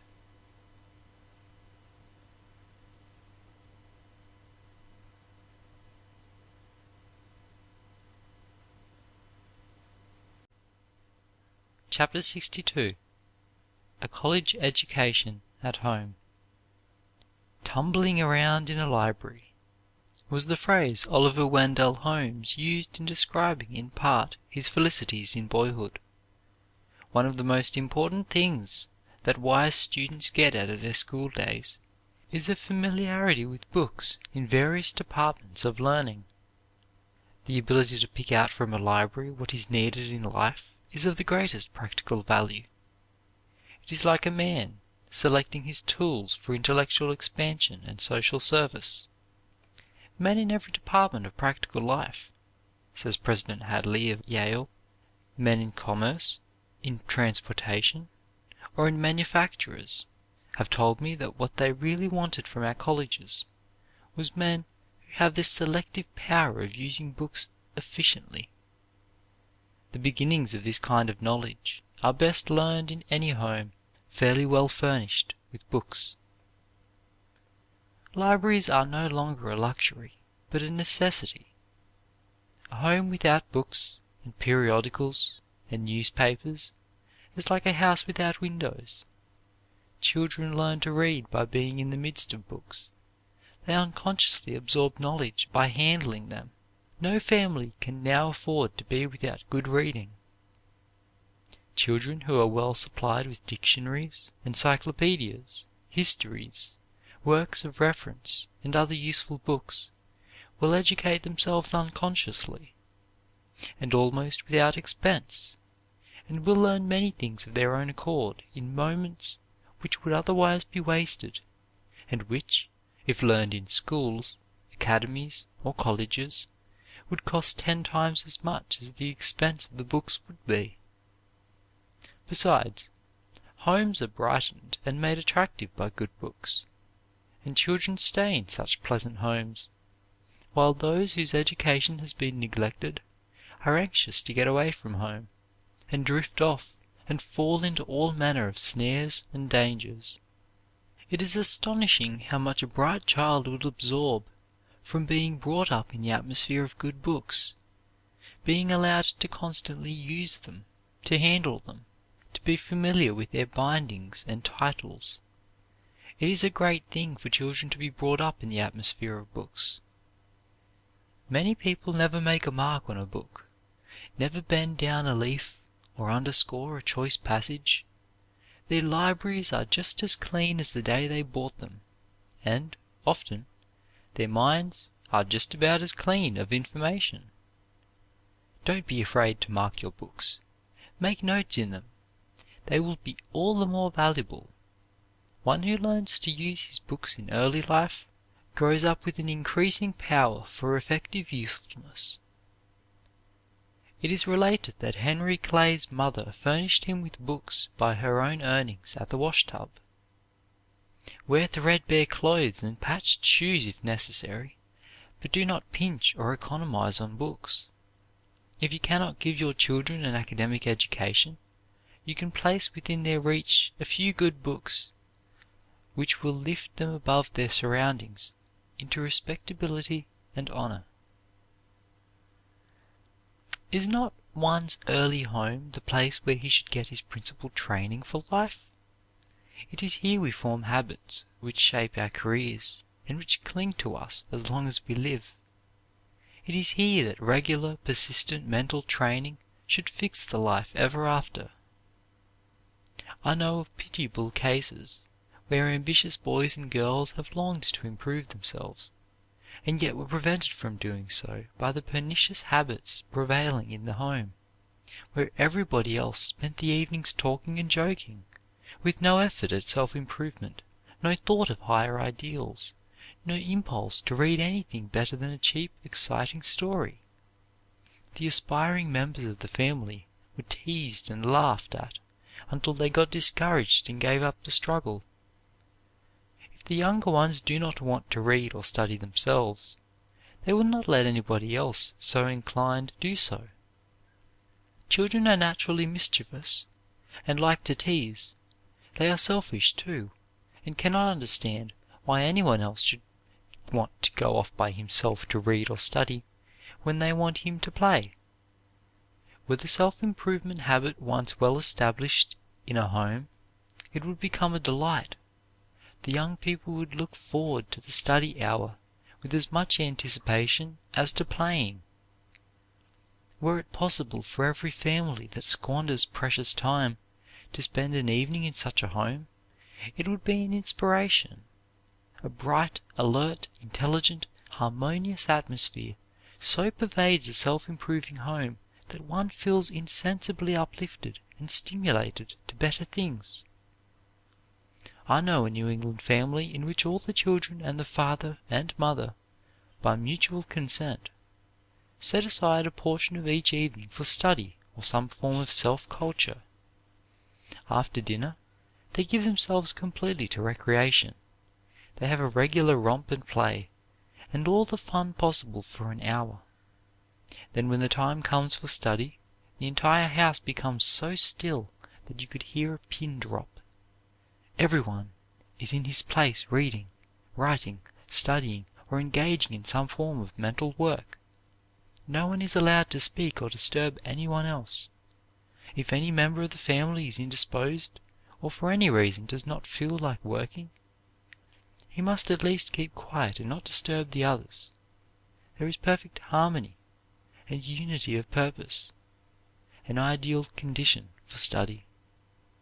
Everything that would scatter the efforts or cause the mind to wander, all interruptions that would break the continuity of thought, is carefully guarded against. More is gained in 1 hour of close, uninterrupted study than in 2 or 3 broken by many interruptions, or weakened by mind wandering. Sometimes the habits of a home are revolutionized by the influence of one resolute youth who declares himself, taking a stand and announcing that, as for himself, he does not propose to be a failure, that he is going to take no chances as to his future. The moment he does this, he stands out in strong contrast with the great mass of young people who are throwing away their opportunities and have not grit and stamina enough to do anything worth while. The very reputation of always trying to improve yourself in every possible way, of being dead in earnest, will attract the attention of everybody who knows you, and you will get many a recommendation for promotion which never comes to those who make no special effort to climb upward. There is a great deal of time wasted even in the busiest lives, which, if properly organized, might be used to advantage. Many housewives, who are so busy from morning to night that they really believe they have no time for reading books, magazines, or newspapers, would be amazed to find how much they would have if they would more thoroughly systematize their work. Order is a great time saver, and we certainly ought to be able to so adjust our living plan that we can have a fair amount of time for self-improvement, for enlarging life. Yet many people think that their only opportunity for self-improvement depends upon the time left after everything else has been attended to. What would a businessman accomplish if he did not attend to important matters until he had time that was not needed for anything else? The good businessman goes to his office in the morning and plunges right into the important work of the day. He knows perfectly well that if he attends to all the outside matters, all the details and little things that come up, sees everybody that wants to see him, and answers all the questions people want to ask, that it will be time to close his office before he gets to his main business. Most of us manage somehow to find time for the things we love. If one is hungry for knowledge, if one yearns for self-improvement, if one has a taste for reading, he will make the opportunity. Where the heart is, there is the treasure. Where the ambition is, there is time. It takes not only resolution, but also determination to set aside unessentials for essentials, things pleasant and agreeable today for the things that will prove best for us in the end. There is always temptation to sacrifice future good for present pleasure, to put off reading to a more convenient season, while we enjoy idle amusements or waste the time in gossip or frivolous conversation. The greatest things of the world have been done by those who systematized their work, organized their time. Men who have left their mark on the world have appreciated the preciousness of time, regarding it as the great quarry. If you want to develop a delightful form of enjoyment, to cultivate a new pleasure, a new sensation which you have never before experienced, begin to read good books, good periodicals, regularly, every day. Do not tire yourself by trying to read a great deal at first. Read a little at a time, but read some every day, no matter how little. If you are faithful, you will soon acquire a taste for reading, the reading habit, and it will, in time, gives you infinite satisfaction, unalloyed pleasure. In a gym, one often sees lax, listless people who, instead of pursuing a systematic course of training to develop all the muscles of the body, flit aimlessly from one thing to another, exercising with pulley weights for a minute or two, taking up dumbbells and throwing them down, swinging once or twice on parallel bars, and so frittering away time and strength. Far better it would be for such people to stay away from a gymnasium altogether, for their lack of purpose and continuity makes them lose rather than gain muscular energy. A man or woman who would gather strength from gymnastic exercise must set about it systematically and with a will. He must put mind and energy into the work, or else continue to have flabby muscles and an undeveloped body. The physical gymnasium differs only in kind from the mental one. Thoroughness and system are as necessary in one as in the other. It is not the taster of books, not those who sip here and there, who take up one book after another, turn the leaves listlessly, and hurry to the end, who strengthen and develop the mind by reading. To get the most from your reading, you must read with a purpose. To sit down and pick up a book listlessly, with no aim except to pass away time, is demoralizing. It is much as if an employer were to hire a boy and tell him he could start when he pleased in the morning, work when he felt like it, rest when he wanted to, and quit when he got tired. Never go to a book you wish to read for a purpose, if you can possibly avoid it, with a tired, jaded mentality. If you do, you will get the same in kind from it. Go to it fresh, vigorous, and with active, never passive, faculties. This practice is a splendid and effective cure for mind wandering, which afflicts so many people, and which is encouraged by the multiplicity of and facility of obtaining reading matter at the present day. What can give greater satisfaction than reading with a purpose, and that consciousness of a broadening mind that follows it, and growth, of expansion, of enriching the life, the consciousness that we are pushing ignorance, bigotry, and whatever clouds the mind and hampers progress a little further away from us?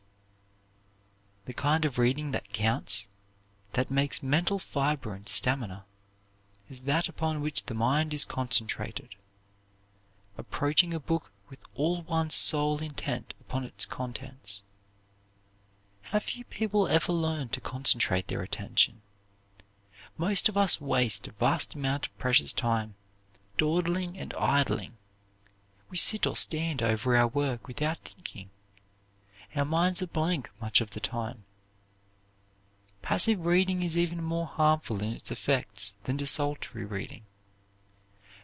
It no more strengthens the brain than sitting down in a gymnasium develops the body. The mind remains inactive, in a sort of indolent reverie, wandering here and there without focusing anywhere. Such reading takes the spring and snap out of the mental faculties, weakens the intellect, and makes the brain torpid and incapable of grappling with great principles and difficult problems. What you get out of a book is not necessarily what the author puts into it, but what you bring to it. If the heart does not lead the head, if the thirst for knowledge, the hunger for a broader and deeper culture, are not the motives for reading, you will not get the most out of a book. But if your thirsty soul drinks in the writer's thought as the parched soil absorbs rain, then your latent possibilities and the potency of your being, like delayed germs and seeds in the soil, will spring forth into new life. When you read, read as Macaulay did, as Carlyle did, as Lincoln did, as did every man who has profited by his reading, with your whole soul absorbed in what you read, with such intense concentration that you will be oblivious of everything else outside of your book. Reading furnishes us only with the materials of knowledge, said John Locke. It is thinking that makes what we read ours. In order to get the most out of books, the reader must be a thinker. The mere acquisition of facts is not the acquisition of power. To fill the mind with knowledge that cannot be made available is like filling our houses with furniture and bric-a-brac until we have no room to move about. Food does not become physical force, brain, or muscle until it has been thoroughly digested and assimilated, and has become an integral part of the blood, brain, and other tissues. Knowledge does not become power until digested and assimilated by the brain, until it has become a part of the mind itself. If you wish to become intellectually strong, after reading with the closest attention, form this habit. Frequently close your book and sit and think, or stand and walk and think. But think, contemplate, reflect. Turn what you have read over and over in your mind. It is not yours until you have assimilated it by your thought. When you first read it, it belongs to the author. It is yours only when it becomes an integral part of you. Many people have an idea that if they keep reading everlastingly, if they always have a book in their hands at every leisure moment, they will of necessity become full-rounded and well-educated. But they might just as well expect to become athletes by eating at every opportunity. It is even more necessary to think than to read. Thinking, contemplating what we have read, is what digestion and assimilation are to the food. Some of the biggest fools I know are always cramming themselves with knowledge, but they never think. When they get a few minutes leisure, they grab a book and go to reading. In other words, they are always eating intellectually, but never digesting their knowledge or assimilating it. I know a young man who has formed such a habit of reading that he is almost never without a book, a magazine, or a paper.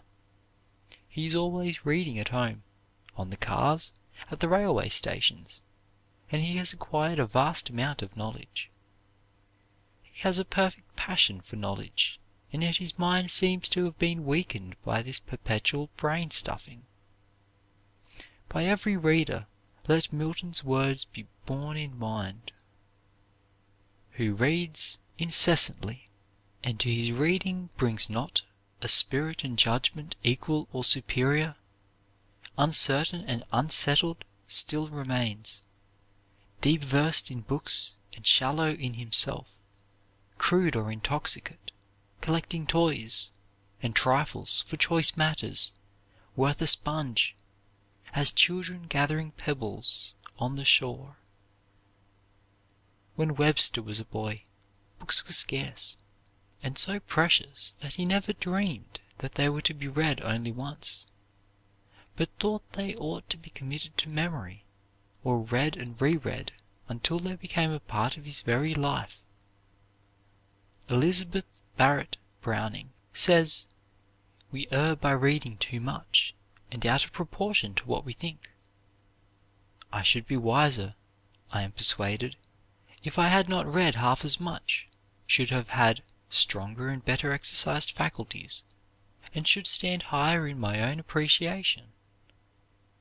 Those who live more quietly do not have so many distracting influences, and consequently think more deeply and reflect more than others.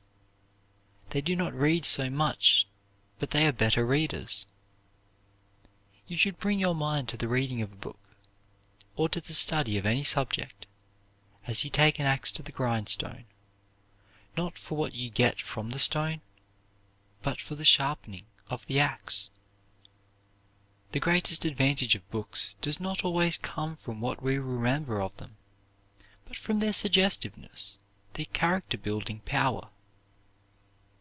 "It is not in the library, but in yourself," says Friar Gregory. "In your self-respect and your consciousness of duty, noble done, that you are to find the fountain of youth, the elixir of life, and all the other things that tend to preserve life's freshness and bloom." It is a grand thing to read a good book. it is a grander thing to live a good life, and in the living of such a life is generated the power that defies age and its decadence. It is not the ability, the education, the knowledge that one has that makes the difference between men. The mere possession of knowledge is not always the possession of power. Knowledge which has not become a part of yourself, knowledge which cannot swing into line in an emergency, is of little use and will not save you at the critical moment. To be effective, a man's education must become a part of himself as he goes along. All of it must be worked up into power. A little practical education that has become a part of one's being and is always available will accomplish more in the world than knowledge far more extensive that cannot be utilized. No one better illustrates what books will do for a man, and what a thinker will do with his books, than Gladstone, who was always far greater than his career.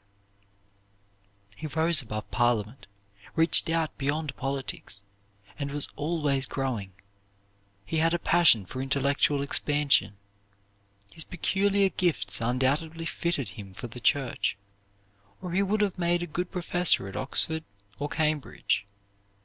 But circumstances led him into the political arena, and he adapted himself readily to his environment. He was an all-round, well-read man, who thought his way through libraries and through life.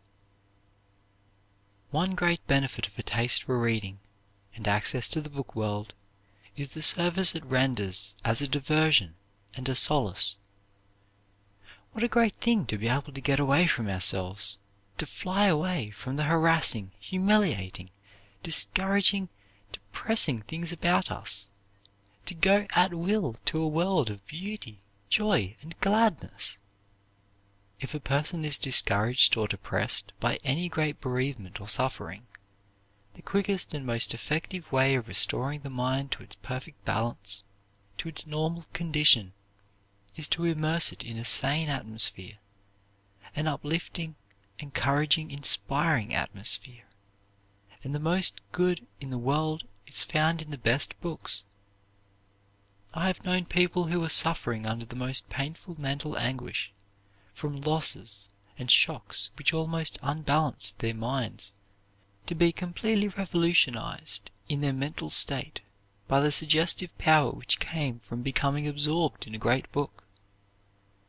Everywhere we see rich old men sitting around the clubs, smoking, looking out of the windows, lounging around hotels, traveling about, uneasy, dissatisfied, not knowing what to do with themselves, because they had never prepared for this part of their lives. They put all their energy, ambition, everything into their vocation. I know an old gentleman who has been an exceedingly active businessman. He has kept his finger upon the pulse of events. He has known what has been going on in the world during his whole active career. And he is now as happy and as content as a child in his retirement, because he has always been a great reader, a great lover of his kind. People who keep their minds bent in one direction too long at a time soon lose their elasticity, their mental vigor, freshness, spontaneity. If I were to quote Mr. Dooley, it would be, "Reading is not thinking. Reading is the next thing this side of going to bed for resting the mind." To my own mind, however, I would rather cite that versatile Englishman, Lord Rosebery. In a speech at the opening of a Carnegie Library at West Calder, Midlothian, he made a characteristic utterance upon the value of books, saying in substance, "There is, however, one case in which books are certainly an end in themselves, and that is to refresh and to recruit after fatigue. When the object is to refresh and to exalt, to lose the cares of this world in the world of imagination, then the book is more than a means, It is an end in itself. It refreshes, exalts, and inspires the man.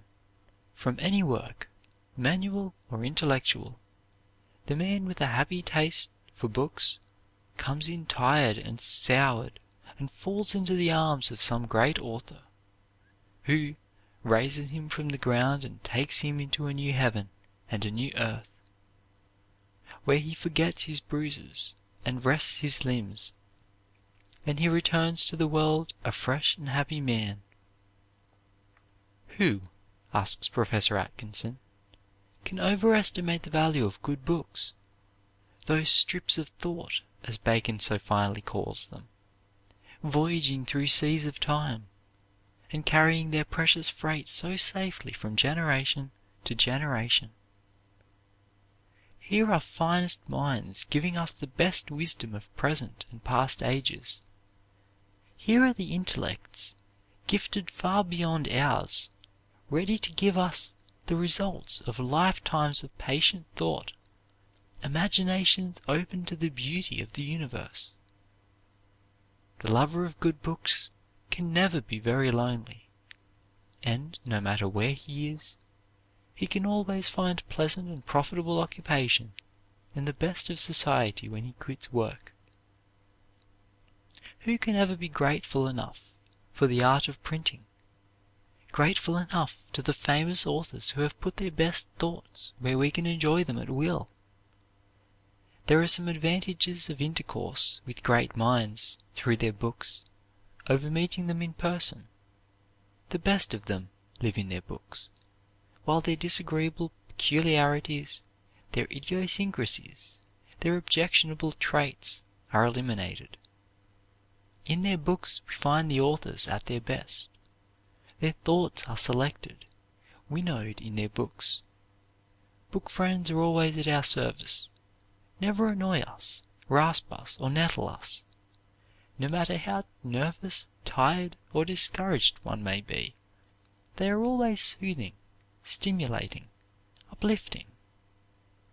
We may call up the greatest writer in the middle of the night, when we cannot sleep, and he is just as glad to see us as at any other time.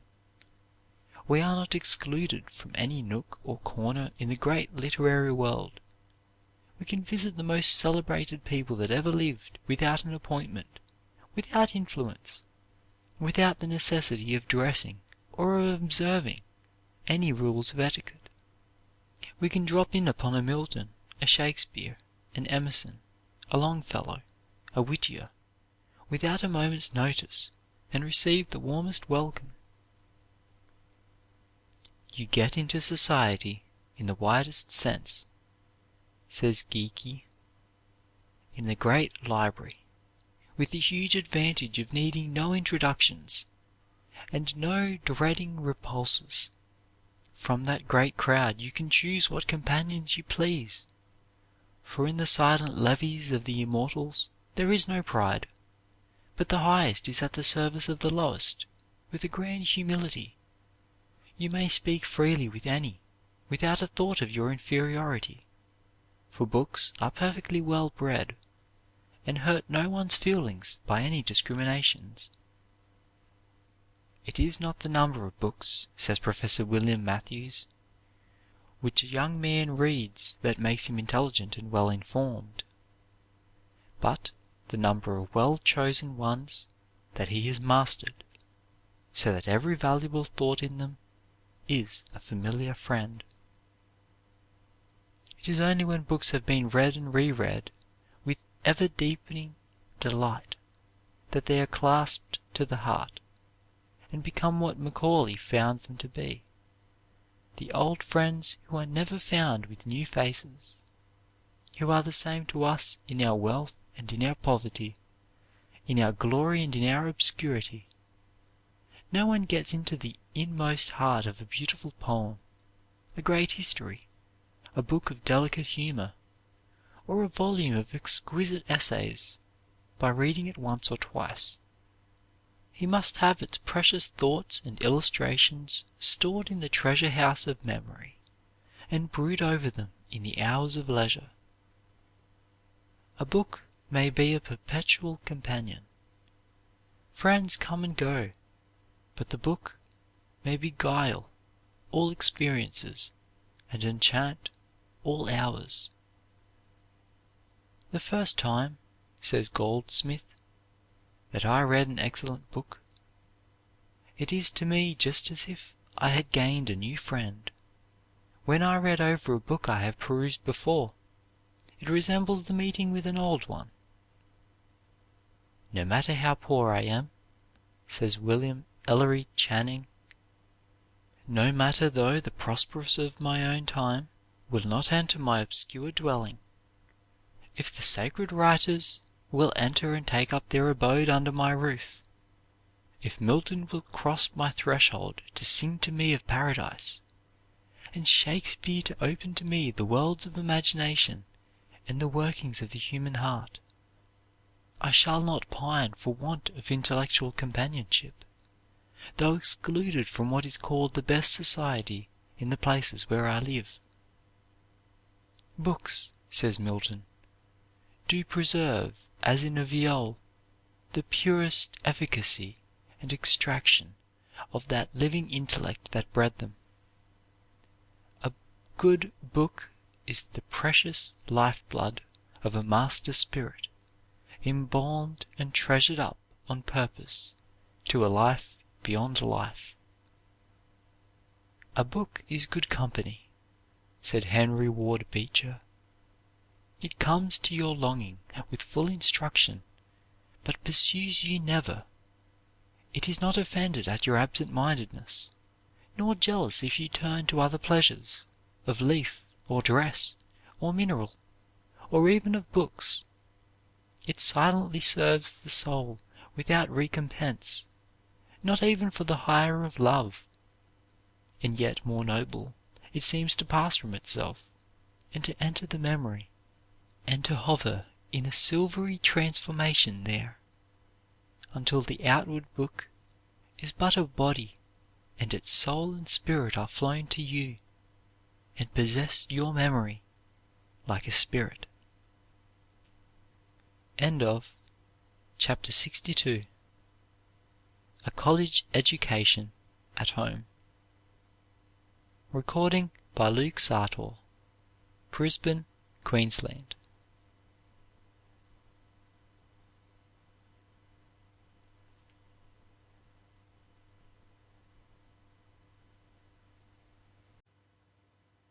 Discrimination in reading. A few books well read, and an intelligent choice of those few. These are the fundamentals for self-education by reading. If only a few well chosen, it is better to avail yourself of choices others have already made, old books, the standard works tested by many generations of readers. If only a few, let them be books of highest character and established fame. Such books are easily found even in small public libraries. For the purpose of this chapter, which is to aid in forming a taste for reading, there should be no confusion of choice by naming too many books of one author. If you read one and like it, you can easily find another. It is a cardinal rule that if you do not like a book, do not read it. What another likes, you may not. Any book list is suggestive. It can be binding only on those who prize it. Like attracts like. Did you ever think that the thing you are looking for is looking for you, that it is the very law of affinities to get together? If you are coarse in your tastes, vicious in your tendencies, you do not have to work very hard to find coarse, vicious books. They are seeking you by the very law of attraction. One's taste for reading is much like his taste for food. Dull books are to be avoided, as one refuses food disagreeable to him. To someone else the book may not be dull, nor the food disagreeable. Whole nations may eat cabbage or stale fish, while I like neither. Ultimately, therefore, every reader must make his own selection and find the books that find him. Any one, not a random reader, will soon select a short shelf of books that he may like better than a longer shelf that exactly suits someone else. Either will be a shelf of good books, neither a shelf of the best books, since if best for you or me, they may not be best for everybody. A most learned man in India, in turning the leaves of a book as he read, felt a little prick in his finger. A tiny snake dropped out and wriggled out of sight. The pundit's finger began to swell, then his arm, and in an hour he was dead. Who has not noticed in the home a snake in a book that has changed the character of a boy through its moral poison, so that he was never quite the same again? How well did Carlyle divide books into sheeps and goats? It is probable that the careers of the majority of criminals in our prisons today might have been vastly different if the character of their reading when young had been different, had it been uplifting, wholesome, instead of degrading. Christian Endeavor clerk read a notice conspicuously posted in a large city. All boys should read the wonderful story of the desperado brothers of the Western Plains, whose strange and thrilling adventures of successful robbery and murder have never before been equaled. Price, 5 cents. The next morning, Dr. Clark read in a newspaper of that city that 7 boys had been arrested for burglary and 4 stores broken into by the gang. One of the ringleaders was only 10 years old. At their trial, it appeared that each had invested 5 cents in the story of border crime. Red-eyed Dick, the terror of the Rockies, or some such story, had poisoned many a lad's life. A seductive, demoralizing book destroys the ambition unless for vicious living. All that was sweet, beautiful, and wholesome in the character before seems to vanish, and everything changes after the reading of a single bad book. It has aroused the appetite for more forbidden pleasures, until it crowds out the desire for everything better, purer, healthier. Mental dissipation from this exciting literature, often dripping with suggestiveness of impurity, giving a passport to the prohibited. This is fatal to all soundness of mind. A lad once showed to another a book full of words and pictures of impurity. He only had it in his hands a few moments. Later in life he held high office in the church, and years afterward told a friend that he would have given half he possessed had he never seen it. Light, flashy stories, with no intention in them, seriously injured the mind of a brilliant young lady I once knew. Like the drug fiend whose brain has been stupefied, her brain became completely demoralized by constant mental dissipation. Familiarity with the bad ruins the taste for the good. Her ambition and ideas of life became completely changed. Her only enjoyment was the excitement of her imagination through vicious books. Nothing else will more quickly injure a good mind than familiarity with the frivolous, the superficial. Even though they may not be actually vicious, the reading of books which are not true to life, which carry home no great lesson, teach no sane or healthful philosophy, but are merely written to excite the passions, to stimulate a morbid curiosity, will ruin the best of minds in a very short time. It tends to destroy the ideals, and to ruin the taste for all good reading. Read, read, read all you can, but never read a bad book or a poor book. Life is too short, time too precious, to spend it in reading anything but the best. Any book is bad for you, the reading of which takes away your desire for a better one. Many people still hold that it is a bad thing for the young to read works of fiction. They believe that young minds get a moral twist from reading that which they know is not true, the descriptions of mere imaginary heroes and heroines, and of things which never happened. Now this is a very narrow, limited view of a big question. These people do not understand the office of the imagination. They do not realize that many of the fictitious heroes and heroines that live in our minds, even from childhood's days, are much more real in their influence on our lives than some of those that exist in flesh and blood. Dickens' marvelous characters seem more real to us than any we have ever met. They have followed millions of people from childhood to old age and influenced their whole lives for good. Many of us would look upon it as a great calamity to have these characters of fiction blotted out of our memory and their influence taken out of our lives. Readers are sometimes so wrought up by a good work of fiction, their minds are raised to such a pitch of courage and daring, all their faculties so sharpened and braced, their whole nature so stimulated, that they can for the time being attempt and accomplish things which were impossible to them without the stimulus. This, it seems to me, is one of the great values of fiction. If it is good and elevating, it is a splendid exercise of all the mental and moral faculties. It increases courage, it rouses enthusiasm, it sweeps the brain ash off the mind, and actually strengthens its ability to grasp new principles and to grapple with the difficulties of life. Many a discouraged soul has been refreshed, reinvigorated, has taken on new life by the reading of a good romance. I recall a bit of fiction called The Magic Story, which has helped thousands of discouraged souls, given them new hope, new life, when they were ready to give up the struggle. The reading of good fiction is a splendid imagination exerciser and builder. It stimulates it by suggestions, powerfully increases its picturing capacity, and keeps it fresh and vigorous and wholesome. And a wholesome imagination plays a very great part in every sane and worthy life. It makes it possible for us to shut out the most disagreeable past, to shut out at will all hideous memories of our mistakes, failures, and misfortunes.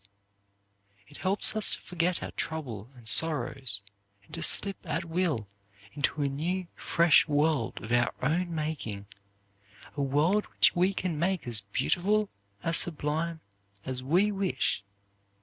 The imagination is a wonderful substitute for wealth, luxuries, and for material things. No matter how poor we may be, or how unfortunate, we may be bedridden even, we can by its aid travel round the world, visit its greatest cities, and create the most beautiful things for ourselves. Sir John Herschel tells an amusing anecdote illustrating the pleasure derived from a book, not assuredly of the first order.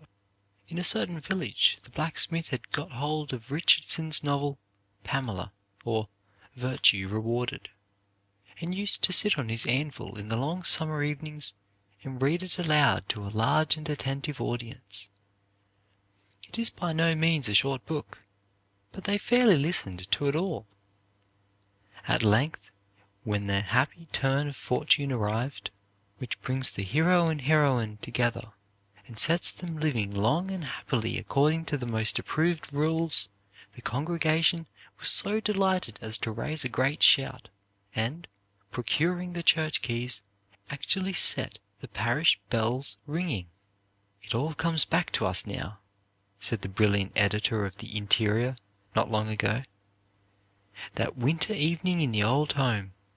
The curtains are down, the fire is sending out a cheerful warmth, and the shaded lamps diffusing a well-tempered radiance. The lad of 15 is bent over a borrowed volume of Sea Tales.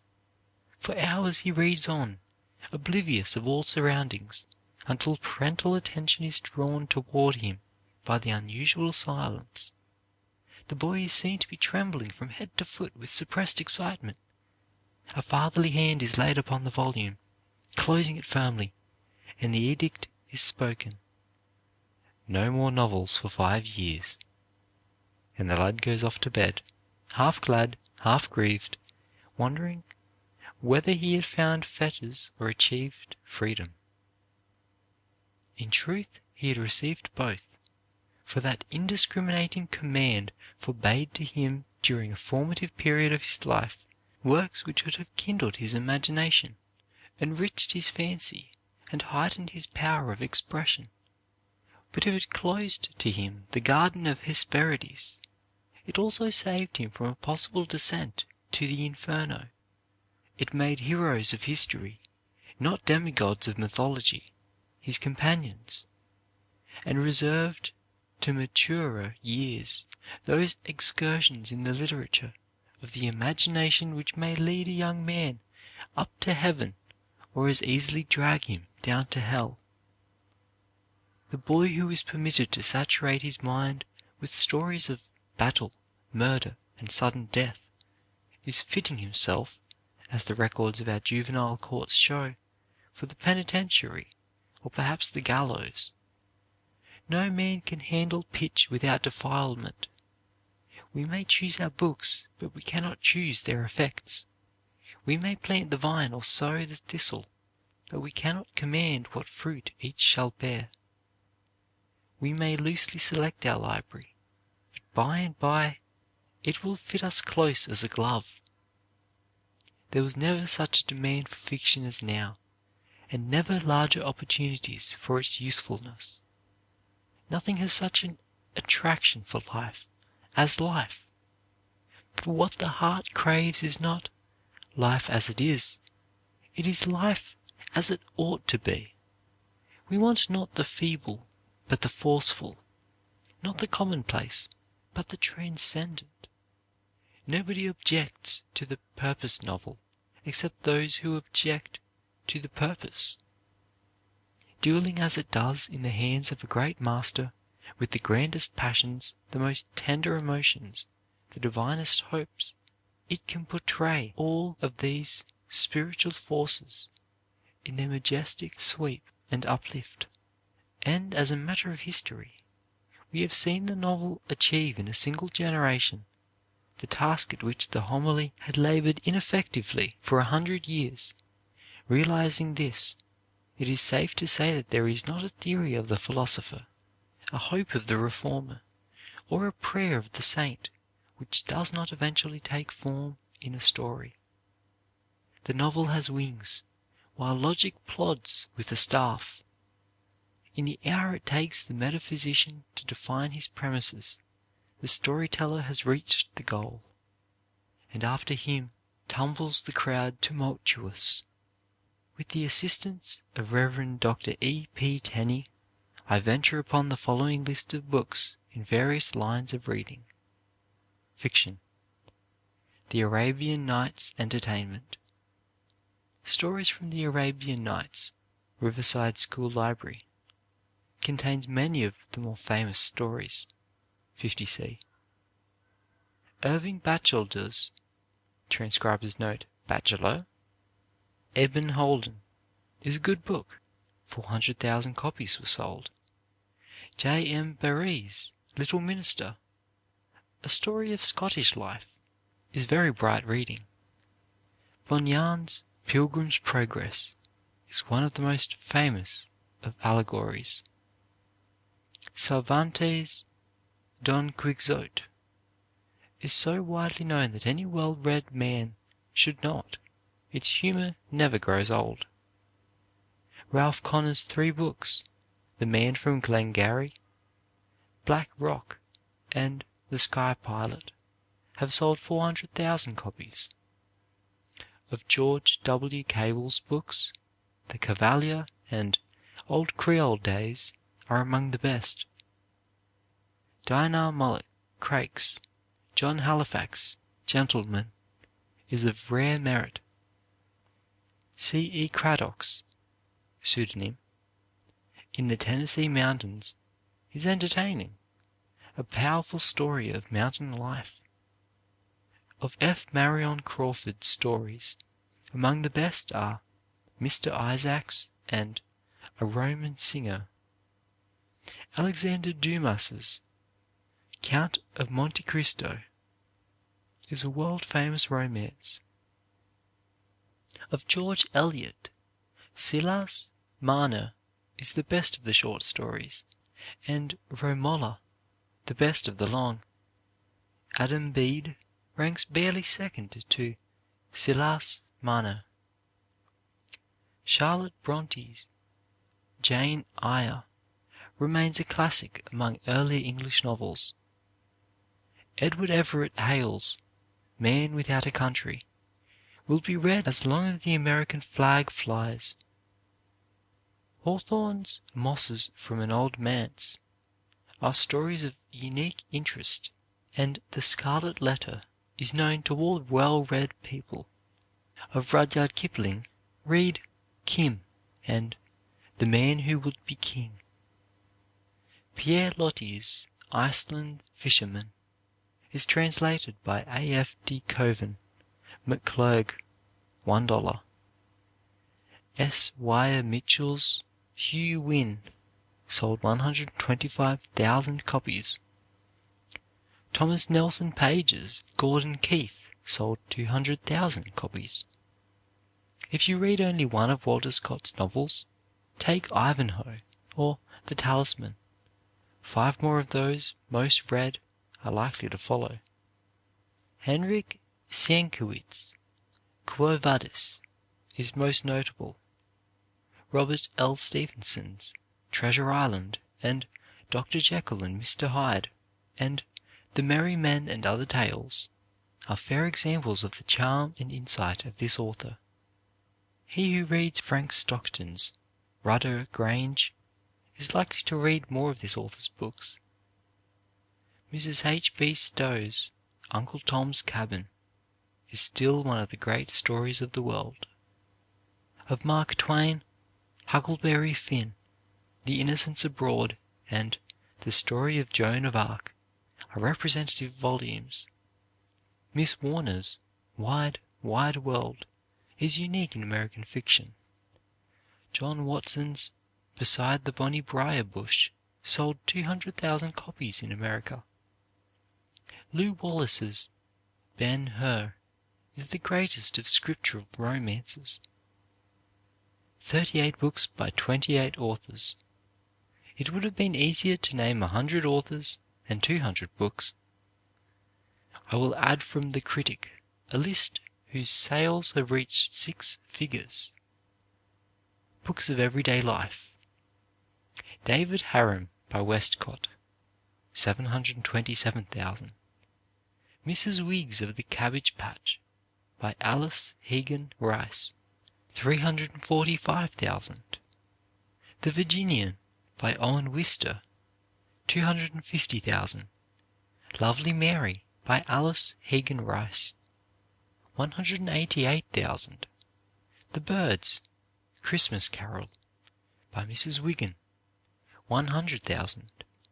The Story of Patsy by Mrs. Wiggin, 100,000. The Leopard Spots by Thomas G. Dixon, Jr., 125,000. Romantic. Richard Carvel by Winston Churchill, 400,000. The Crisis by Winston Churchill, 400,000. Graustark by G. B. McCutcheon, 300,000. The Eternal City by Hall Caine, 175,000. Dorothy Vernon by Charles Major, 150,000. The Manx Man by Hall Caine, 113,000. When Knighthood Was in Flower by Charles Major, 400,000. To Have and to Hold by Miss Johnston, 300,000. Audrey by Miss Johnston, 165,000. The Helmet of Navarre by Bertha Runkle. End of Chapter 63. Discrimination in Reading. Recording by Luke Sartor. Brisbane, Queensland.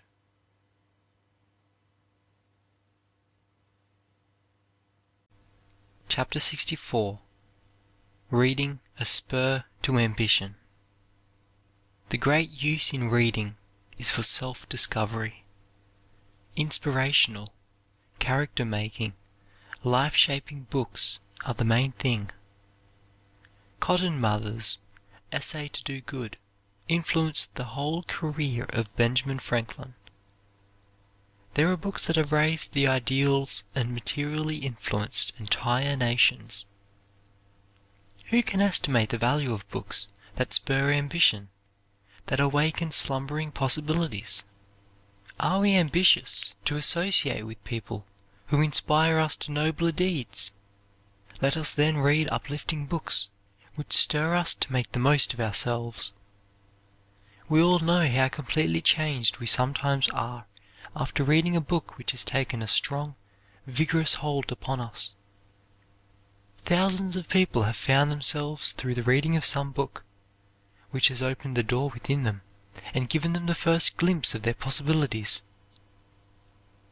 I know men and women whose whole lives have been molded, the entire trend of their careers completely changed, uplifted beyond their dreams by the books they have read. When Senator Peters of Alabama went to California on horseback in 1849, he took with him a Bible, Shakespeare, and Burns' poems. He said that those books read and thought about on the Great Plains forever after spoiled him for reading poorer books. The silence, the solitude, he said, and the strange flickering light of the campfire seemed to bring out the tremendous significance of those great books, and I treasure them today as my choicest possessions. Marshall Field and other proprietors of the great business houses of Chicago petitioned the school authorities for improved instruction along moral lines, affirming that the boys needed religious ideas to make them more reliable in business affairs. It has been said by President White of Cornell that the great thing needed to be taught in this country is truth, simple ethics, the distinction between right and wrong. Stress should be laid upon what is best in biography, upon noble deeds and sacrifices, especially those which show that the greatest man is not the greatest orator, or the tricky politician. They are a curse. What we need is noble men. National loss comes as the penalty for frivolous boyhood and girlhood that gains no moral stamina from wholesome books. If youths learned to feed on the thoughts of the great men and women of all times, they will never again be satisfied with the common or low. They will never again be satisfied with mediocrity. They will aspire to something higher and nobler. A day which is passed without treasuring up some good thought is not well spent. Every day is a leaf in the book of life. Do not waste a day, any more than you would tear out leaves from the book of life. The Bible, such manuals as Daily Strength for Daily Needs, such books as Professor G.C. Everett's Ethics for Young People, Lucy Elliott Keeler's If I Were a Girl Again, Beauty Through Hygiene by Dr. Emma F. Walker, such essays as Robert L. Stevenson's Gentleman, in his familiar studies of men and books, Munger's On the Threshold, John Ruskin's Sesame and Lilies. These are the books that make young men and maidens so trustworthy that the Marshall Fields and John Wanamakers want their aid in the conduct of great business concerns. Blessed are they who go much farther in later years, and who become familiar with those Olympian bards who sang divine ideas below, which always find us young and always keep us so. The readers who do not know the Concord philosopher Emerson, and the great names of antiquity, Marcus Aurelius, Epictetus, and Plato, have yet great pleasures to come. Aside from reading fiction, books of travel are of the best for mental diversion. Then there are nature studies, and science, and poetry, all affording wholesome recreation, all of an uplifting character, and some of them opening up study specialties of the highest order, as in the great range of books classified as natural science. The reading and study of poetry is much like the interest one takes in the beauties of natural scenery. Much of the best poetry is indeed a poetic interpretation of nature. Whittier and Longfellow and Bryant lead their readers to look on nature with new eyes, as Ruskin opened the eyes of Henry Ward Beecher. A great deal of the best prose is in style and sentiment of a true poetic character, lacking only the metrical form. To become familiar with Tennyson and Shakespeare and the brilliant catalogue of British poets is in itself a liberal education. Rolfe's Shakespeare is in handy volumes, and so edited as to be of most service. Palgrave's Golden Treasury, of the best songs and lyrical poems in the English language, was edited with the advice and collaboration of Tennyson. His Children's Treasury of lyrical poetry is most attractive. Emerson's Parnassus and Whittier's 3 Centuries of Song are excellent collections of the most famous poems of the ages. Of books of travel, here are a dozen titles where one might easily name 1,200. Edmondo de Amicis, Holland and its People, and his Constantinople. Frank T. Bullen's Cruise of the Cachalot Round the World After Sperm Whales. J. M. Hoppin's Old England. Clifton Johnson, Among English Hedgerows. W. D. Howell's Venetian Life, Italian Journeys. Irving's Sketchbook and the Alhambra. Henry James, Portraits of Places. Arthur Smith's Chinese Characteristics, and especially his Village Life in China. It would be impossible to list books more interesting and more useful than most fiction, which may be called nature studies. I will name a few books that will certainly incite the reader to search for more. Ernest Ingersoll's Book of the Ocean. Professor E. S. Holder's The Sciences, a reading book for children. Jean Mace's History of a Mouthful of Bread. E. A. Martin's Story of a Piece of Coal. Professor Charles A. Young's The Sun, revised edition 1895. Service's Astronomy, with an opera glass. Pleasures of the Telescope, The Skies and the Earth. Thoreau's Walden, or Life in the Woods. Mrs. F. T. Parsons Smith, Dana, According to Seasons, talks about the flowers in the order of their appearance in the woods and fields, describes wild flowers in order of blooming, with information about their haunts and habits. Also by the same author, How to Know the Wild Flowers, describes briefly more than 400 varieties common east of Chicago, grouping them by color. Seton Thompson's Wild Animals I Have Known, of which 100,000 copies have been sold. F. A. Lucas, Animals of the Past. Bradford Towey's Birds in the Bush and Everyday Birds. President D. S. Jordan's True Tales of Birds and Beasts. D. L. Sharp's A Watcher in the Woods. W. H. Gibson's Sharp Eyes. M. W. Morley's The Bee People. Never before was a practical substitute for a college education at home made so cheap, so easy, and so attractive. Knowledge of all kinds is placed before us in a most attractive and interesting manner. The best of the literature of the world is found today in thousands of American homes where 50 years ago it could only have been obtained by the rich. What a shame it is that under such conditions as these, an American should grow up ignorant, should be uneducated in the midst of such marvelous opportunities for self-improvement. Indeed, most of the best literature in every line today appears in the current periodicals, in the form of short articles.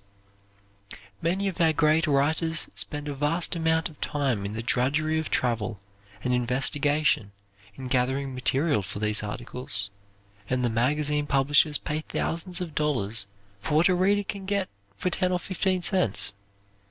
Thus, the reader secures for a trifle in periodicals or books the results of months and often years of hard work and investigation of our greatest writers. A New York millionaire, a prince among merchants, took me over his palatial residence on Fifth Avenue, every room of which was a triumph of the architect's, of the decorators, and of the upholsterer's art. I was told that the decorations of a single sleeping room had cost $10,000. On the walls were paintings secured at fabulous prices, and about the rooms were pieces of massive and costly furniture, and draperies representing a small fortune, and carpets on which it seemed almost sacrilege to tread covered the floors. But there was scarcely a book in the house. He had expended a fortune for physical pleasures, comforts, luxury, and display. It was pitiful to think of the physical surfeit and mental starvation of the children of such a home as that. When I went out, he told me that he came to the city a poor boy, with all his worldly possessions done up in a little red bandana. "I am a millionaire," he said, "but I want to tell you that I would give half I have today for a decent education." Many a rich man has confessed to confidential friends and his own heart that he would give much of his wealth, all if necessary, to see his son a manly man, free from the habits which abundance has formed and fostered, till they have culminated in sin and degradation and perhaps crime, and has realized that, in all his ample provision, he has failed to provide that which might have saved his son and himself from loss and torture: good books.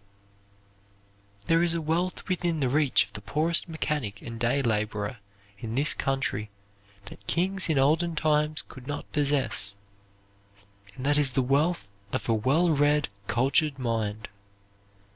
In this newspaper age, this age of cheap books and periodicals, there is no excuse for ignorance, for a coarse, untrained mind.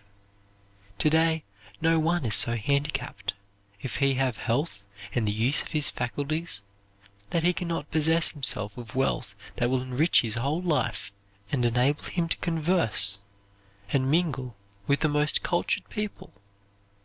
No one is so poor but that it is possible for him to lay hold of that which will broaden his mind, which will inform and improve him, and lift him out of the brute stage of existence into their godlike realm of knowledge. "No entertainment is so cheap as reading," says Mary Wortley Montagu, "nor any pleasure so lasting. Good books elevate the character, purify the taste, take the attractiveness out of low pleasures, and lift us upon a high plane of thinking and living. A great part of what the British spend on books," says Sir John Lubbock, "they save in prisons and police."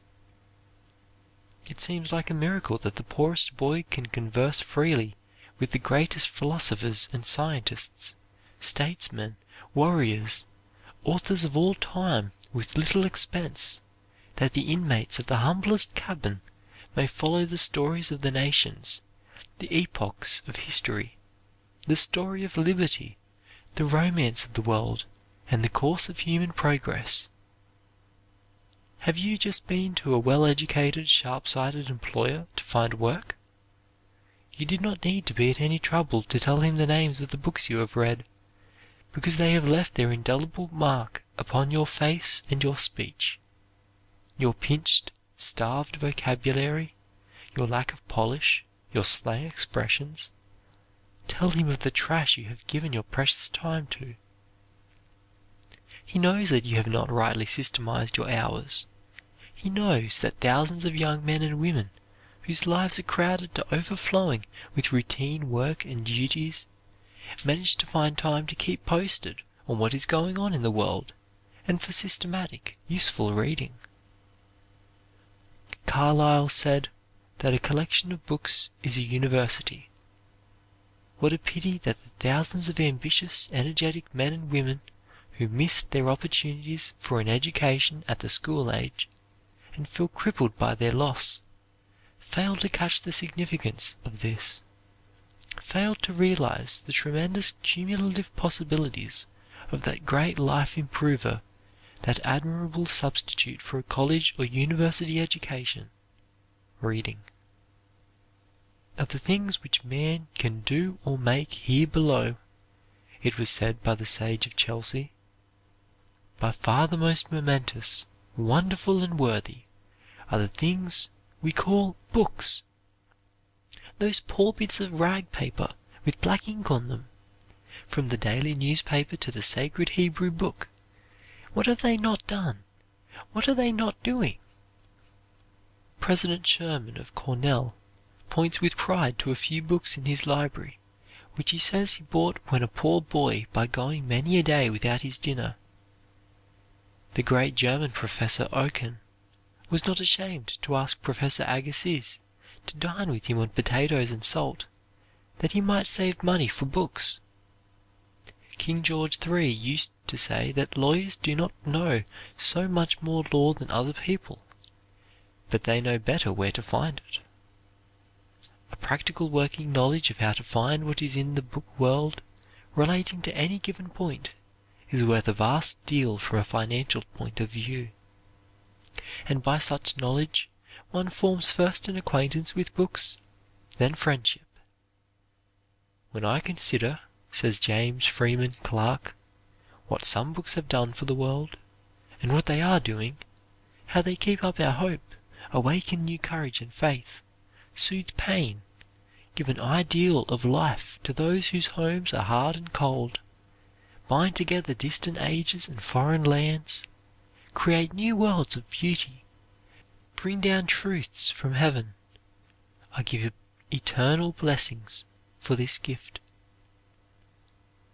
For the benefit of the younger readers, we give below a list of 40 juveniles: Aesop's Fables, Louise M. Alcott's Little Women, Little Men, which stood at the top of a list of books chosen in 11,000 elementary classrooms in New York; T.B. Aldrich's Story of a Bad Boy, Anderson's Fairy Tales, Amelia E. Barr's The Bow of Orange Ribbon, a book for girls; Black Beauty, E.S. Brooks' True Story of General Grant; Bullfinch's Children's Lives of Great Men, Age of Chivalry, and Age of Fable; Bullen's Log of a Sea Waif; Burnett's Little Lord Fauntleroy, and Sarah Crewe, the latter a book for girls;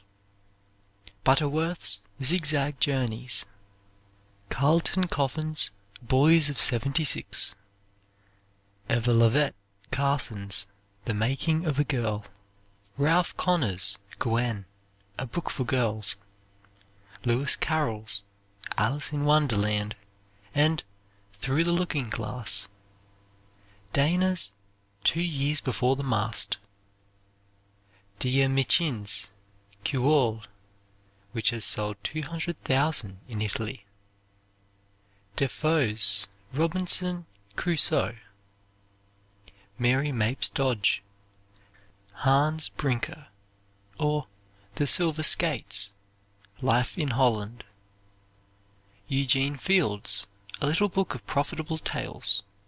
It has sold 200,000 copies.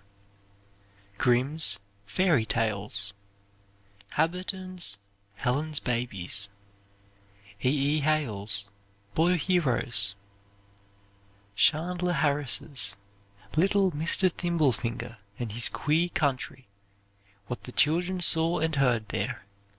Fantastic tale interweaving Negro animal stories and other Georgia folklore with modern inventions. Mr. Rabbit at Home, sequel to Little Mr. Thimblefinger and His Queer Country. Animal stories told to children. Charles Kingsley's Water Babies. Kipling's Jungle Books, which have sold 175,000 copies. Knox's Boy Travelers. Lanier's Boy Froissart and Boy's King Arthur. Edward Lear's Nonsense Books. Mabie's Norse Stories. Samuel's From the Forecastle to the Cabin. The experiences of the author who ran away from home and shipped as cabin boy points out dangers that beset a seafaring life. Mrs. A.D.T. Whitney's Faith Gartney's Girlhood. Kate Douglas Wiggins' Rebecca of Sunnybrook Farm. Not long ago, President Eliot of Harvard College aroused widespread controversy over his selection of a library of books which might be contained on a 5-foot shelf. We append his selections as indicative of the choice of a great scholar and educator. The following 16 titles may be had in every man's library. Cloth $3.50 net per volume. Leather $70C net per volume. President Eliot's 5-foot shelf. Benjamin Franklin's autobiography. Sir Thomas Browne's Religio Medici. Confessions of St. Augustine. Shelley's The Cenci, contained in Volume 2 of the Complete Works. Emerson's English Traits and Representative Men. Emerson's Essays. Chaucer's Canterbury Tales. Bacon's Essays. Walton's Complete Angler. Milton's Poems. Goethe's Faust. Marlowe's Dr. Faustus. Marcus Aurelius' Meditations. Browning's Blot on the Scutcheon, contained in Volume 1 of the Poems. Dante's Divine Comedy. Bunyan's Pilgrim's Progress. Thomas A. Kempis' Imitation of Christ. Burns' Tam O'Shanter. Dryden's Translation of the Aeneid. Walton's Lives of Donne and Herbert. Ben Jonson's Volpone. Smith's Wealth of Nations. Plutarch's Lives. Letters of Pliny. Cicero's Select Letters. Plato's Phaedrus. Epictetus' Discourses. Socrates' Apology and Crito. Beaumont and Fletcher's Maid's Tragedy. Milton's Tractate on Education. Bacon's New Atlantis. Darwin's Origin of Species. Webster's Duchess of Malfi. Dryden's All for Love. Thomas Middleton's The Changeling. John Woolman's Journal. Arabian Nights. Tennyson's Becket. Penn's Fruits of Solitude. Milton's Areopagitica.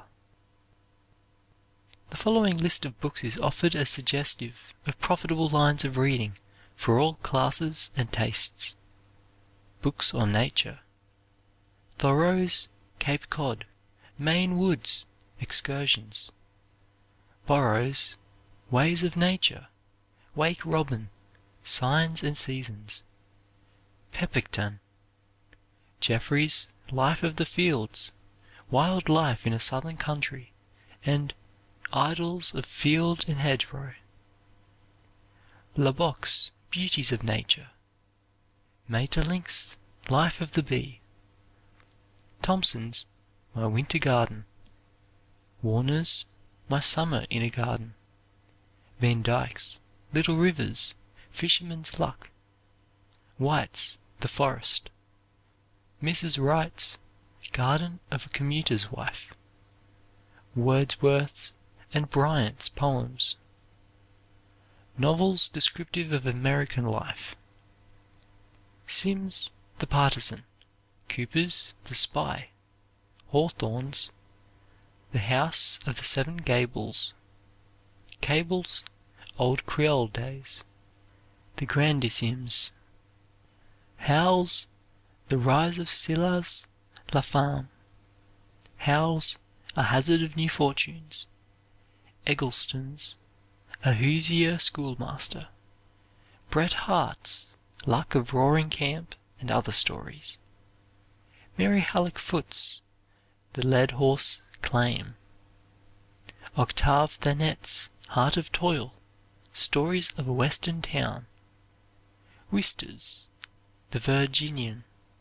Lady Baltimore, E. Hopkinson Smith's The Fortune of Oliver Horn, Thomas Nelson Page's Short Stories and Red Rock, Mrs. Delan's Old Chester Tales, J. L. Allen's Flute and Violin, The Choir Invisible, Frank Norris, The Octopus, The Pit, Garland's Main Traveled Roads, Miss Stewart's Country of the Pointed Firs, The Tory Lover, Miss Wilkins' New England Nun, Pembroke, Churchill's The Crisis, Coniston, Mr. Crewe's Career, Brander Matthews' His Father's Son, S. Weir Mitchell's Hugh Wynne, Fox's The Little Shepherd of Kingdom Come, Mrs. Wharton's The House of Mirth, Robert Grant's Unleavened Bread, Robert Herrick's The Common Lot, The Memoirs of an American Citizen, Grace E. King's Balcony Stories, books which interpret American ideals, Emerson's Addresses and Essays, Lowell's Essay on Democracy, Lincoln's Inaugural Address, Booker T. Washington's Up from Slavery, Jacob Riis' The Making of an American, Higginson's The New World and the New Book, Brander Matthews' Introduction to American Literature, Whittier's Snowbound, Louise Manley's Southern Literature, Thomas Nelson Page's The Old South, E. J. Turner's The Rise of the New West, Churchill's The Crossing, James Bryce's American Commonwealth. Some of the best biographies: Life of Sir Walter Scott, Lockhart; Life of Frederick the Great, Carlyle; Alfred Lord Tennyson, by his son; Life and Letters of Thomas Henry Huxley, by his son; Plutarch's Lives; Lives of 70 of the most eminent painters, sculptors, and architects, Vasari; Cicero and his friends, Boissier; Life of Samuel Johnson, Boswell; Autobiography of Leigh Hunt; Memoirs of My Life and Writings, Gibbon; Autobiography of Martineau; Life of John Sterling, Carlyle; Life and Times of Goethe, Grimm; Life and Letters of Macaulay, Trevelyan; Life of Charles James Fox, Trevelyan;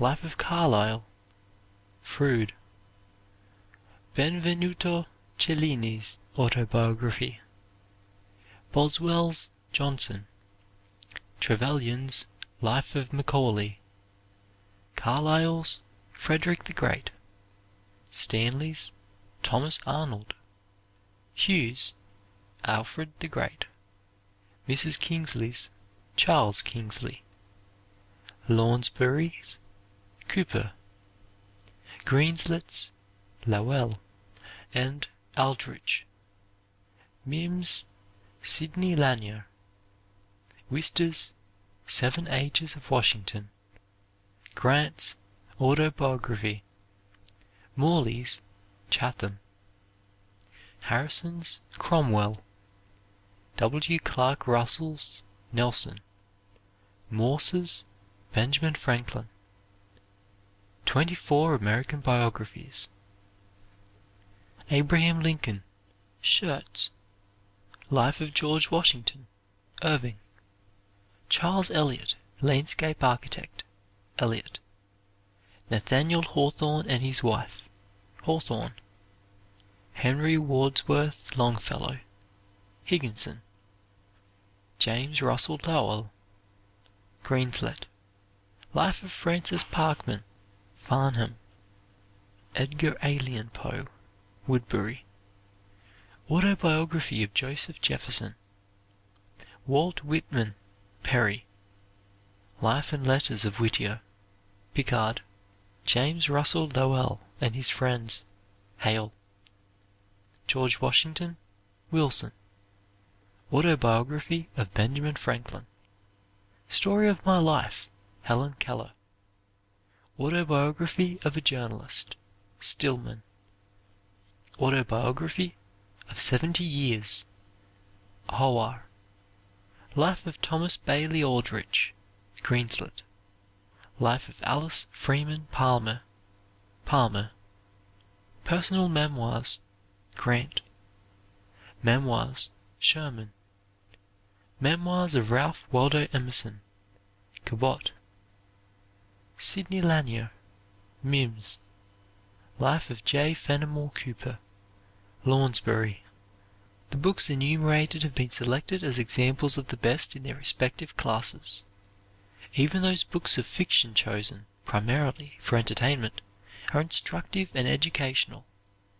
Whether the reader's taste runs to history, biography, travel, nature study, or fiction, he may select any one of the books named in these respective classifications and be assured of possessing a volume worthy of reading and ownership. It is the author's hope and desire that the list of books he has given, limited as it is, may prove of value to those seeking self-education, and that the books may encourage the disheartened, stimulate ambition, and serve as stepping stones to higher ideals and nobler purposes in life. End of Chapter 64. Reading a Spur to Ambition. Recording by Luke Sartor, Brisbane, Queensland.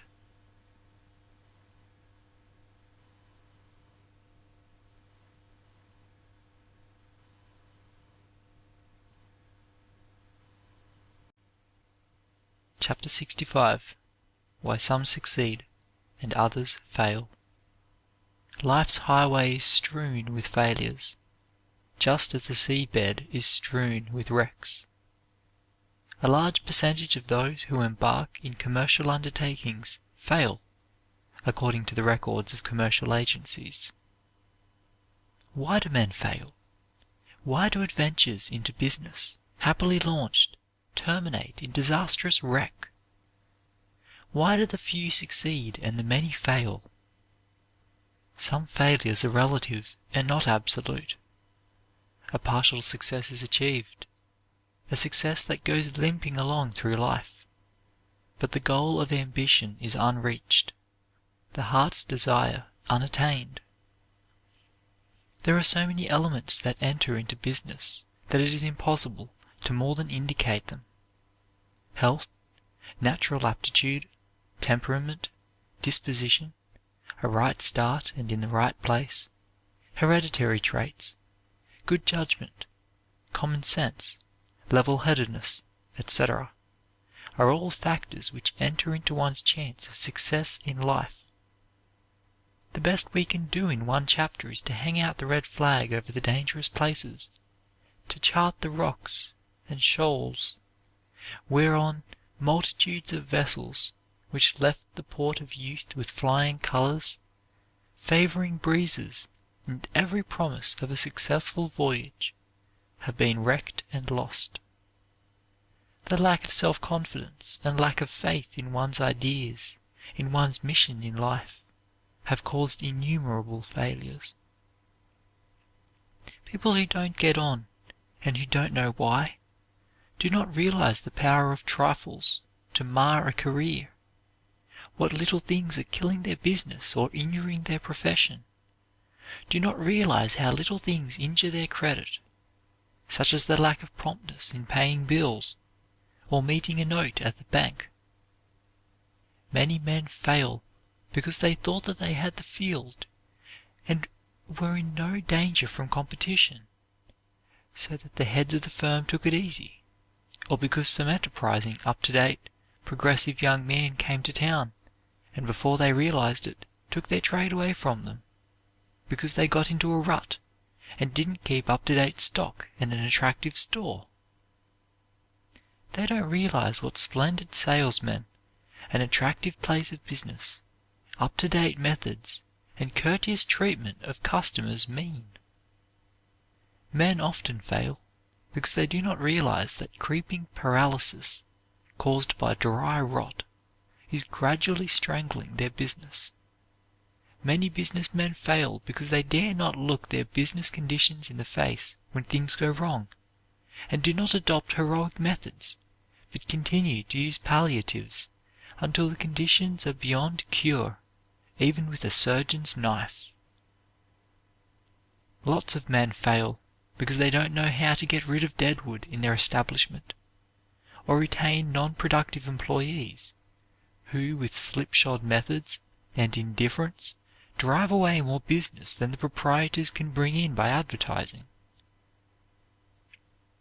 Many other men fail because they tried bluff in place of capital and proper training, or because they didn't keep up with the times. Lots of young people failed to get ahead and plod along in mediocrity because they never found their place. They are round pegs in square holes. Others are not capable of coping with antagonism. Favoritism of proprietors and managers has killed many a business. A multitude of men fail to get on because they take themselves too seriously. They deliver their goods in a hearse, employ surly, unaccommodating clerks. Bad business manners have killed many a business. Slave-driving methods, inability to get along with others, lack of system, defective organizing ability have cut short many a career. A great many men are ruined by sidelines, things outside their regular vocation. Success depends upon efficiency, and efficiency is impossible without intense, persistent concentration. Many traveling men think that they can pick up a little extra money and increase their income by taking up some side line. But it is always the small man, never the big one, who has a side line. Many of these men remain small and are never able to rise to a big salaried position because they split up their endeavor, dissipate their energy.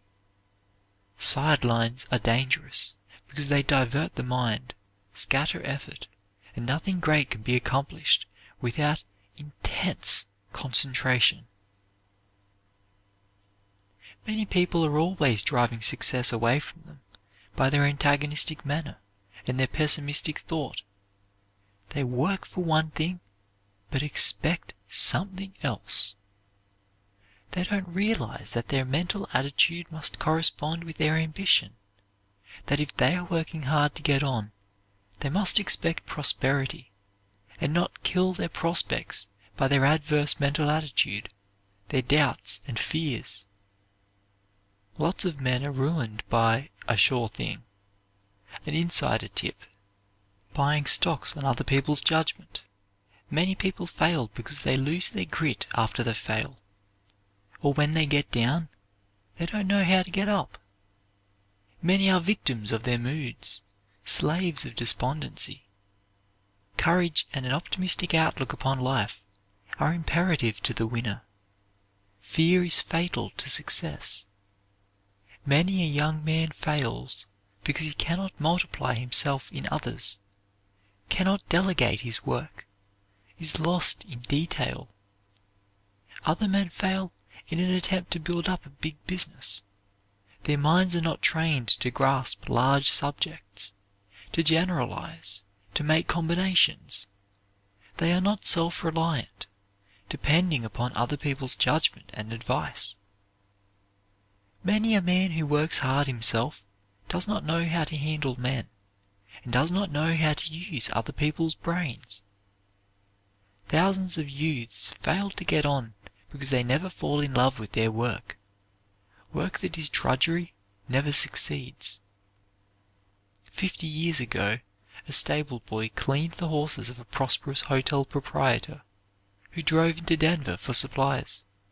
That boy became governor of Colorado, and later the hotel keeper, with shattered fortunes, was glad to accept a place as watchman at the hand of the former stable boy.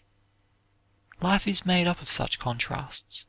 Every successful man, in whatever degree and in whatever line, has at every step of his life been on seemingly equal terms with hundreds of his fellows who, later, reached no such measure of success as he.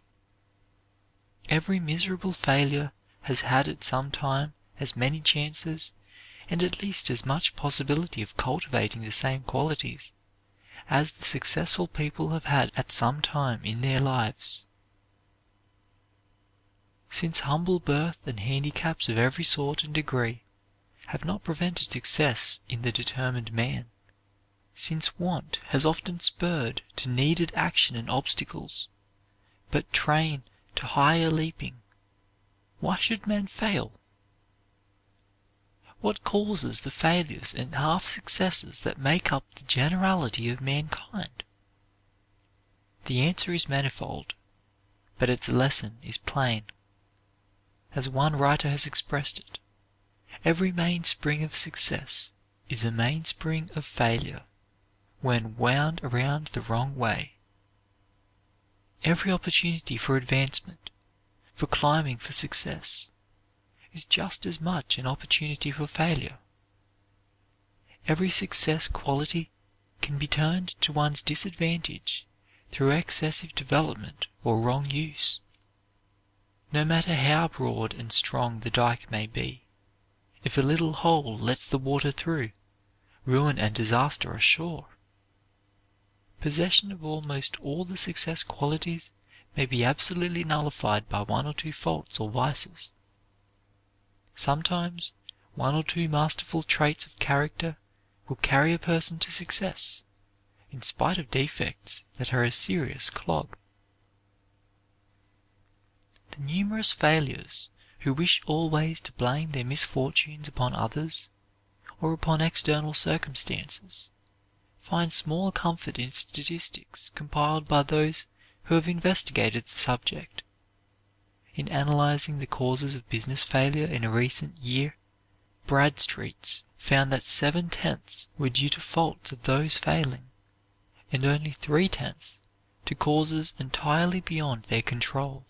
Faults causing failure, with per cent of failures caused by each, are given as follows: incompetence, 19%; inexperience, 7.8%; lack of capital, 30.3%; unwise granting of credit, 3.6%; speculation, 2.3%.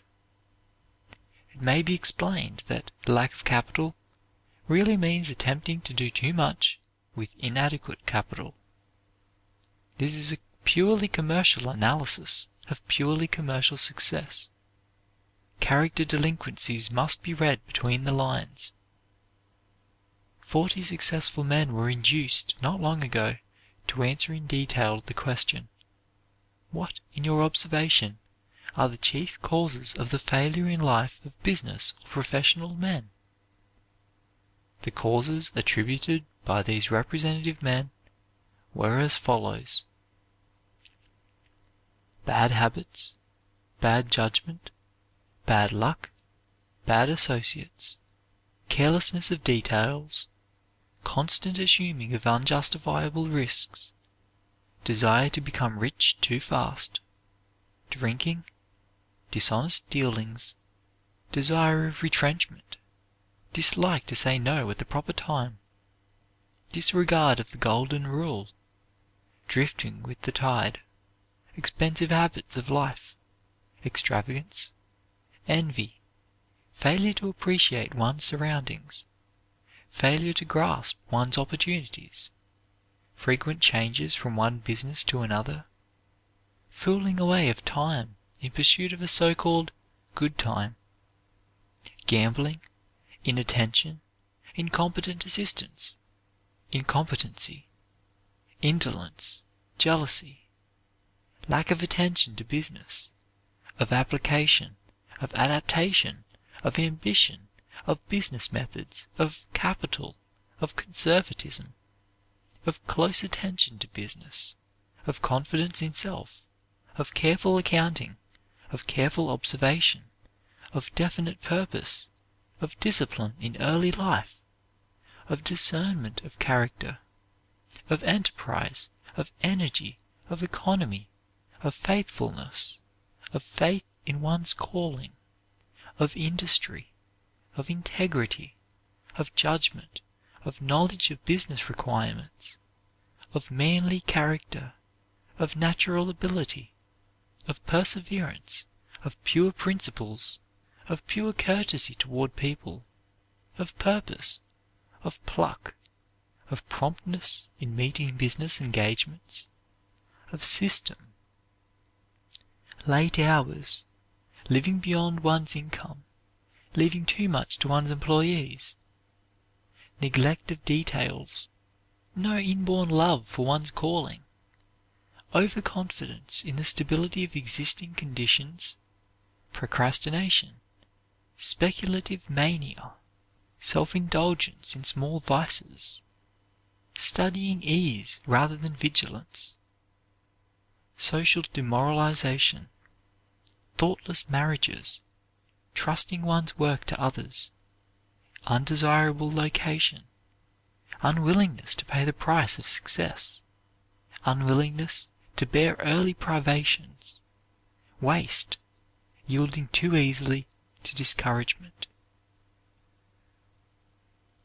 Surely here is material enough for 100 sermons if one cared to preach them.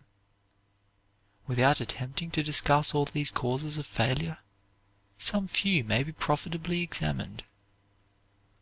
No youth can hope to succeed who is timid, who lacks faith in himself, who has not the courage of his convictions, and who always seeks for certainty before he ventures. Self-distrust is the cause of most of our failures, said one. In the assurance of strength there is strength, and they are the weakest, however strong, who have no faith in themselves or their powers. The ruin which overtakes so many merchants, said another, is due not so much to their lack of business talent as to their lack of business nerve. How many lovable persons we see in trade, endowed with brilliant capacities, but cursed with yielding dispositions, who are resolute in no business habits and fixed in no business principles, who are prone to follow the instincts of a weak good nature, against the ominous hints of a clear intelligence, now obliging this friend by endorsing an unsafe note, and then pleasing that neighbor by sharing his risk in a hopeless speculation, and who, after all the capital they have earned by their industry and sagacity has been sunk in benevolent attempts to assist blundering or plundering incapacity, are doomed, in their bankruptcy, to be the mark of bitter taunts from growling creditors and insolent pity from a gossiping public. Scattering one's forces has killed many a man's success. Withdrawal of the best of yourself from the work to be done is sure to bring final disaster. Every particle of a man's energy, intellect, courage, and enthusiasm is needed to win success in one line. Draw off part of the supply of any one or all of these, and there is danger that what is left will not suffice. A little inattention to one's business at a critical point is quite sufficient to cause shipwreck. The pilot who pays attention to a pretty passenger is not likely to bring his ship to port. Attractive side issues, great schemes, and flattering promises of large rewards too often lure the business or professional man from a safe path in which he may plod on to sure success. Many a man fails to become a great man by splitting into several small ones, choosing to be a tolerable jack at all trades, rather than to be an unrivaled specialist. Lack of thoroughness is another great cause of failure. The world is overcrowded with men, young and old, who remain stationary, filling minor positions, and drawing meager salaries, simply because they have never thought it worth while to achieve mastery in the pursuits they have chosen to follow. Lack of education has caused many failures. If a man has success qualities in him, he will not long lack such education as is absolutely necessary to his success. He will walk 50 miles if necessary to borrow a book, like Lincoln. He will hang by one arm to a street lamp, and hold his book with the other, like a certain Glasgow boy. He will study between anvil blows, like Elihu Burritt. He will do some of the 1,000 things that other noble strugglers have done, to fight against circumstances that would deprive them of what they hunger for. The 5 conditions of failure, said H. Vreeland, president of the Metropolitan Street Railway Company of New York, may be roughly classified thus: first, laziness, and particularly mental laziness; second, lack of faith in the efficiency of work; third, reliance on the saving grace of luck; fourth, lack of courage, initiative, and persistence; fifth, the belief that the young man's job affects his standing, instead of the young man's affecting the standing of his job. Look where you will, ask of whom you will, and you will find that not circumstances, but personal qualities, defects and deficiencies, cause failures. This is strongly expressed by a wealthy manufacturer who said, "Nothing else influences a man's career in life so much as his disposition. He may have capacity, knowledge, social position, or money to back him at the start, but it is his disposition that will decide his place in the world at the end. Show me a man who is, according to popular prejudice, a victim of bad luck, and I will show you one who has some unfortunate, crooked twist of temperament that invites disaster. He is ill-tempered, or conceited, or trifling, or lacks enthusiasm. There are some men whose failure to succeed in life is a problem to others as well as to themselves. They are industrious, prudent, and economical, yet after a long life of striving, old age finds them still poor. They complain of ill luck, they say fate is against them, but the real truth is that their projects miscarry because they mistake mere activity for energy. Confounding two things essentially different, they suppose that if they are always busy, they must of necessity be advancing their fortunes, forgetting that labor misdirected is but a waste of activity. The worst of all foes to success is sheer, downright laziness. There is no polite synonym for laziness. Too many young men are afraid to work. They are lazy. They aim to find genteel occupations, so that they can dress well, and not soil their clothes, and handle things with the tips of their fingers. They do not like to get their shoulders under the wheel, and they prefer to give orders to others, or figure as masters, and let someone else do the drudgery. There is no place in this century for the lazy man. He will be pushed to the wall. Labor ever will be the inevitable price for everything that is valuable. A metropolitan daily newspaper not long ago invited confessions by letter from those who felt that their lives had been failures. The newspaper agreed not to disclose the name or identity of any person making such a confession, and requested frank statements. 2 questions were asked.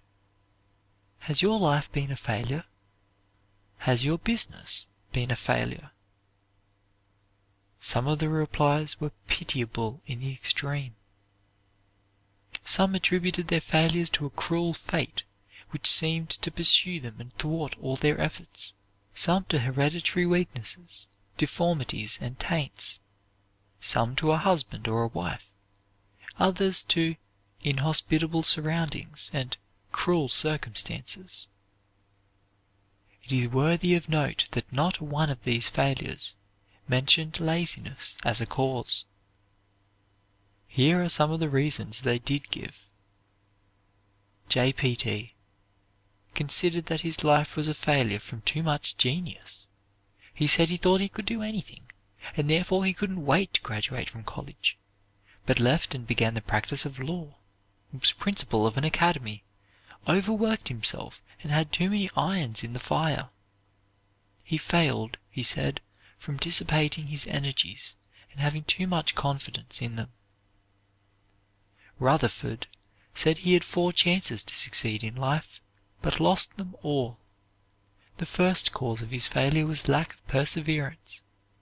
He tired of the sameness and routine of his occupation. His second shortcoming was too great liberality, too much confidence in others. Third, economy was not in his dictionary. Fourth, I had too much hope, even in the greatest extremities. Fifth, I believed too much in friends and friendships. I couldn't read human nature, and did not make allowance enough for mistakes. Sixth, I never struck my vocation. Seventh, I had no one to care for, to spur me on to do something in the world. I am 70 years old, never drank, never had bad habits, always attended church, but I am as poor as when I started for myself. GCS failed dismally. My weakness was building air castles. I had a burning desire to make a name in the world, and came to New York from the country. Rebuffed, discouraged, I drifted. I had no heart for work. I lacked ability and push, without which no life can be a success. Lacked ability and push. Push is ability. Laziness is lack of push. Nothing can take the place of push. Push means industry and endurance and everlasting stick-to-itiveness. A somewhat varied experience of men has led me, the longer I live, said a great man, to set less value on mere cleverness, to attach more and more importance to industry and physical endurance. Goethe said that industry is 9/10 of genius, and Franklin that diligence is the mother of good luck. 1,000 other tongues and pens have lauded work. Idleness and shiftlessness may set down as causing a large part of the failures of the world. On every side we see persons who started out with good educations and great promise, but who have gradually gone to seed. Their early ambition oozed out, their early ideals gradually dropped to lower standards. Ambition is a spring that sets the apparatus going. All the parts may be perfect, but the lack of a spring is a fatal defect. Without wish to rise, desire to accomplish and to attain, no life will succeed largely. Chief among the causes which bring positive failure or a disappointing portion of half success to thousands of honest strugglers is vacillation, said Thomas B. Bryan. Many a businessman has made his fortune by promptly deciding at some nice juncture to expose himself to a considerable risk. Yet many failures are caused by ill-advised changes and causeless vacillation of purpose. The vacillating man, however strong in other respects, is always pushed aside in the race of life by the determined man, the decisive man, who knows what he wants to do and does it. Even brains must give way to decision. One could almost say that no one ever failed that was steadfastly devoted to one aim, if that aim were not in itself unworthy. I am a great believer in a college education, but a great many college graduates have made failures of their lives who might have succeeded had they not gone to college, because they depended upon theoretical, impractical knowledge to help them on, and were not willing to begin at the bottom after graduation. On every hand we see men who did well in college, but who do very poorly in life. They stood high in their classes, were conscientious, hard workers, but somehow when they get out into life, they do not seem able to catch on. They are not practical. It would be hard to tell why they never get ahead, but there seems to be something lacking in their makeup, some screw loose somewhere. These brilliant graduates, but indifferently successful men, are often enigmas to themselves. They don't understand why they don't get on. There is no doubt that ill health is often the cause of failure, but this is often due to a wrong mental attitude, wrong thinking. The pessimistic, discouraged mental attitude is very injurious to good health. Worry, fear, anxiety, jealousy, extreme selfishness poison the system, so that it does not perform its functions perfectly, and will cause much ill health. A complete reversal of the mental attitude would bring robust health to multitudes of those who suffer from poor health. If people would only think right and live right, ill health would be very rare. A wrong mental attitude is the cause of a large part of physical weakness, disease, and suffering. It has been said that the two chief factors of success are industry and health. But the history of human triumphs over difficulties shows that the sick, the crippled, the deformed have often outrun the strong and hailed to the goal of success, in spite of tremendous physical handicaps. Many such instances are cited in other chapters of this volume. Where men have built an abiding success, industry and perseverance have proven the foundation stone of their great achievements. Every man may lay this foundation and build on for himself. Whatever a man's natural advantages may be, great or small, industry and perseverance are his, if he chooses. By the exercise of these qualities he may rise, as others have done, to success. If, like Palissy, he labors and endures and waits, and what he cannot find creates. When is success a failure? When you are doing the lower while the higher is possible. When you are not a cleaner, finer, larger man on account of your life work. When you live only to eat, drink, and have a good time, and accumulate money. When you do not carry a higher wealth in your character than in your pocketbook. When your higher brain cells have been crowded out of business by greed. When it has made conscience an accuser and shut the sunlight out of your life. When all sympathy has been crushed out by selfish devotion to your vocation. When the attainment of your ambition has blighted the aspirations and crushed the hopes of others. When you plead that you never had time to cultivate your friendships, politeness, or good manners. When you have lost on your way your self-respect, your courage, your self-control, or any other quality of manhood. When you do not overtop your vocation when you are not greater as a man than as a lawyer, a merchant, a physician, or a scientist, when you have lived a double life and practiced double dealing, when it has made you a physical wreck, a victim of nerves and moods, when the hunger for more money, more land, more houses and bonds has grown to be your dominant passion, when it has dwarfed you mentally and morally and robbed you of the spontaneity and enthusiasm of youth, when it has hardened you to the needs and sufferings of others and made you a scorner of the poor and unfortunate, when there is a dishonest or a deceitful dollar in your possession, when your fortune spells the ruin of widows and orphans, or the crushing of the opportunities of others,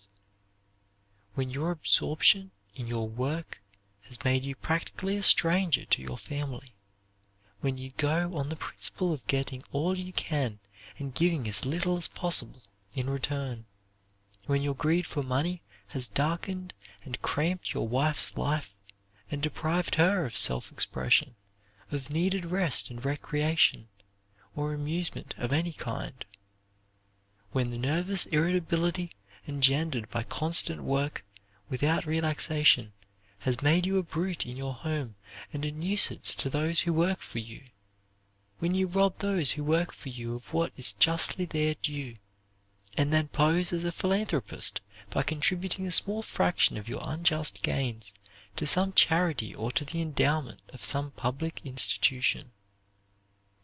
End of Chapter 65. Why Some Succeed and Others Fail.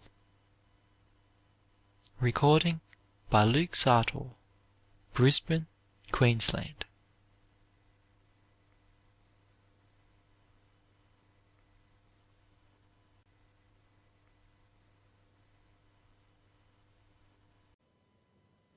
Chapter 66.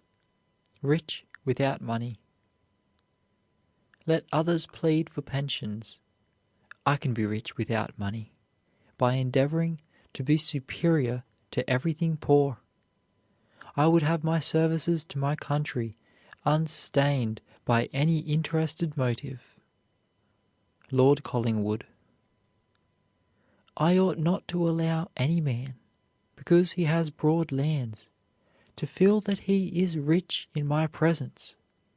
I ought to make him feel that I can do without his riches, that I cannot be bought, neither by comfort, neither by pride, and although I be utterly penniless, and receiving bread from him, that he is the poor man beside me. Emerson. He is richest who is content with the least, for content is the wealth of nature. Socrates. My crown is in my heart, not on my head, nor decked with diamonds and Indian stones, nor to be seen, my crown is called content. A crown it is, that seldom kings enjoy. Shakespeare. Many a man is rich without money. Thousands of men with nothing in their pockets are rich. A man born with a good, sound constitution, a good stomach, a good heart and good limbs, and a pretty good headpiece, is rich. Good bones are better than gold, tough muscles than silver, and nerves that carry energy to every function are better than houses and land. Heart life, soul life, hope, joy, and love are true riches, said Beecher. Why should I scramble and struggle to get possession of a little portion of this earth? This is my world now. Why should I envy others its mere legal possession? It belongs to him who can see it, enjoy it. I need not envy the so-called owners of estates in Boston or New York. They are merely taking care of my property and keeping it in excellent condition for me. For a few pennies for railroad fare whenever I wish, I can see and possess the best of it all. It has cost me no effort. It gives me no care. Yet the green grass, the shrubbery, and the statues on the lawns, the finer sculptures and the paintings within, are always ready for me whenever I feel a desire to look upon them. I do not wish to carry them home with me, for I could not give them half the care they now receive. Besides, it would take too much of my valuable time, and I should be worrying continually lest they be spoiled or stolen. I have much of the wealth of the world now. It is all prepared for me without any pains on my part. All around me are working hard to get things that will please me, and competing to see who can give them the cheapest.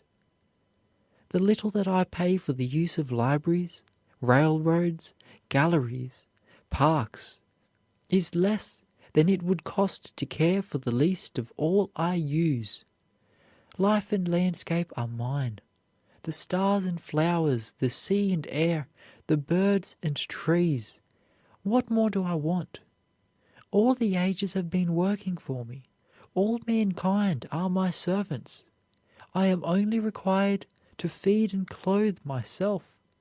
An easy task in this land of opportunity. A millionaire pays a big fortune for a gallery of paintings, and some poor boy or girl comes in with open mind and poetic fancy and carries away a treasure of beauty which the owner never saw.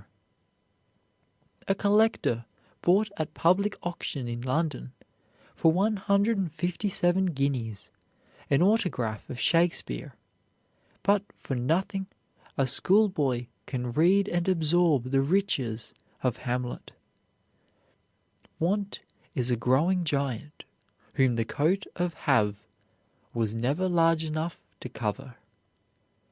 A man may as soon fill a chest with grace, or a vessel with virtue, says Phillips Brooks, as a heart with wealth. Shall we seek happiness through the sense of taste or of touch? Shall we idolize our stomachs and our backs? Have we no higher missions, no nobler destinies? Shall we disgrace the fair day by a pusillanimous preference of our bread to our freedom? What does your money say to you? What message does it bring to you? Does it say to you, "Eat, drink, and be merry, for tomorrow we die"? Does it bring a message of comfort, of education, of culture, of travel, of books, of an opportunity to help your fellow men? Or is the message, "More land, more thousands and millions"? What message does it bring you? Clothes are for the naked, bread for the starving, schools for the ignorant, hospitals for the sick, asylums for the orphans, or of more for yourself and none for others? Is it a mere message of generosity or of meanness, breadth or narrowness? Does it speak to you of character? Does it mean a broader manhood, a larger aim, a nobler ambition? Or does it cry, "More, more, more"? Are you an animal loaded with ingots, or a man filled with a purpose? He is rich whose mind is rich, whose thought enriches the intellect of the world. A sailor on a sinking vessel in the Caribbean Sea eagerly filled his pockets with Spanish dollars from a barrel on board, while his companions, about to leave in the only boat, begged him to seek safety with them. But he could not leave the bright metal which he had so longed for and idolized, and when the vessel went down, he was prevented by his very riches from reaching shore. Who is the richest of men? asked Socrates. He who is content with the least, for contentment is nature's riches. In More's Utopia, gold was despised. Criminals were forced to wear heavy chains of it, and to have rings of it in their ears. It was put to the vilest uses to keep up the scorn of it. Bad characters were compelled to wear gold headbands. Diamonds and pearls were used to decorate infants, so that the youth would discard and despise them. Ah, if the rich were as rich as the poor fancy riches, exclaims Emerson. In excavating Pompeii, a skeleton was found with the fingers clenched around a quantity of gold. A man of business in the town of Hull, England, when dying, pulled a bag of money from under his pillow, which he held between his clenched fingers with a grasp so firm as scarcely to relax under the agonies of death. "O blind and wanting wit to choose, who house the chaff and burn the grain, who hug the wealth ye cannot use, and lack the riches all may gain." Poverty is the want of much, avarice the want of everything. A poor man, while scoffing at the wealthy for not enjoying themselves, was met by a stranger who gave him a purse, in which he was always to find a ducat. As fast as he took one out, another was to drop in, but he was not to begin to spend his fortune until he had thrown away the purse. He took ducat after ducat out, but continually procrastinated and put off the hour of enjoyment until he had got a little more, and died at last, counting his millions. A beggar was once met by Fortune, who promised to fill his wallet with gold, as much as he might desire, on condition that whatever touched the ground should turn at once to dust. The beggar opened his wallet, asked for more and yet more, until the bag burst. The gold fell to the ground, and all was lost. When the steamer Central America was about to sink, the stewardess, having collected all the gold she could from the staterooms and tied it in her apron, jumped for the last boat leaving the steamer. She missed her aim, fell into the water, and the gold carried her down head first. Franklin said money never made a man happy yet. There is nothing in its nature to produce happiness. The more a man has, the more he wants. Instead of filling a vacuum, it makes one. A great bank account can never make a man rich. It is the mind that makes the body rich. No man is rich, however much money or land he may possess, who has a poor heart. If that is poor, he is poor indeed, though he own and rule kingdoms. He is rich or poor according to what he is, not according to what he has. Some men are rich in health, in constant cheerfulness, in a mercurial temperament, which floats them over troubles and trials enough to sink a shipload of ordinary men. Others are rich in disposition, family, and friends. There are some men so amiable that everybody loves them, so cheerful that they carry an atmosphere of jollity about them. The human body is packed full of marvelous devices, of wonderful contrivances, of infinite possibilities for the happiness and enrichment of the individual. No physiologist, inventor, nor scientist has ever been able to point out a single improvement, even in the minutest detail, in the mechanism of the human body. no chemist has ever been able to suggest a superior combination in any one of the elements which make up the human structure. One of the first great lessons of life is to learn the true estimate of values. As the youth starts out in his career, all sorts of wares will be imposed upon him, and all kinds of temptations will be used to induce him to buy. His success will depend very largely upon his ability to estimate properly, not the apparent, but the real value of everything presented to him.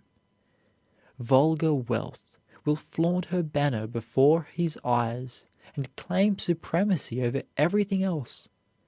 1,000 different schemes will be thrust into his face with their claims for superiority.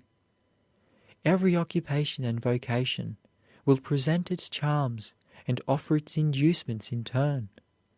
The youth who would succeed must not allow himself to be deceived by appearance, but must place the emphasis of life upon the right thing. Raphael was rich without money.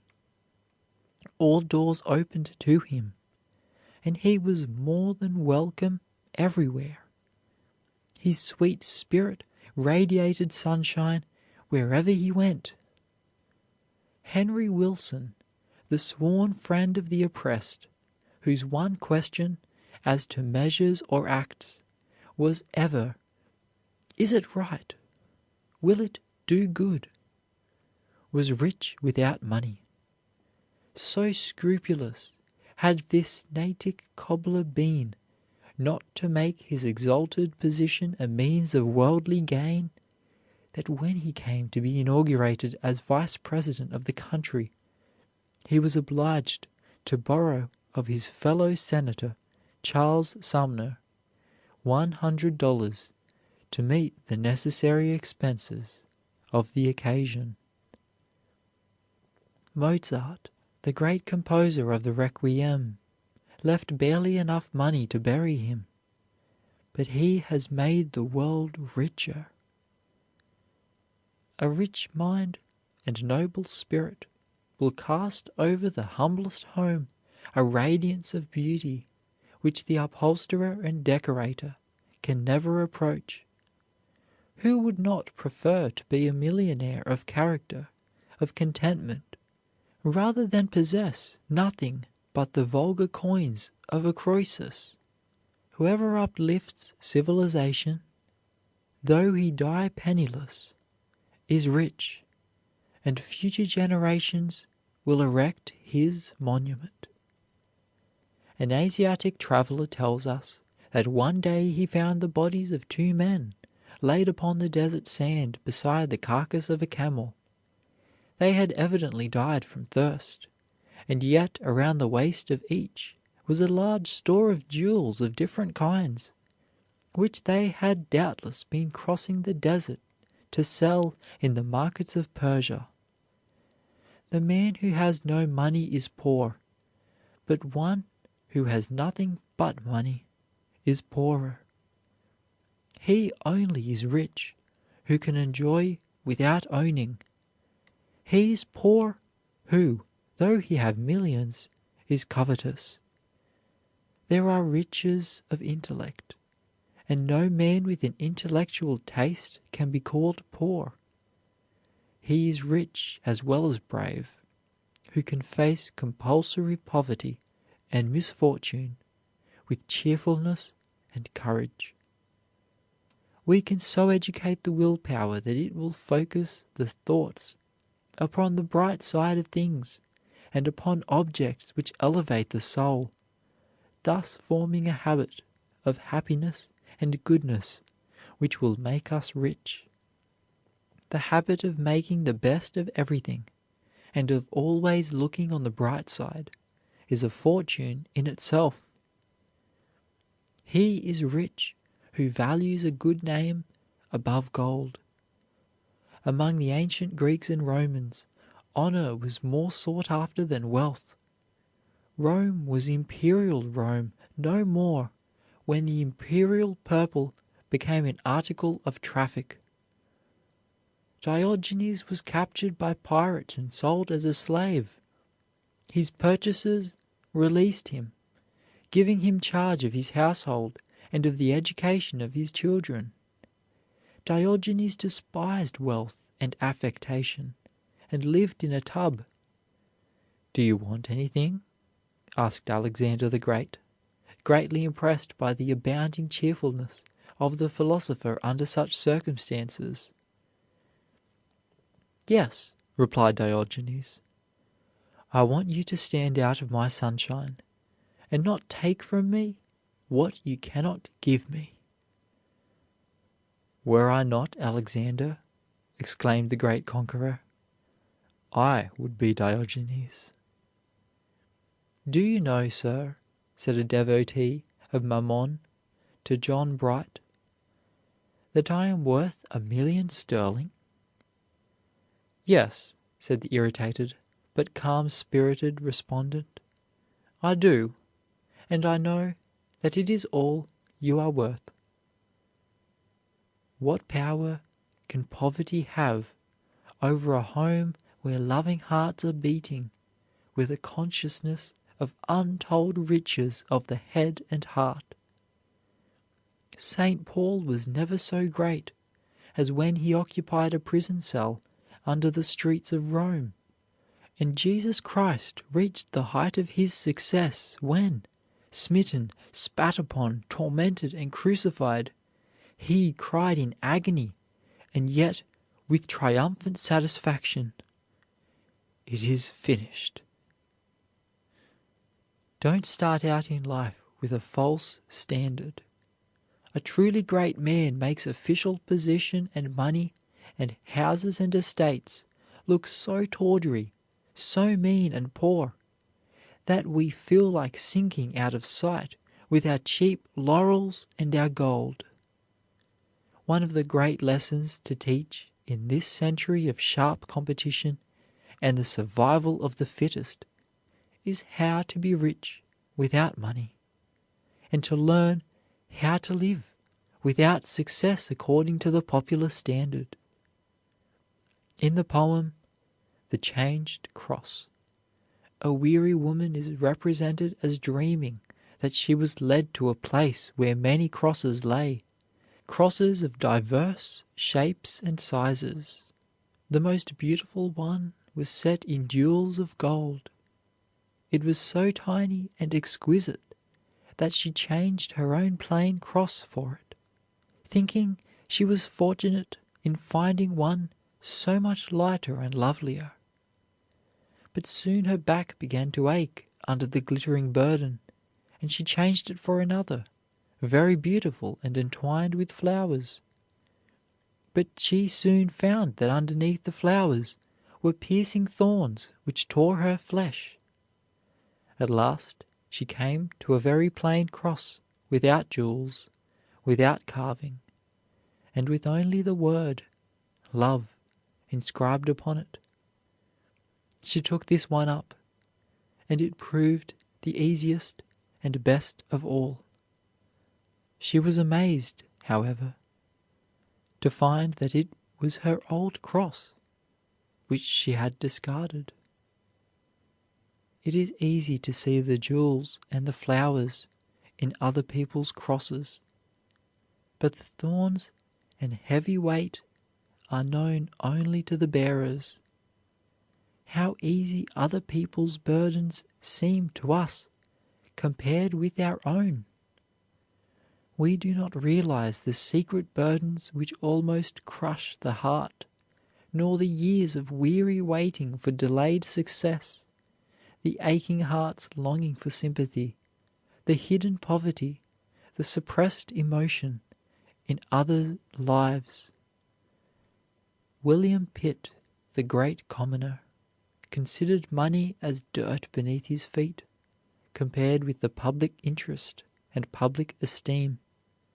His hands were clean.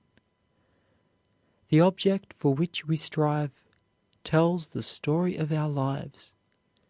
Men and women should be judged by the happiness they create in those around them.